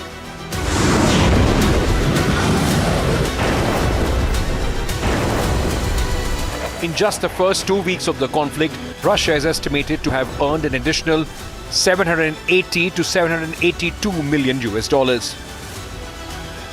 driven purely by the price surge. And the gains may only grow. Analysts say Russia could be making up to $150 million extra every single day as supply disruption continues. Contrast that with the rest of the world. The United States has already spent over $50 billion in just 24 days of conflict.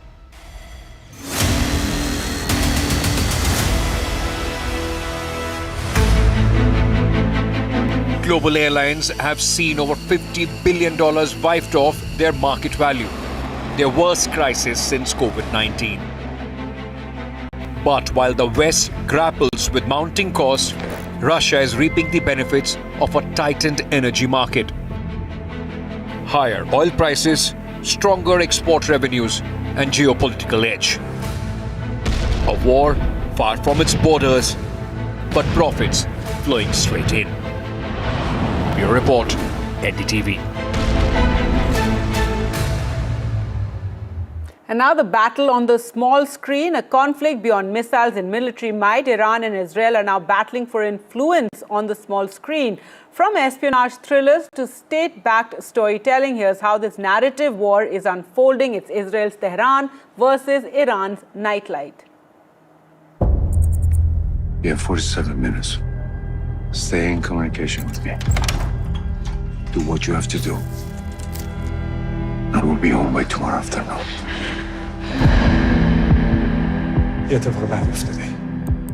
A battle away from the battlefield.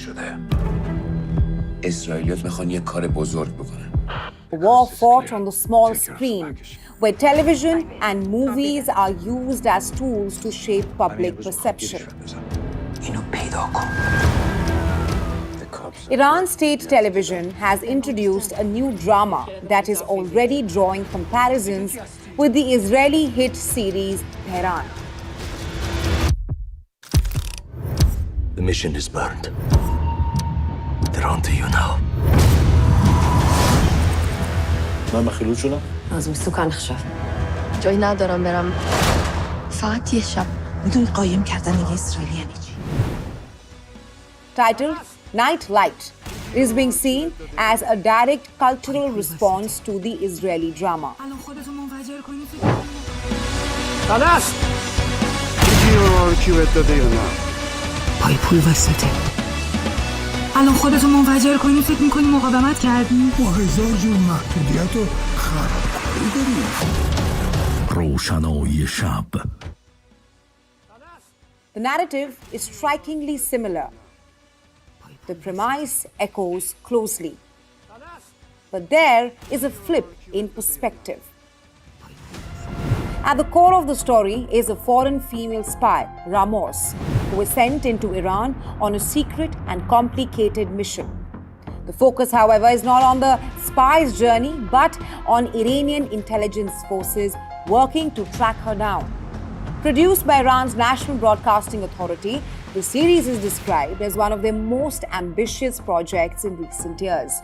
It blends high-stakes action with strong ideological messaging, emphasizing counter-espionage, national security, and the fight against alleged foreign sabotage networks. This battle of perception plays out against a backdrop of the ongoing conflict, with missiles being exchanged between the two sides and war rhetoric intensifying on both the sides. And as the tensions rise beyond the battlefield, the fight for narrative control is playing out just as fiercely, one story at a time. Bureau Report, NDTV. All right, so Spy was there on the small screen. With that, we'll slip into a short break. More news on the other side. Stay with us.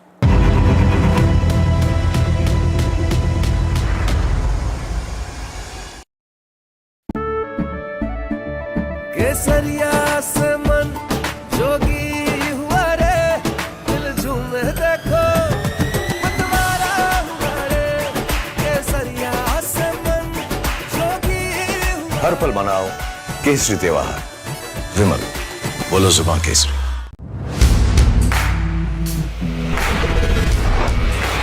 All right, team, our new order show is ready. Now we need a promo. Something cool, something sharp. Well, I'm sure we'll be having outstanding reviews, solid suggestions, Expert advice, the latest trends. It's a lot simpler. We'll help people make the right auto decisions. It's got the cool stuff, geeky stuff, serious stuff, all of it, so that you can discover, decide, and drive. I'm Siddharth Sharma, and I am your Automate.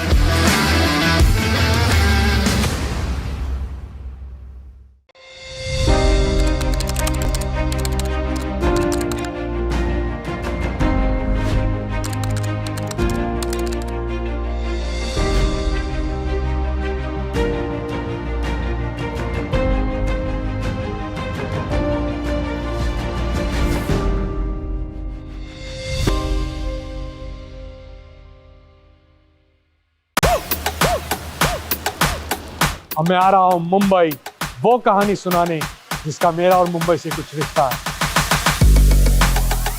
Song by song, moment bye moment, ये रात उतनी बड़ी होने वाली है जितना बड़ा ये शहर है। My story, India chapter, Mumbai episode. Tamil Nadu votes decisive, uniquely the way it does. Politics, power and cinema and all of that in an unprecedented Dravidian script. This is not an election easy to call. It never has been. And unravel grassroots conversations with the voices that matter. That's why we travel across Tamil Nadu to get you the real picture.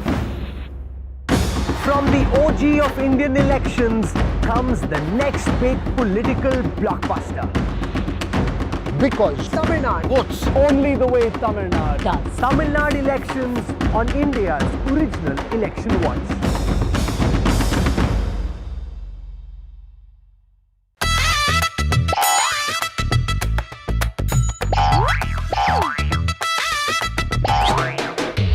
to understand the Tamil Nadu twist, join me in the midst of our people, language and politics. Vanakkam Tamil Nadu, here we come.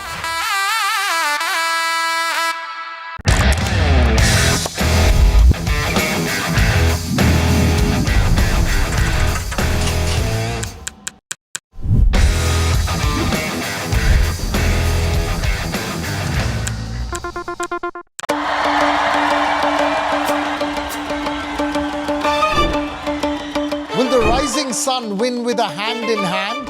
Will the two leaves and lotus bloom? Who will whistle to success in Tamil Nadu? To understand the Tamil Nadu twist, join me in the midst of our politics and people.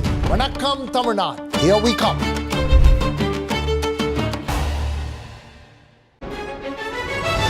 India, a land of story and resilience.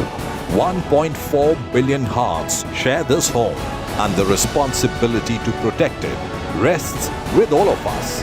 As India moves towards net zero, every step matters. Walk with us as we discover the people and ideas shaping a more sustainable India. India's Sustainability Mission, an initiative by NDTV. What is the current status of Iran's supreme leader Mojtaba Khamenei? I can tell you that he's fine. I'm sure you have already heard about his message. Haven't heard from Mojtaba Khamenei. There's some talk of him having been airlifted to Russia. There's widespread dispersion of power across Iran. Mojtaba was generally seen as the most favored candidate by the IRGC, by the Revolutionary Guard. So what you now have is a military dictatorship with a clerical facade making all the decisions. They are fighting an asymmetric battle. Does this, in a sense, force Israel and the United States to think about an off-ramp? The Iranian regime has been using asymmetric warfare against Israel for the last 3 decades. We have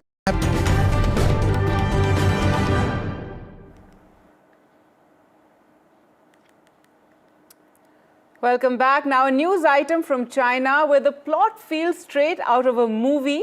And this is 7 dogs in China who staged a miraculous great escape after allegedly being kidnapped by thieves who were working for a meat shop. This canine crew snatched from their homes managed to somehow escape and then navigate their long journey back to safety. The story and the videos of the dogs went viral on social media with many people, on the roads taking videos and really tracking their movement. The videos really show the corgi leading the pack with other dogs, including a German shepherd who was injured, and all the dogs, following the corgi who made sure that everyone continued walking back home. And finally, all the dogs were rescued and reunited with their owners. They all belong to the same area and were familiar with one another. We leave you with these lovely visuals.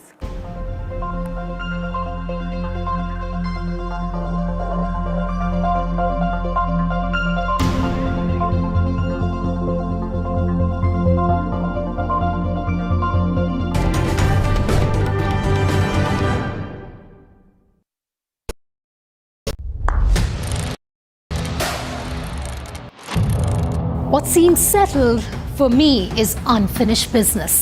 So I rewind. I pause. I reflect, I dig, until what's buried stands up to be counted.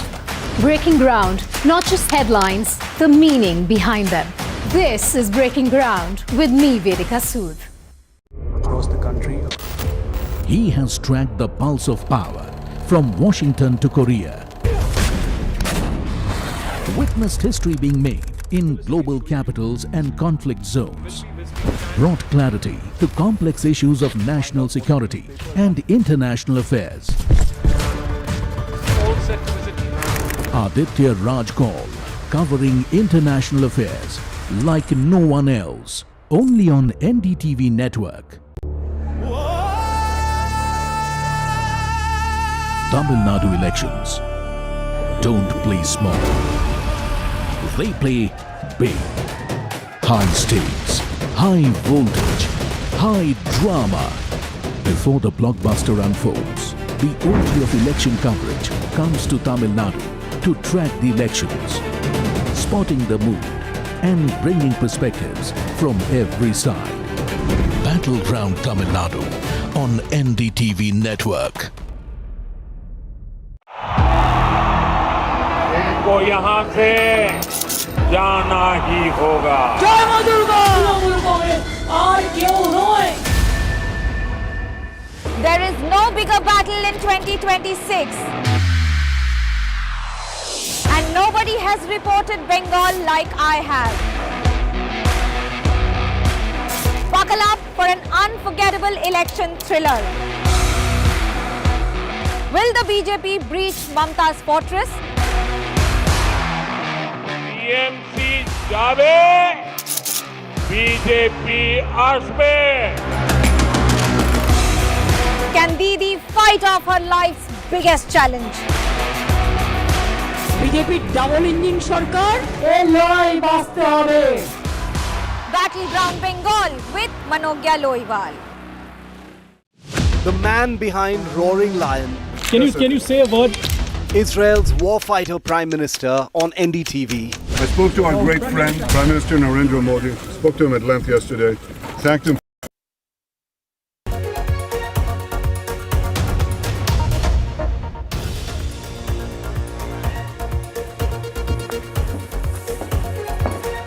Hello, good evening and welcome to Nationwide at 6 on NDTV. I am Ankit Tyagi. Ladies and gentlemen, an action-packed lineup for you in the next 1 hour.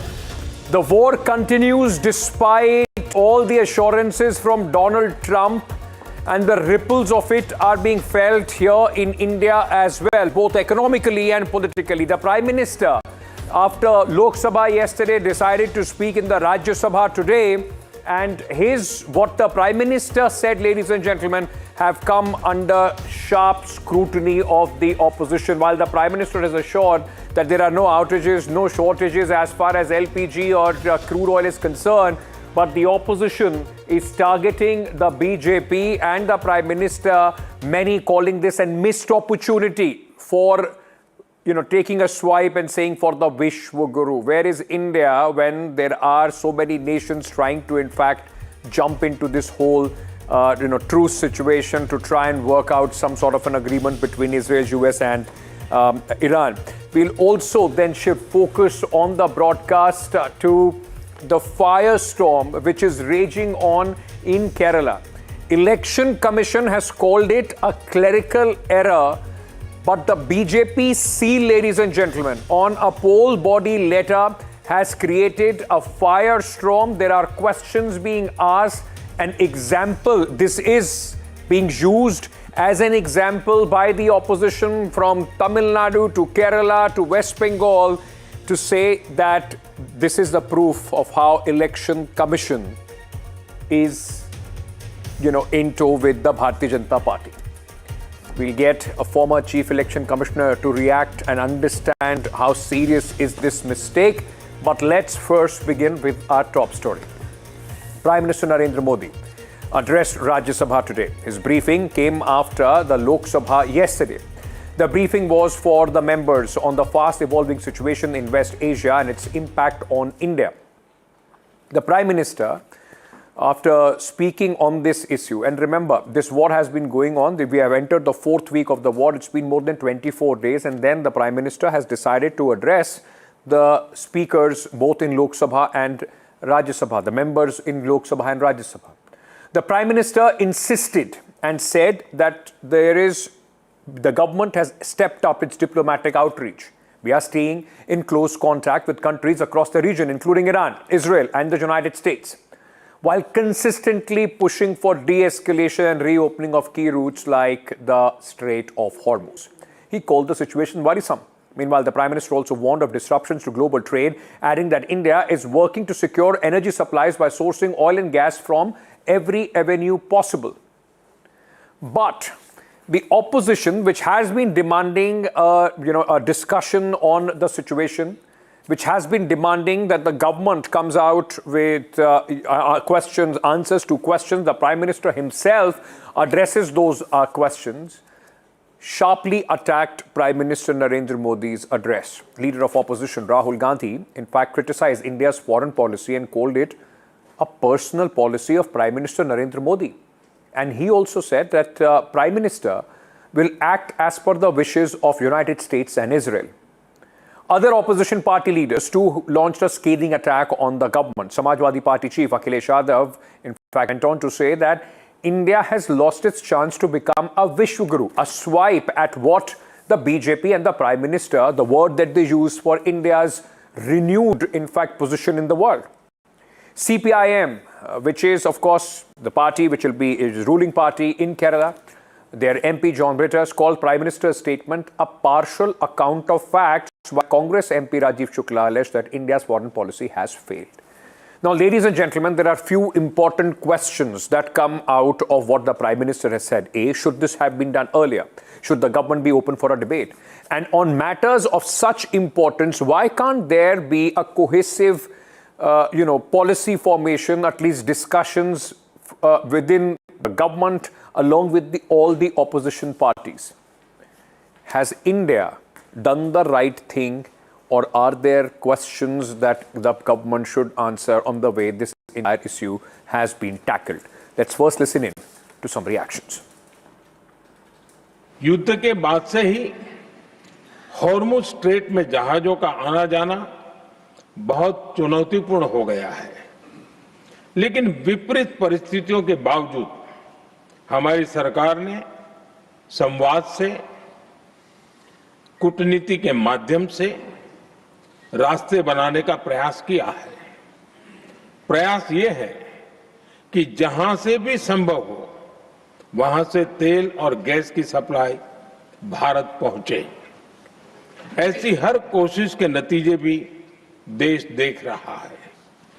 बीते कुछ दिनों में दुनिया के अनेक देशों से कच्चा तेल और एलपीजी से भरे जहाज भारत आए हैं।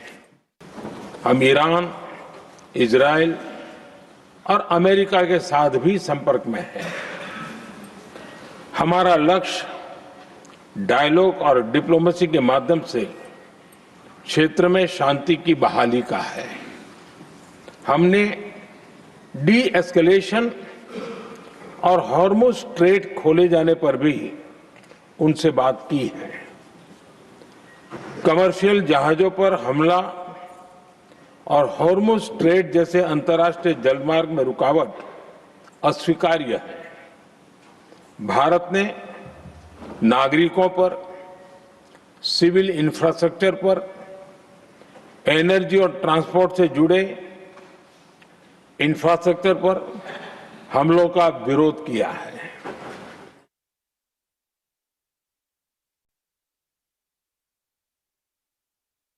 वर्तमान संकट ने पूरी दुनिया की इकोनॉमी को हिला दिया है।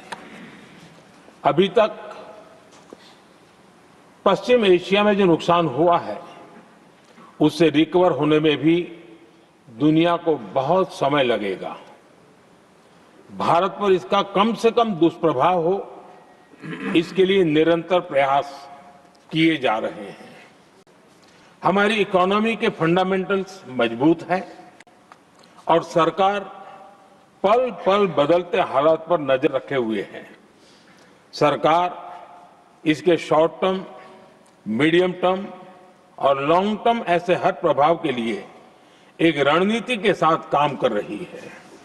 मैं आपको लिख के दे रहा हूं, प्राइम मिनिस्टर मोदी जो अमेरिका कहेगा और जो इजराइल कहेगा वो प्राइम मिनिस्टर मोदी करेंगे। वो हिंदुस्तान के इंटरेस्ट में काम नहीं करेंगे, किसानों के इंटरेस्ट में काम नहीं करेंगे। वो जो अमेरिका और जो इजराइल कहेगा वो करेंगे। आप देख लेना। और अब जो परिस्थितियां बनी हैं, भारत को एक मौका और मिला था फिर, जहां विश्व गुरु बन करके दिखता। अगर ये विश्व गुरु बनने का मौका खोया है तो भारत सरकार इसका जवाब दे। सोचना चाहिए कि हम कहते थे हम विश्व गुरु हैं, हम कहते थे कि हम ही सब पीस मेकर हैं, चाहे यूक्रेन का जंग हो, और हम आज ये स्थिति है। All right, we'll go across to our guest in just a short while from now. But before we do that, let me very quickly just lay down the 5 important steps that India has taken as far as this current crisis is concerned diplomatically. In fact, what the Prime Minister also outlined, India has spoken to key leaders in West Asia, and in fact also, the top leaders in United States and other countries as well. Continuous engagement through diplomacy. Securing the sea lanes, India has been able to in fact get some of the ships to come towards India. 2 LPG, in fact, tankers were also came to India today. The Prime Minister has also said that any attack on the vessels, which are commercial vessels, is absolutely unacceptable. Energy import diversification, of resources has been expanded from 27 to 41 countries after this entire crisis, and safety of Indians abroad is something that the government is focusing on and is trying to get all the Indian embassies active to ensure that people get all the help that they need. Protection of the farmers, this is something which is on the top of the government's agenda, is what the Prime Minister outlined. Securing of fertilizer imports and maintaining subsidies is what the government is looking at this moment. But is this enough? Is the opposition, in fact, well within their rights to question the government's foreign policy? Has India been able to, in fact, stand tall as far as this entire crisis is concerned? Let me very quickly introduce Charu Pragya, spokesperson of the Bharatiya Janata Party, who's joining me at this moment. Dr. Pooja Tripathi, Congress spokesperson, is also with us this evening, and so is Asutosh, senior journalist, political analyst, who's joining us on the broadcast. Let me, before I go to the political guest, Asutosh, let me begin with you. The Prime Minister spoke in front of both the houses, yesterday in Lok Sabha, today in Rajya Sabha. This was one of the key demands of the opposition, that the government, no less than the Prime Minister, should come out and specify India's position as far as the current context of the war is concerned. We are in the 4th week of the war. What the Prime Minister said and the kind of criticism that he's facing from the opposition, is the opposition being unfair to the Prime Minister, or do you think the Prime Minister and the government has done enough to clarify India's position? See, Ankit, I think the Prime Minister has done a good thing that he finally came to the Parliament and informed the Parliament about the entire crisis to which India is also affected and the world is also affected. But I think it is 24 days late. He's late by 24 days. Everybody was expecting that if this war is going on, then India will be directly affected and the world will also be affected. I think from the day one, Prime Minister should have spoken to the Parliament and should have also addressed to the nation and should have taken the whole country in confidence and talking about and telling them about the impending crisis which is affecting each and every individual in this country. So good that he has done it. And other than this, he should have also called an all-party meet where he should have informed, brief the entire opposition and should have taken them in confidence. It is because of this that today opposition and the government are talking in the two different zones. And there is hardly any cooperation between them. As a matter of fact, in such crisis, opposition and the government should be united, speaking one language. But the initiative has to come from the Prime Minister. Any initiative has to come from the government. That initiative is absence. So I think it is this which is causing the problem for this. And if you give me opportunity, I can also tell you that how prepared this government was for this crisis. And in my opinion, this government was absolutely not prepared at all. And I can quote the Ministry of Commerce and the industry's own data, which will show that the government was not prepared and government has not done anything to make India less dependent on the import of the crude oils and others in the last 12 years. Can I request you, Ashutosh, to bring out this data, in our second question? Let me also get the opening remarks in from the BJP and the Congress spokesperson to lay out this whole debate. Charu, you heard what Ashutosh is saying, a similar sentiment also by the opposition, that the Prime Minister spoke good, but he should have taken questions of the opposition in the House. And also, 24 days after the war began, the Prime Minister thought of, in fact, coming out and speaking to the opposition. Could the government have not called an all-party meeting to take the entire country in confidence and speak in one voice? Ankit, good evening, and good evening to all our viewers today. See, it is a very utopian world that you mentioned, where you say the Prime Minister should take our opposition into confidence. The very same opposition which is using terms like, "Ab theek nahi kar sakte."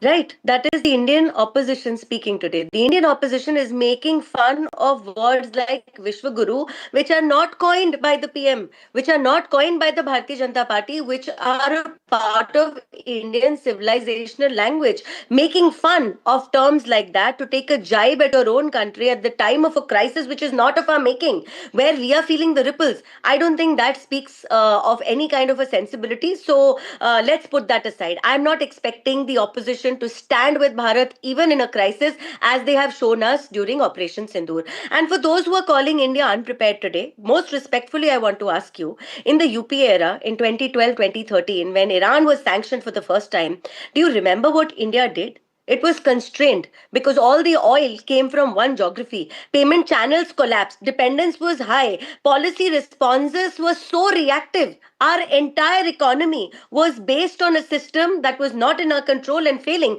Today we can boast of getting crude oil from 40 different countries. Today we can say that at least our PNG production is 100% domestic, and that is not going to be impacted. We have a Prime Minister whose very policy has allowed our tankers through at a time when other tankers are not being allowed to even pass. And I'm sorry, if you're calling that a failure, maybe you need to open your eyes to reality a little bit more. Okay, I have some counter questions to that, but before I do that, let me bring in Congress's Dr. Tripathi on this. Dr. Tripathi, you heard what Charu is saying. You also heard the opening remarks of Ashutosh.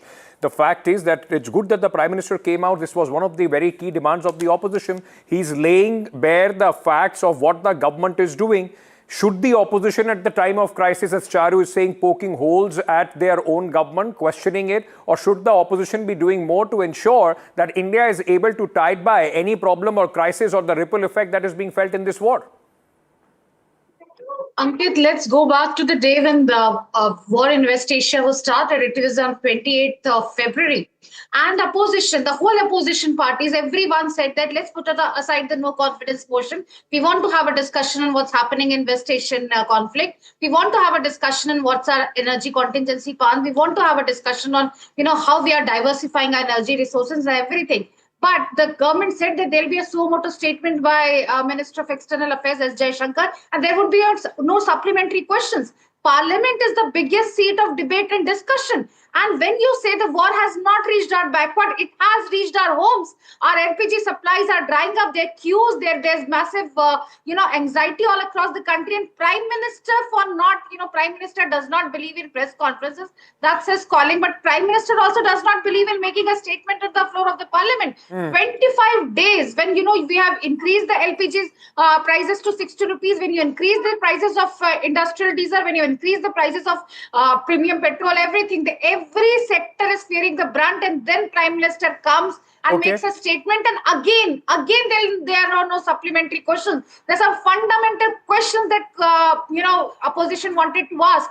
Yesterday reports were there that Egypt, Turkey and Pakistan are interlocuting the peace in West Asia, and that's where are we diplomatically? Why are we isolated that we don't have a seat at the table that's shaping the new global south? And just 11 months back by Operation Sindoor, we were on a trend, we were on a mission to isolate Pakistan, but so it happens that we are being isolated. You've made a couple of very important points that I'm sure Charu would want to respond to. But Ashutosh, What could the government and the Prime Minister do in a situation where it's not that the war that India wanted, we had no role to play in this war, we are facing the ripple effect of this war. If the government on day one would have come out and said, you know what, there could be a possibility of LPG shortages, that would have created panic, and the opposition would have said, look, the government is creating panic on its own. So for the government, it's being stuck in between the rock and the sea at this moment. See, Ankit, there are the two angles to the story. One angle to the story is, are we prepared for the crisis? My answer is no. Are we crisis managing? My answer is yes. Yes, we are managing a crisis. And we are taking great pride that we have diversified our source of import from 27 to 41 countries. That's what exactly I'm talking about. That's a sign of weakness. And why I'm saying so? Because this government was not prepared. Because in 2014, 47% of India imported LPG. 47%. That has increased to 62% in 2026. We used to import 83% of the crude oil. Now we are importing 88.4%. And why it is happening? Let me tell you the story. Let me tell you the story that Ministry of the Commerce and the Industry has came out with the data last Saturday itself. It says that the crude oil shrunk for the sixth consecutive month, crude oil, the production. Then the natural gas contracted for 20th month at 5%. Refinery product shrunk at 1%, and this sector contracted in 6 out of 11 months. The growth in fertilizer slowed in 5 months, low of 3.4%. Now the issue is, instead of we upping our production is going down. If a production is going down, obviously your dependence on the import of oil, crude oil, fertilizer is increasing. Yes. And that's why you have your crude oil import has increased from 83 to 88.4, from 47 to 62%. I would have appreciated the government if the LPG import has come down from 47 to 30%, and oil import would have come down from 83 to 50%. That hasn't happened. Charu, respond. That shows we talk about Atmanirbhar Bharat, local for vocal. Hold on. Charu, the fact is, what Ashutosh is saying, that this is crisis management. You are not prepared in the last 10 years, and that's the data. He's right with the data that the production, as far as the dependence on outside has only gone up. What has the government done when we already knew that there was a fight of 12 days which happened last year? Since then, today, what were the steps that the government took to deal with this crisis? You are only in a knee-jerk reaction situation. So, Ankit, there are 3 parts to my answer, and it's very important I convey this. Allow me my time. Number 1, the time that Ashutosh is mentioning today, before Modi Sarkar, do you know what was LPG cover in our country? Barely 55%. Today, the requirement of LPG in our country has gone up. We have nearly universal cover. You know the population of our country? Multiply that with the requirement of LPG we need, and we have met that requirement. Point number 2, you're calling diversification a weakness. I really don't know what world you come from. The very fact that we can maneuver this crisis, that we can even manage this crisis, is only thanks to Modi Sarkar, and like I've been saying, you need to acknowledge that. The third thing is, when Modi ji himself appeals for a singular voice from within Parliament to speak for India, I don't know why the others are not echoing the same. Why is it that you're always found lacking when it comes to a situation like this? Another but Charu, then may I ask you this? You are saying that the government, on the government to increase the the LPG network across the country. Well, I'm giving you more data. Same government, it will also be imperative if you are increasing. Hold on, Charu, let me complete. Charu, let me complete. If the government is increasing the LPG, what I'm trying to say, Ankit, you can let me complete. Cross-question me after I'm done. Let me complete, madam, because you've made some 2-3 important points. So let me ask you further on that. You are saying it's kudos to the government for increasing the LPG coverage. Great on the government to do that. But on the same hand, if the government knew that creates, you should have also upped the production with it. Why was it not done is the big question. You can't say that we have been able to supply. You've been able to supply it from exporting it from outside, not from, in fact, increasing the sources within the country. Number 2, India is not the only country navigating this crisis. Russia is one of the biggest beneficiaries despite being an adversary to the United States. So is China. So how can we just keep patting our back and saying, oh, we are navigating a crisis? Now, Ankit, please give me enough time. Please don't interrupt me. And I'll answer both the things you have said. Yes, other countries are also navigating the crisis. But look at the Strait of Hormuz, from where over 100 tankers used to cross before the war. Now it has come down to a few handful. I think it is a compliment to India that our tankers are amongst those handful of tankers. Number two, you are saying why government not increase production? Well, that is exactly what I'm telling you. All the pipeline, PNG, which goes to homes in our urban areas are all domestically produced. 28% of LPG production has gone up, and LPG is not produced in factories, as you might be aware. Crude oil is processed. One of the byproducts of that processing of crude oil happens to be LPG, and that percentage has gone up even in the last 2 weeks as we speak. Also, you want the government to create a panic where none exists. You want the government to come out, speak to people and say this black marketing and hoarding that has been going on, very good, continue with it. Because let me tell you where the complaint started coming from. The first complaint of LPG shortage came from the state of Karnataka. Congress ruled. It was echoed then from the state of West Bengal. TMC ruled. And who was found to be the biggest hoarder of LPG in recent times? A Samajwadi Party neta living in Uttar Pradesh who was found with 55 full cylinders that of LPG. has been debunked not only by Samajwadi Party but also the Uttar Pradesh police. And number two, there have been queues all across. So let's not just get into the politics of it and say that only the opposition is right. You have me here to get into Can I request all of you to hold on? There is an important breaking news coming in at this moment. In fact, the ambassador of United States to India, Sergio Gore, has just put out an important information. President Donald Trump has just spoken to Prime Minister Narendra Modi. They have discussed the ongoing situation in the Middle East, including the importance of keeping the Strait of Hormuz open. This is very, very important development that we are breaking here on NDTV at this moment, ladies and gentlemen. The President of United States, Donald Trump, as he is trying to build some sort of consensus, has spoken to Prime Minister Narendra Modi and they have discussed the ongoing situation in the Middle East, including the importance of keeping the Strait of Hormuz open. This is very, very important. Details which are coming in at this moment. Dr. Tripathi, if I may bring you in at this moment, while we are speaking about India's position, the United States President has just got off a phone call with Prime Minister Modi, apprising him of the situation and speaking about the Strait of Hormuz. The BJP would say that, what else do you need as a proof of Prime Minister's and India's importance in the world map?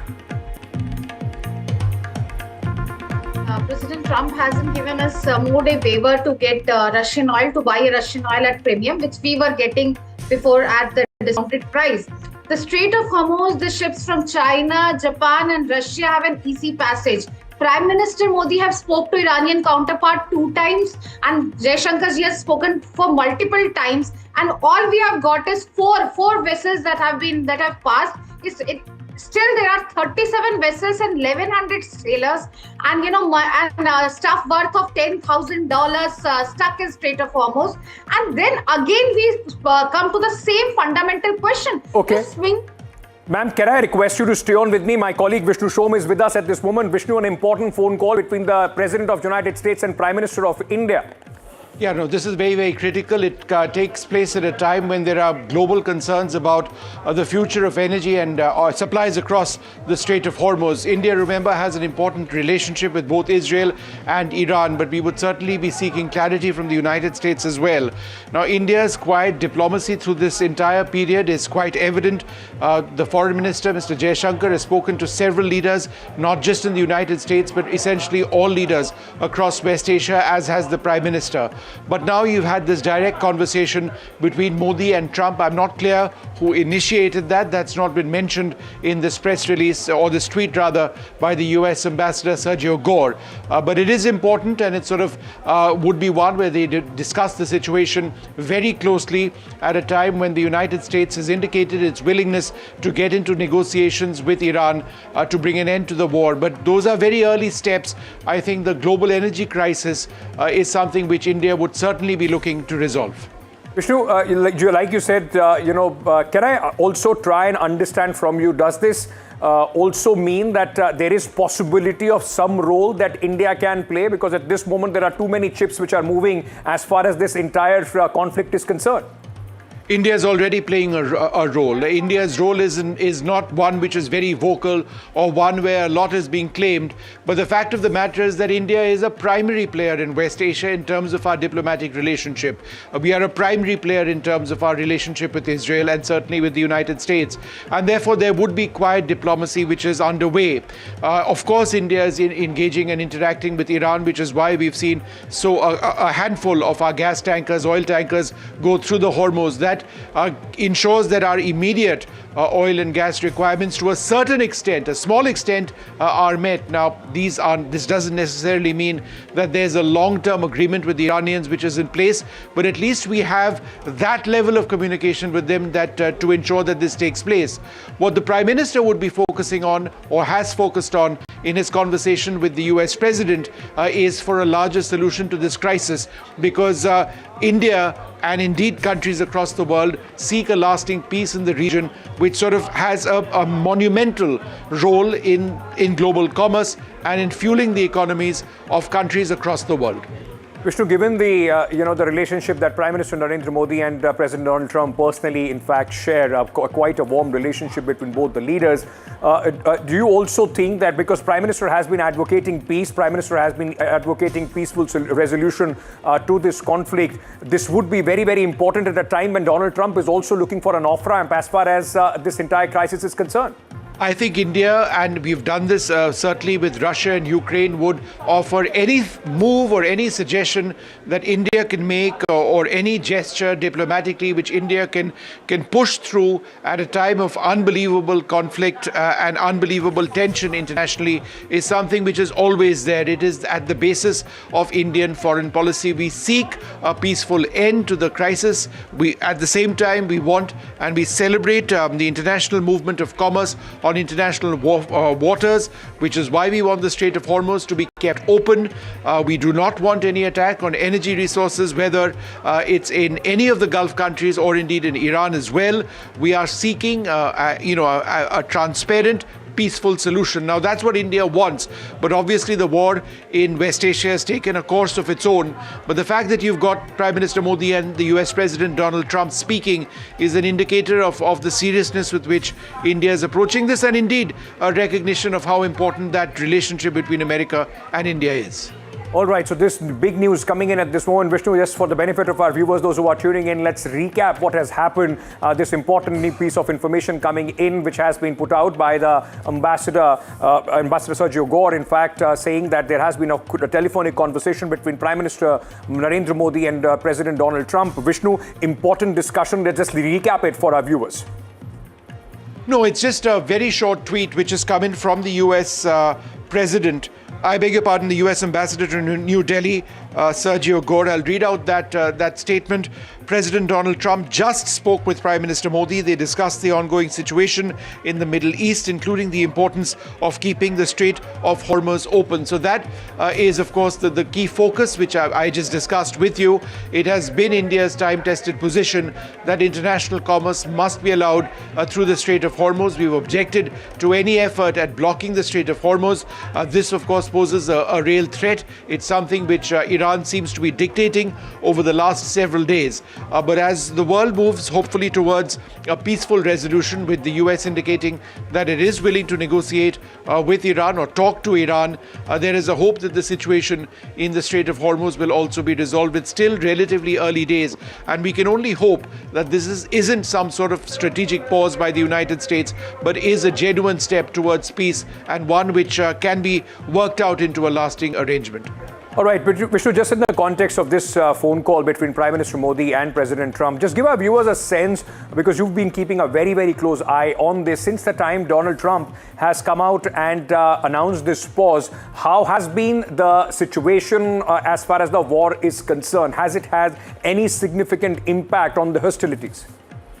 Well, yes and no. I mean, on the one hand, there haven't been very protracted US attacks on Iranian energy facilities. However, Israel does continue to attack across the region. And I think it is important to understand that what Israel and America, in as much as there is talk about talk taking place, they aren't ceasing their military operations at the moment. There have been strikes and counter-strikes between Israel and Iran, American strikes on Iran as well, but this isn't directed at the moment to the massive Iranian power facilities, which would in fact cripple the nation very, very quickly if those are struck.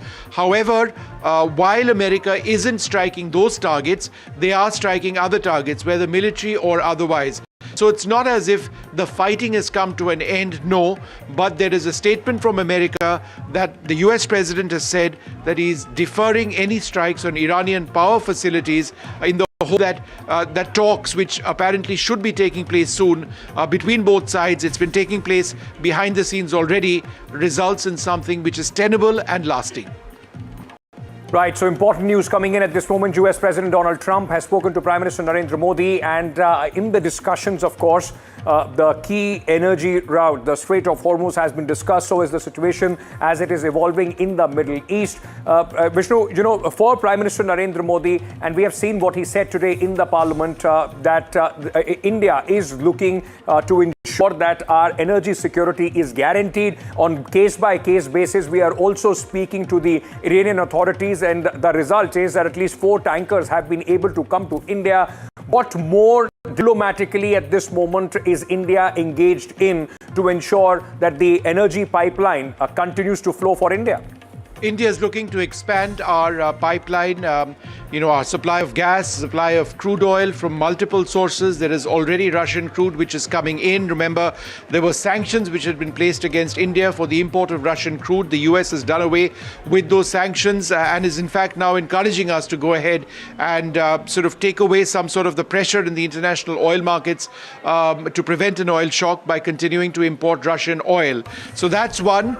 We have an independent foreign policy, which is why we continue to, Iran continues to allow us with our ships for crude oil and for gas. But again, as you mentioned quite correctly, these are case by case. It's not an open Strait of Hormuz at this stage. And there are also concerns about the strait itself being mined, which is why it is absolutely critical that this is opened. At the same time, there is a hope that Iran doesn't attack the oil and gas facilities across the region. Iran, of course, says that, look, if you are going to be attacking us, then we retain the option to defend ourselves. So that's what this war has really been about in the last couple of days. But with the US president speaking, I think the world waits upon an answer. Is this a tactical pause by the United States in not attacking Iranian power facilities?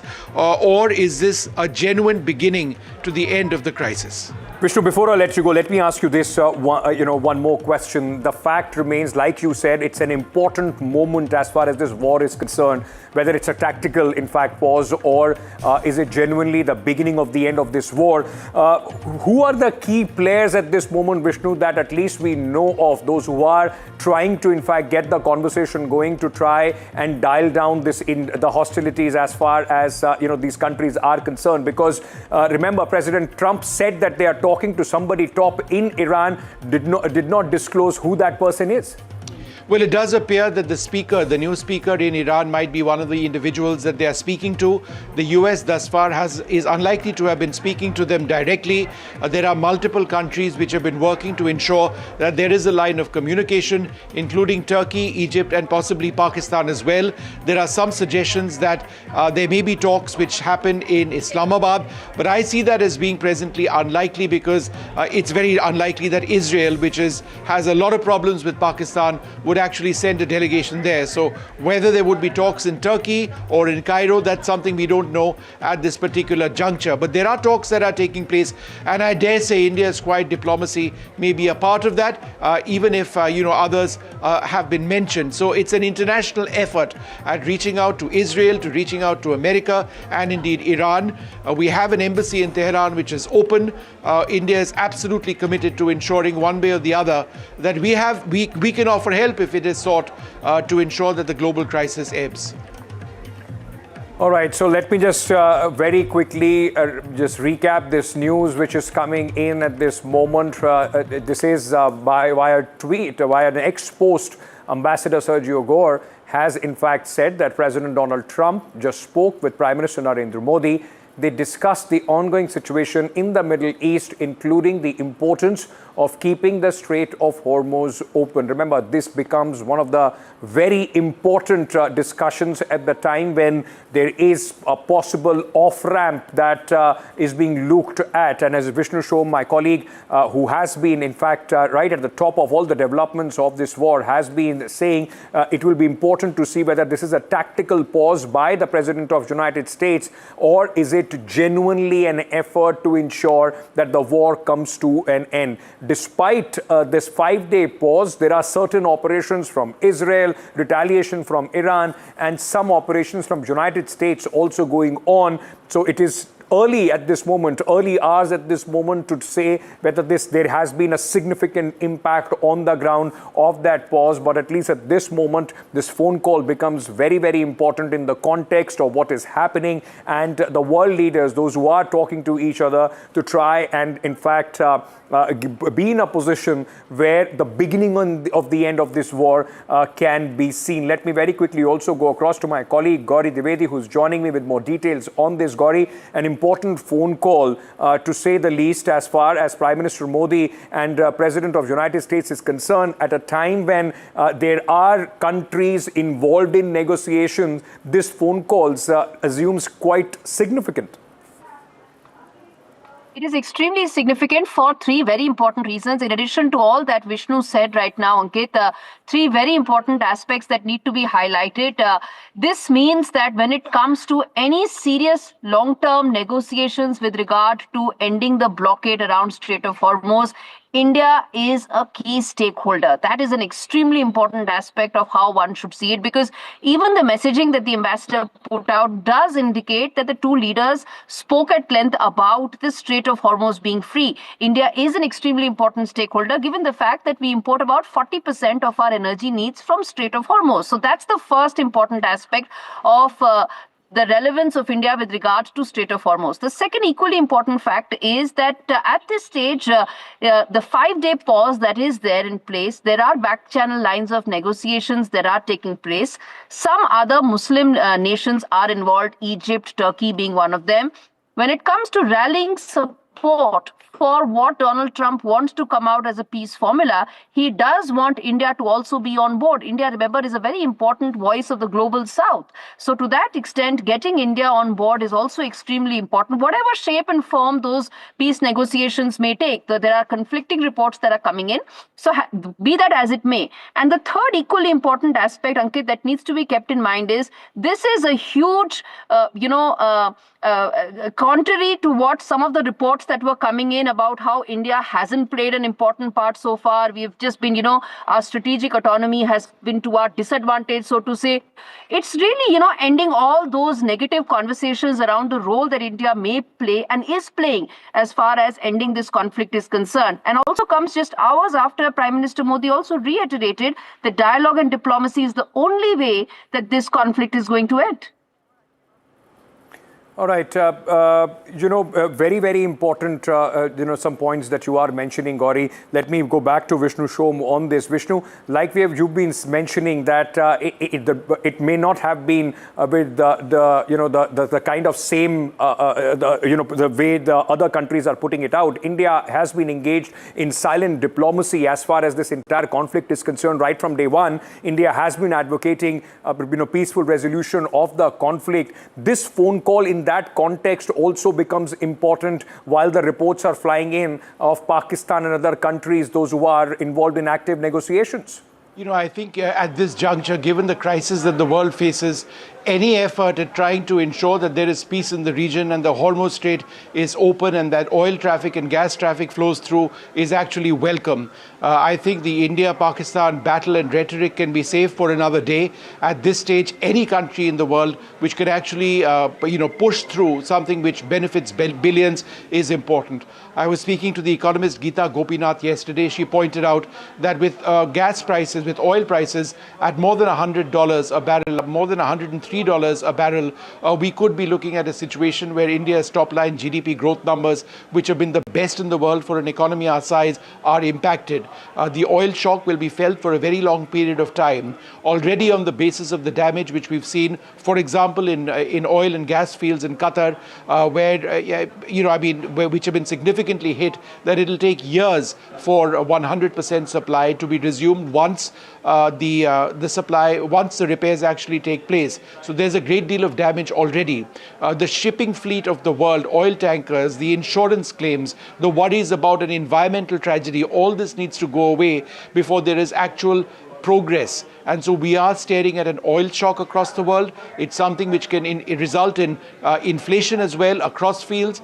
It is a matter of time before people across the world and in India start having to pay more for basic food items, for basic supplies. That is what the long-term picture is. At the same time, where are we now? At this stage, we are okay with LPG, we are okay with crude oil, we are okay with gas flowing, but we have strategic supplies as well and reserves. But those will not last forever. Yes. Therefore, we need to consider the overall picture when we talk about this conversation between the Prime Minister and the US President. Hopefully, there is an indicator that peace may be around the corner. Fingers crossed.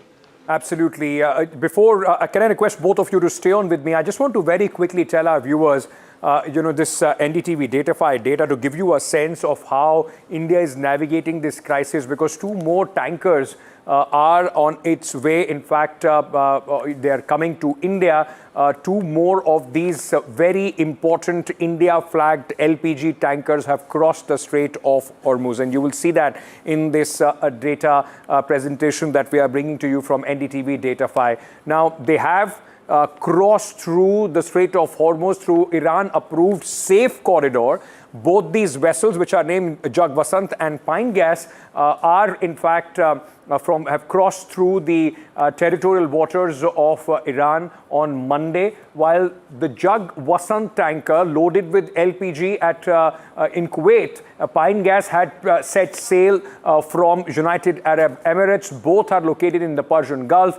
And significantly, there are 2 Indian Navy warships believed to be frigates, which you can see here on your screens at this moment. They are the ones which are looking to escort these tankers safely to India. So it is a very, very evolving situation, and on case-by-case basis, we are trying to, in fact, ensure that the LPG crisis can be tied over as this war continues. Gauri, Vishnu, thank you for joining us with all those details. With that, I'm slipping into a very short break, ladies and gentlemen. Coming back with much more on the other side. Stay tuned.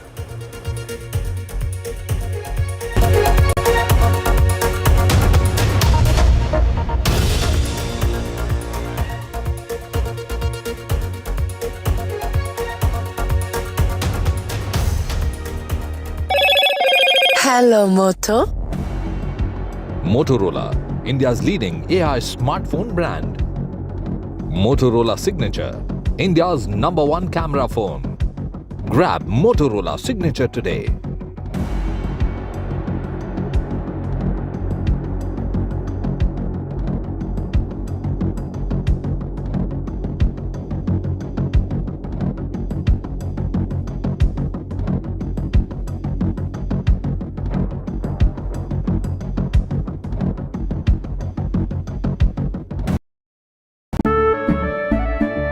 केसरिया से मन जोगी हुआ रे, दिल झूमे देखो मतवारा हुआ रे।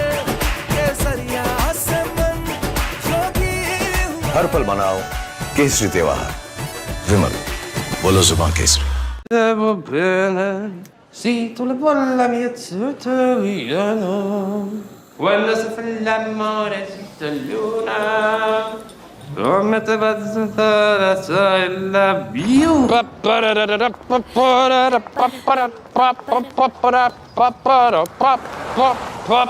Mette bene in capi di I love you. Papà l'americano.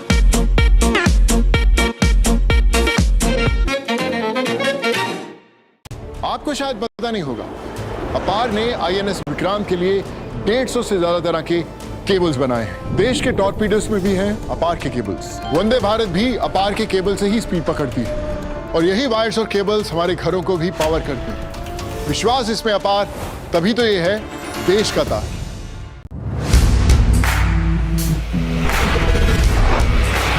All right, team, our new order show is ready. Now we need a promo. Something cool, something sharp. Well, I'm sure we'll be having outstanding reviews, solid suggestions, Expert advice, the latest trends. It's a lot simpler. We'll help people make the right auto decisions.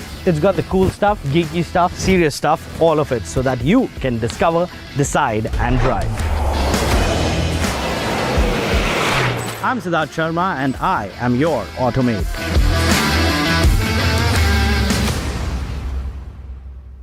Devo bene, sì, tu la vuoi la mia tutoria.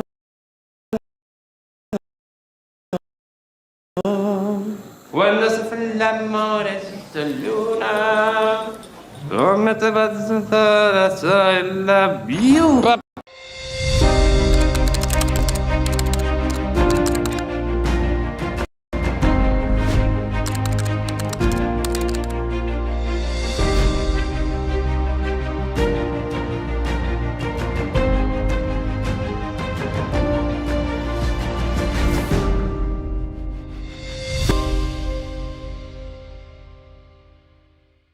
Devo bene, sì, tu la vuoi la mia tutoria. Quando si fa l'amore sotto la luna, come te va a stare la biu.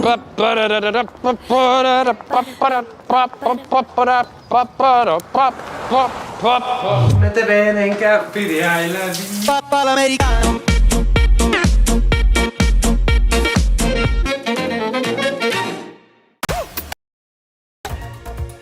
All right, quickly just recapping what happened just a short while back. Prime Minister Narendra Modi has spoken to President of United States Donald Trump. Both these leaders, in fact, in their phone conversation, spoke about the current situation in the Middle East, in the West Asia war, and also about the Strait of Hormuz, the opening of the Strait of Hormuz, and which is very, very important, remember, for India, as this is our key supply route for LPG and crude oil. This, remember, has happened after US President Donald Trump has announced a 5-day pause in the hostilities with Iran.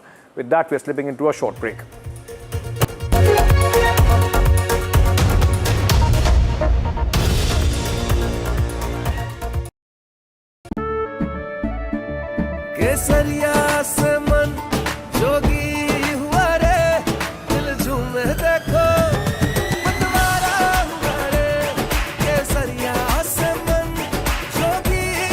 हर पल मनाओ केसरी त्योहार।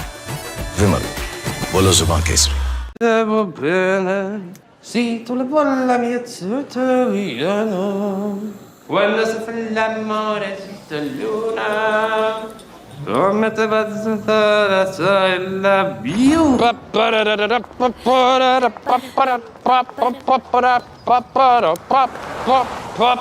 Mette bene in cappi di I love you. Papà l'americano.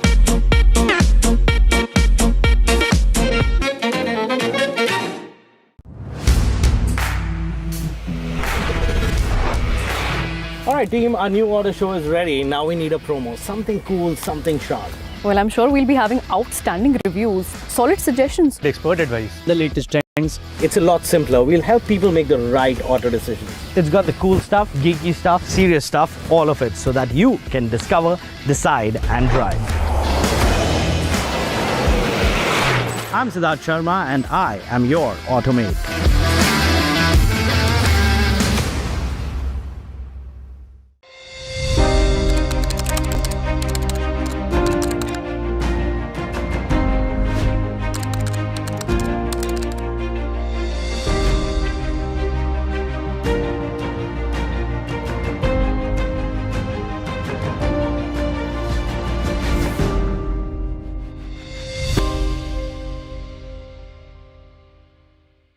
Devo bene, sì, tu la vuoi la mia tutoria.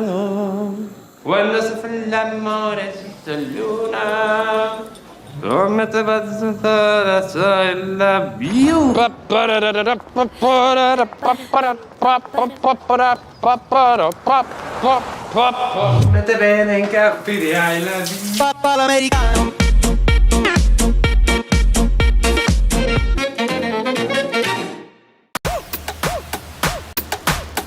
अब मैं आ रहा हूं मुंबई, वो कहानी सुनाने जिसका मेरा और मुंबई से कुछ रिश्ता है। Song by song, moment bye moment, ये रात उतनी बड़ी होने वाली है जितना बड़ा ये शहर है।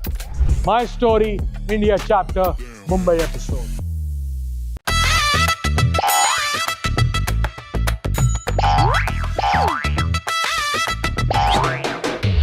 To understand the Tamil Nadu twist, join